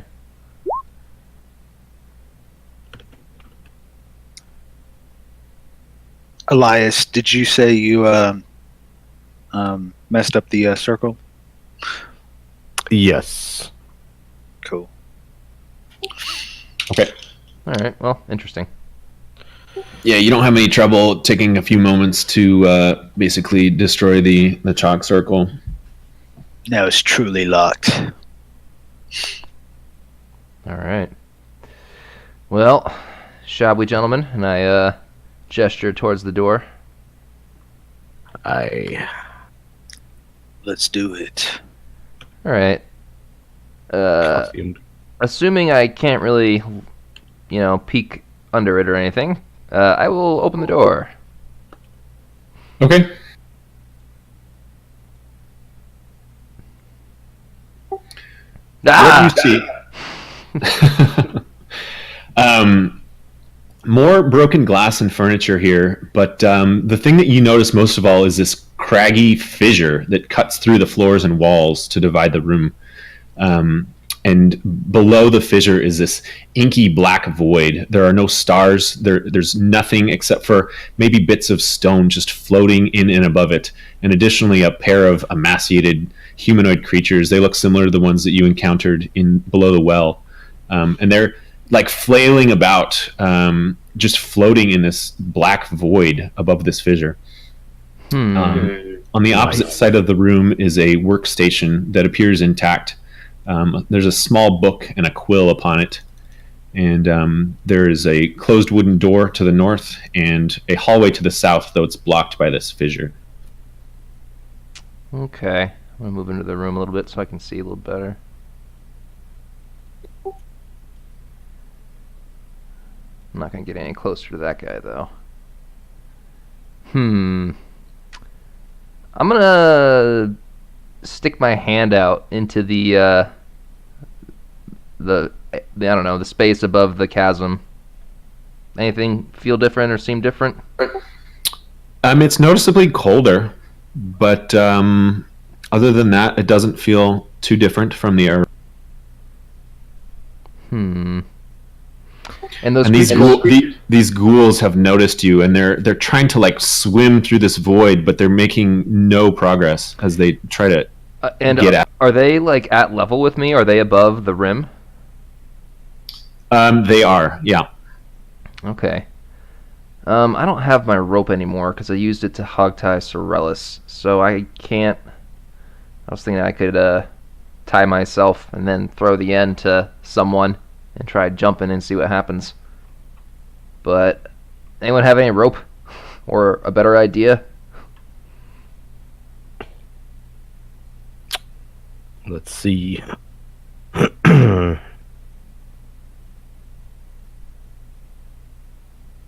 No ropes on me. And the second room I just shared with you is the first one you were in, actually. Yeah.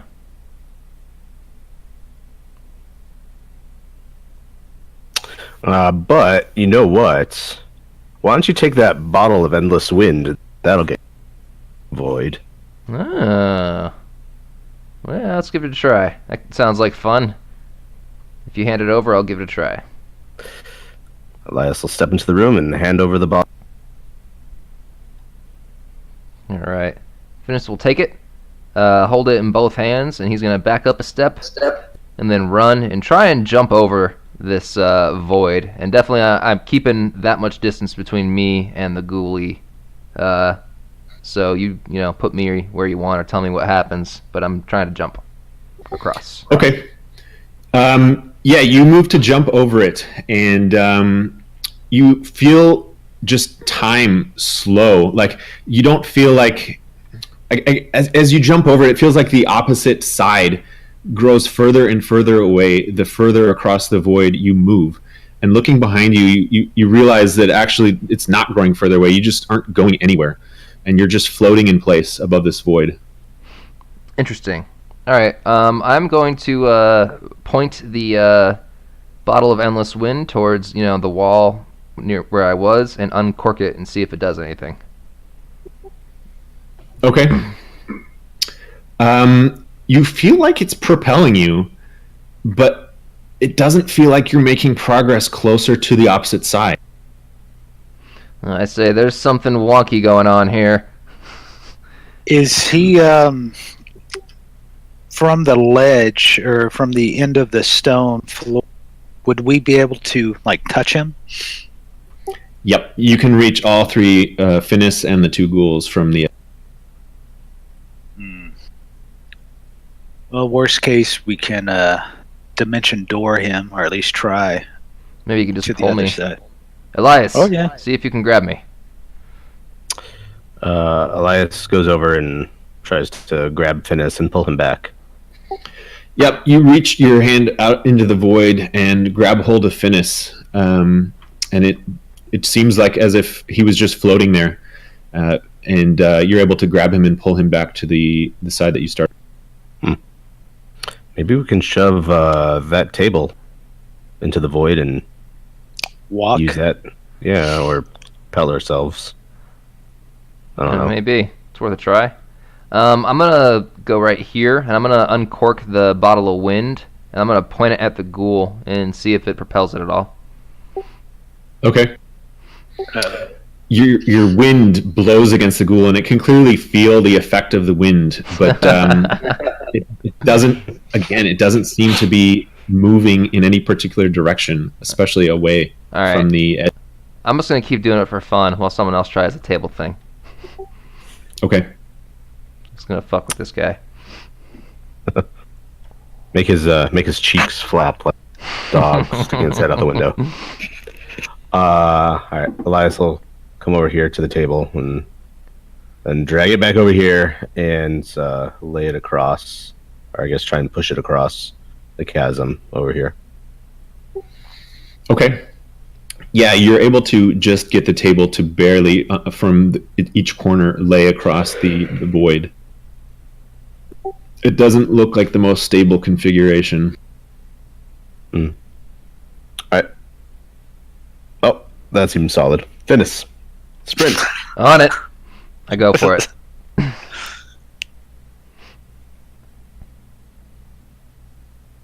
Un momento. Okay, yeah, you're able to run across the void, standing on top of the table. Nice. And doesn't really feel any different than if you were walking across solid ground. But yeah, you managed to make it to the opposite side. All right. Get to the other side and give a double thumbs up. Nice. Elias follows. All right. Teamwork makes the dream work. What's on the table? A small journal and a quill and a couple of candles. Whatever, man. Turns out the table's the real loot. Or it's a witch. All right. Well, let's read some stuff. So we Alright. can learn some things. Okay. Yeah. So you pick up the journal and flip through it, and it's not full, but the pages that do have writing, it's got some handwritten notes, and it appears to be a small assortment of recipes of potions to be.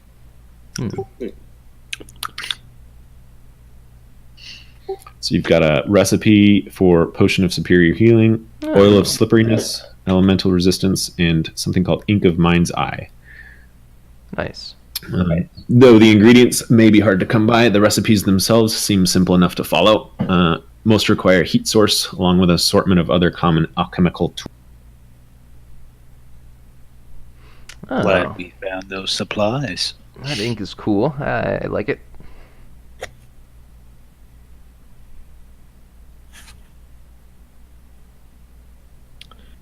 Let's see.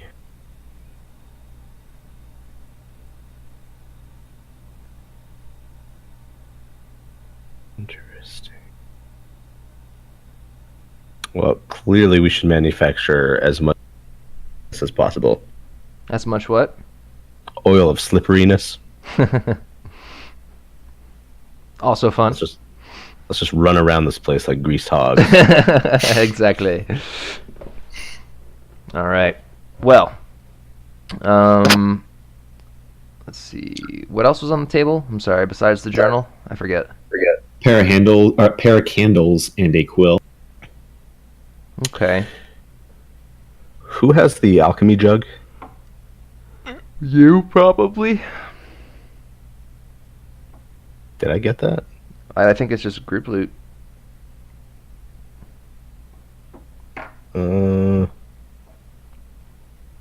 It's not in the group loot. I think someone bid for it.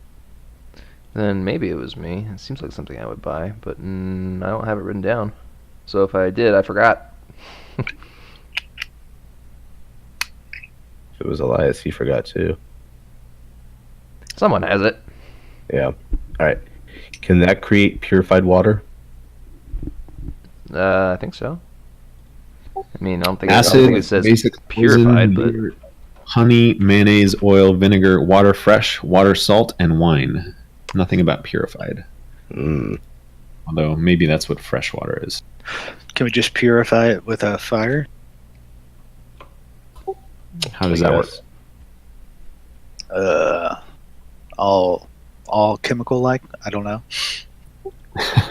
Well, regardless, I think we can move on for now and perhaps deal with some potion brewing later. Okay. Let's make my way back across the table. I'm just going to stand on it for a moment so I can kind of peer this direction. We could get the other table and proceed south, perhaps. Or we could go through that doorway to the north and see what there is. Let's go through the doorway to the... Alright. I vote. Yep, let's take a look anyway. Looks like it may join with this room is visible through this crevice. Let's see. I will open it if Elias doesn't beat me to it. Alright, one moment.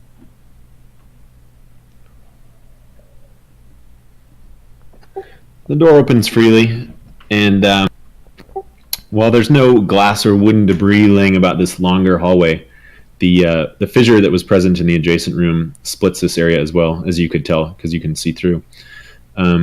Two wooden doors are present on either side of the fracture here, each closed except for the one you've come through. And a series of small windows is cut into the stone wall opposite your entrance. Each looks out into the inky black void that was visible through the fissure. Ah, nice. We're not in Kansas anymore. I'm Eris anymore. Well, right. I guess the theory about the manor being shunted to the plane is at least correct. Definitely. Alright, well, I approach the western door, and I'll open it. Okay. Again, it opens freely.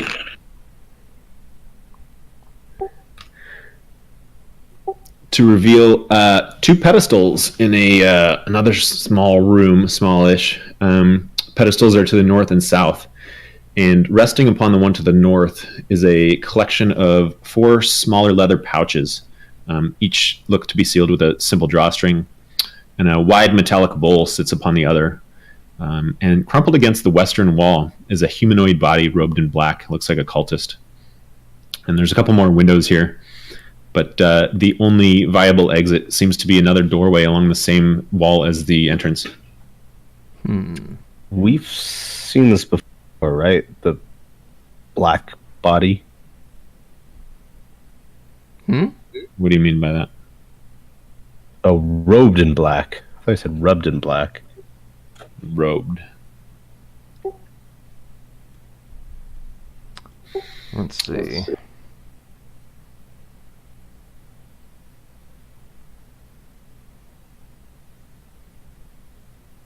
Well, what do you guys make of this? It's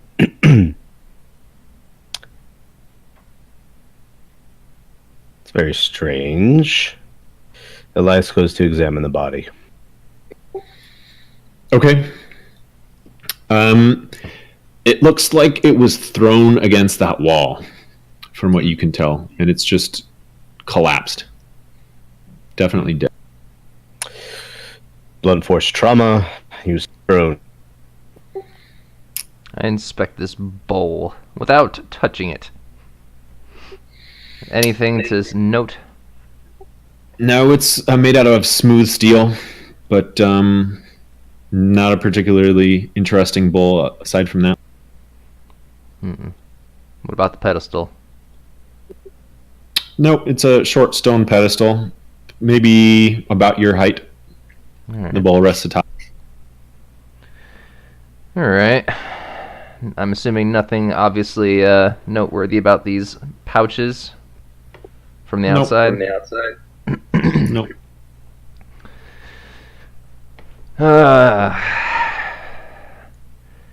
Well. The body wasn't clutching anything in its hands? He had a dagger, but it's fallen to the floor. His hand is limp. Finis's curiosity gets the better of him. He snatches a pouch off the pedestal at random, and if nothing happens, he will open it. Okay.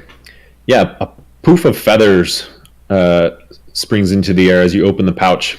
It looks to be filled with these wispy, light-colored feathers. And the pouch itself is quite light. So nothing happens besides some feathers come out? Nope. Interesting. All right, I'll open the rest of the pouches a little bit less vigorously, so hopefully the ingredients don't fly out. But I will, or whatever's inside, but I will open them and take a look. Okay. Yeah, the second one you open doesn't have feathers. It, in fact, has pearlescent seashells. They look like they're like mother of pearl, but they're all crushed into small little pieces. The third, rough red-brown scales. And the fourth contains a number of small acorns. I think this chamber is devoted to some magics or... I don't know. Something we don't understand yet, but these look like ingredients to me. Or components, perhaps. Scales. There's feathers, scales, seashells, and what?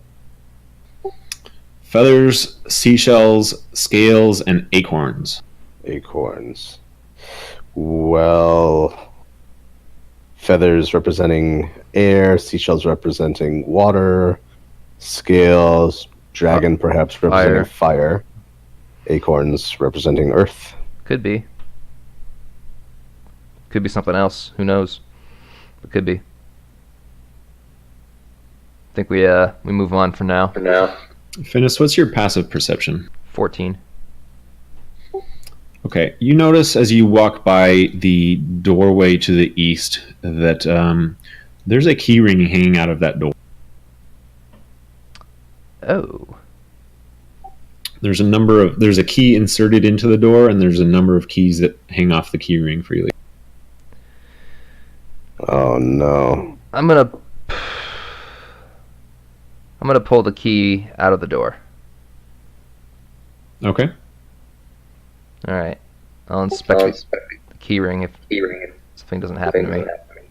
Okay. There are 7 keys total on the key ring. The head of each key is shaped to resemble one of the 4 suits in a deck of playing cards. So there's 2 keys with a spade symbol, 2 hearts, 2 clubs, and the key that was inserted into the door is a diamond. So But only one diamond. Interesting.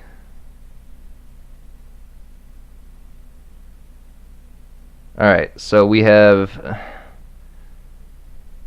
seashells, acorns, scales, and feathers.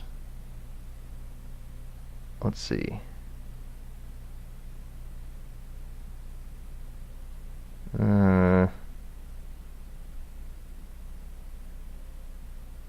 Wonder if maybe we're missing the right key. I don't know. Do you have the contents of this room written down somewhere, or do I need to write it down so I can look at it and remember? I haven't written it down anywhere. Oh. I mean, I was asking Matt, like, if he had handouts, but if not, I'll just write it down. You need the contents of the pouches? Yeah, and then I guess I can remember the suits well enough. 2 of each. I'll copy the pouches into the room description since you guys know them now. Okay.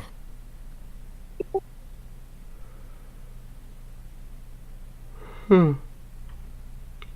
Whoops. I copied too much. Whoops, indeed. Yeah. Although we kind of figured that out already. Yeah. But, yeah.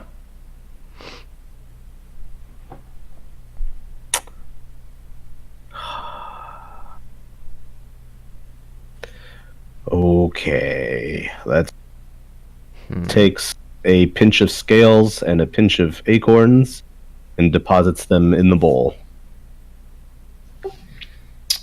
Okay. A pinch, eh? Acorns and scales. Well, yeah, do your thing. Okay. Yeah. As you drop the items into the bowl, you see a flash of energy, and suddenly 2 elementals stand before you in the room. Do you have access? I guess you probably don't, to the conjure elemental. I don't. You said it was scales and acorn? Yes. Yeah, it's an earth elemental and a fire elemental. Okay. Let's see here. That's not great. Go ahead and make a pair of Arcana checks. Okay.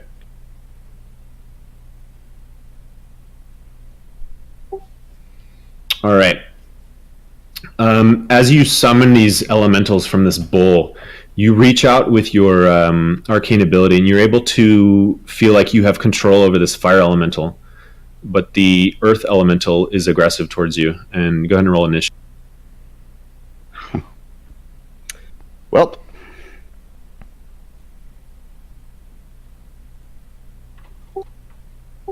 All right.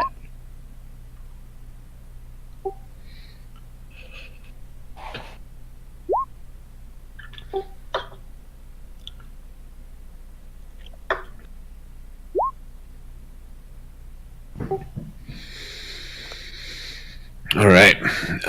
Is everybody in there? Everybody except... I'm not even going to deal with Atticus right now. I'm going to pretend like he doesn't exist. But I didn't want to explain how he somehow made it across the teleportation circle next. You got Holbrook, though? Yeah, one moment.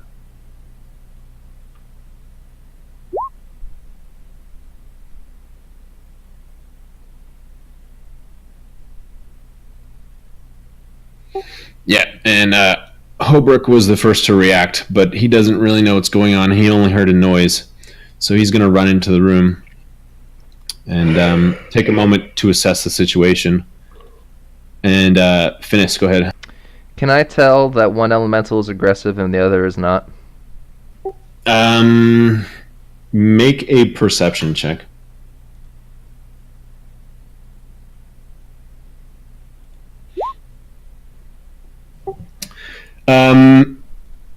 Yeah, you can kind of feel that Elias has control over the fire elemental. He's kind of holding his arms out in that direction, and the fire elemental seems to be kind of almost dancing along with the movement of Elias's arms and hands.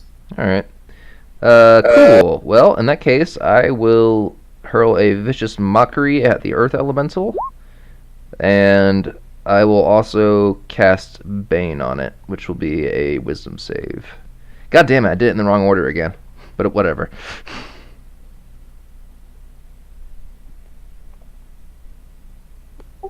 It's a wisdom. Okay, one sec. Yeah, 2 wisdom DC 17 checks. Saves, rather. And which one first? Well, because I'm an idiot, I did vicious mockery first. Well, 2 fails anyway. Yeah, he is viciously mocked. So that's disadvantage on a skill check or an attack? Disadvantage on his next attack, and also minus 1d4 to each attack or ability check.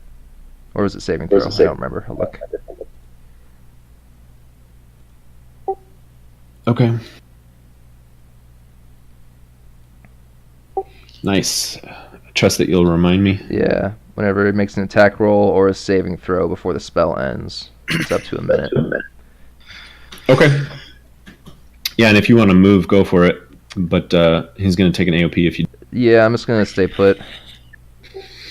Gimbal, there's these 2 raging elementals that were instantly summoned when Elias dropped the components in the other room. What do you want to do? Make a perception check to see if you can figure out that he's got control of the one.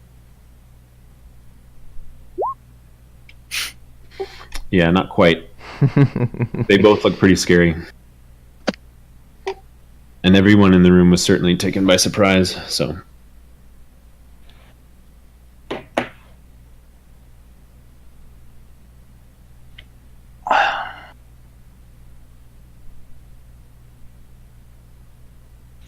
If we had dropped all 4, we summoned. What was that? You were cutting in and out there. No, I was just making a joke that if we had dropped all ingredients in, we would have summoned Captain Planet. Yeah, we should have. No, you don't have heart. We need to cut out someone's heart. Kalima. That's what they mean by heart, right? I guess Gimbal. I'm not sure how this would work. So I guess it's more of a question. Would Gimbal know enough? Clearly, Elias dropped these items in the bowl and summoned these creatures. Would he know enough about that to, basically think he could do the same thing, but have control over them, since he has, he does conjure elementals. Make an Arcana check. It certainly seems like a very similar item to your bowl of conjuring water elemental. Yeah, that seems like a reasonable assumption that Gimbal can work. Okay, in that case, I think Gimbal is...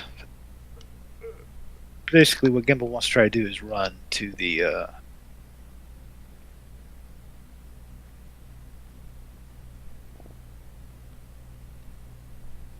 I guess he wants to try to get to the components. Finis, are the components? Did you set them back down on the pedestal, or are you holding? I did not take them. Okay. Okay, you're going to take an attack from the Earth Elemental for running through its threat. It has disadvantage on its attack. All right, it gets 2. Does it have a disadvantage on both, or just the first? Only the first one, but it gets minus 1d4 to both attacks. I can roll that though if you like. Okay, yeah, it reaches out with its big stony arms to try and slam Gimbal. Oh, so let's consider that one attack there with a 19. So it's actually a 17 after my Bane, which still hits. Bummer. And they both rolled 13 damage. Convenient. Now, is there any effect on the second one? Does he get -4 to hit? Yes. Does he get 2 attacks though? Since it's just an attack of opportunity. Oh right, you're right. Yep, good. All right. Oh, Gimbal, what did you want to do? Sorry. Now that you're standing next to the pedestal. But I did get swiped, right? You got swiped, yeah, but you're okay. You took 13 damage. All right, let me update that.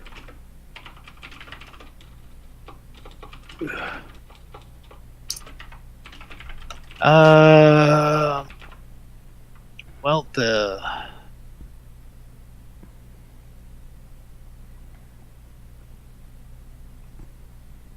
Gimbal's going to grab the 4 pouches look identical to you.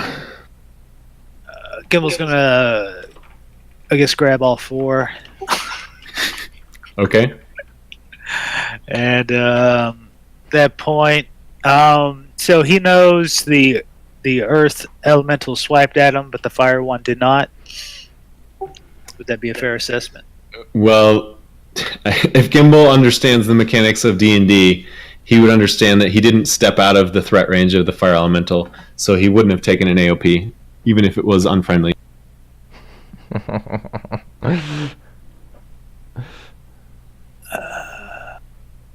Oh, I got you.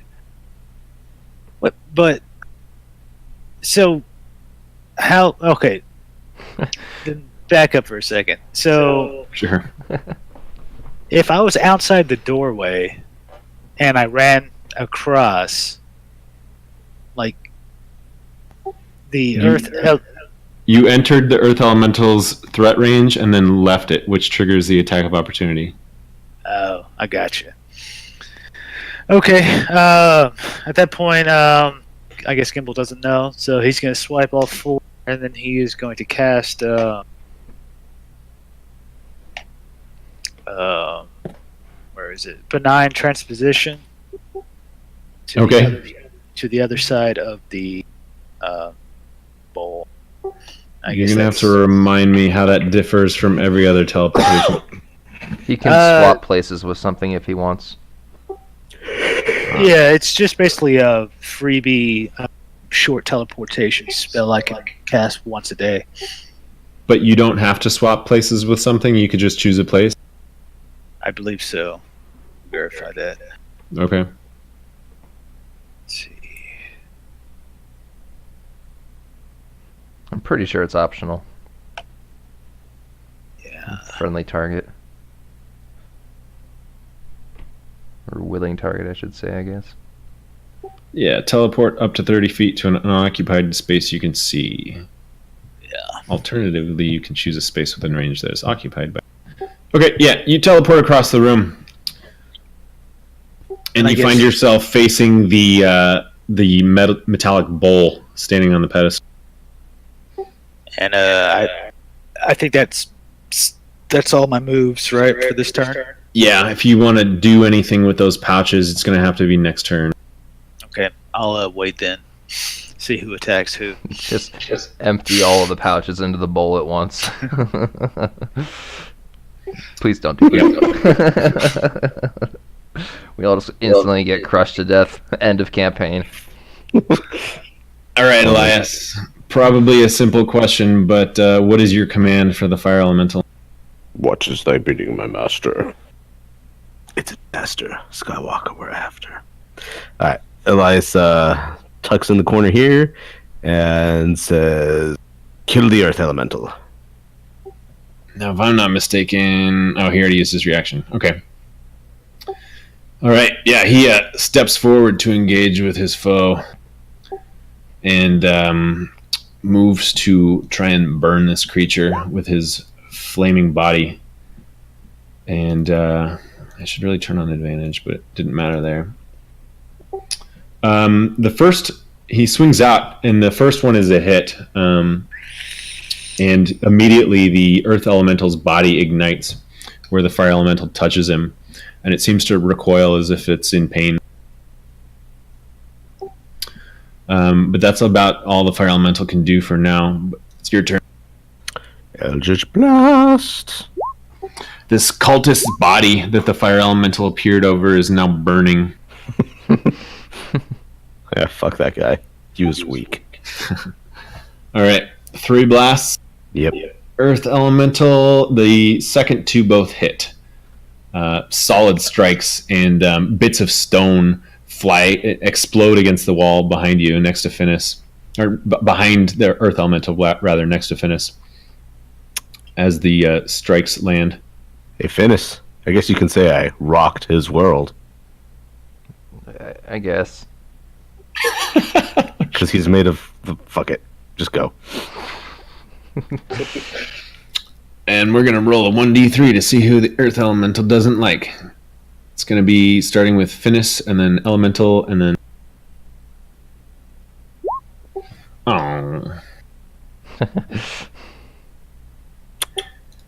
Yeah, the earth elemental moves to slam with the dwarf who just ran into the room and hasn't really decided what he wants to do yet. Ooh, ouch. I did not save him at all. 2 solid blows. The first one seems to knock the wind out of Holbrook, and he staggers a little.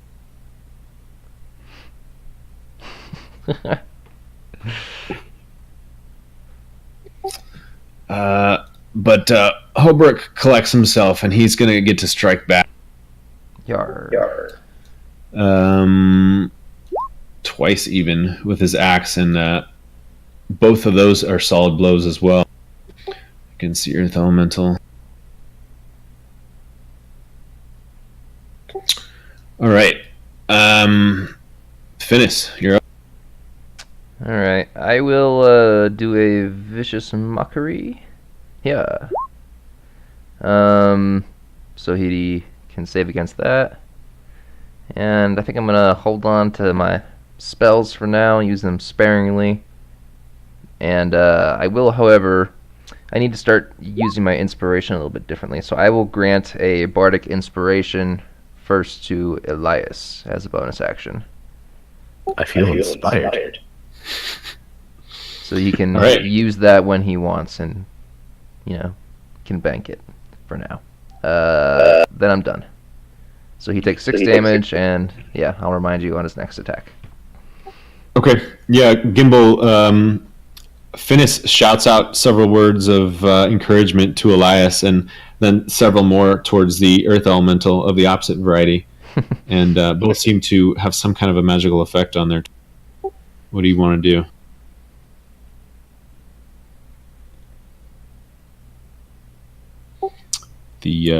I think you're muted.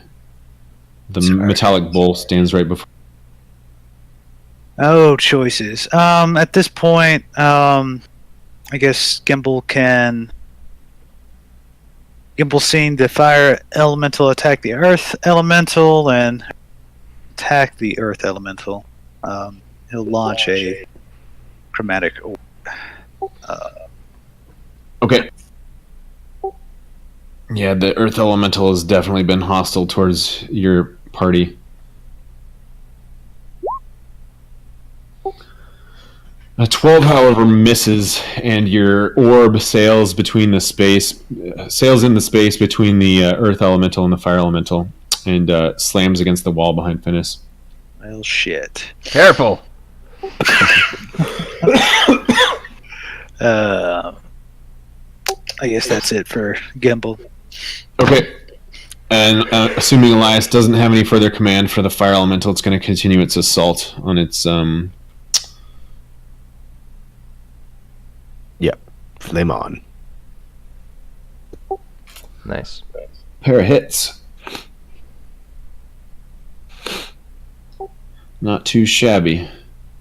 Your new pet lays an assault on the earth elemental, and now it's your turn, Elias.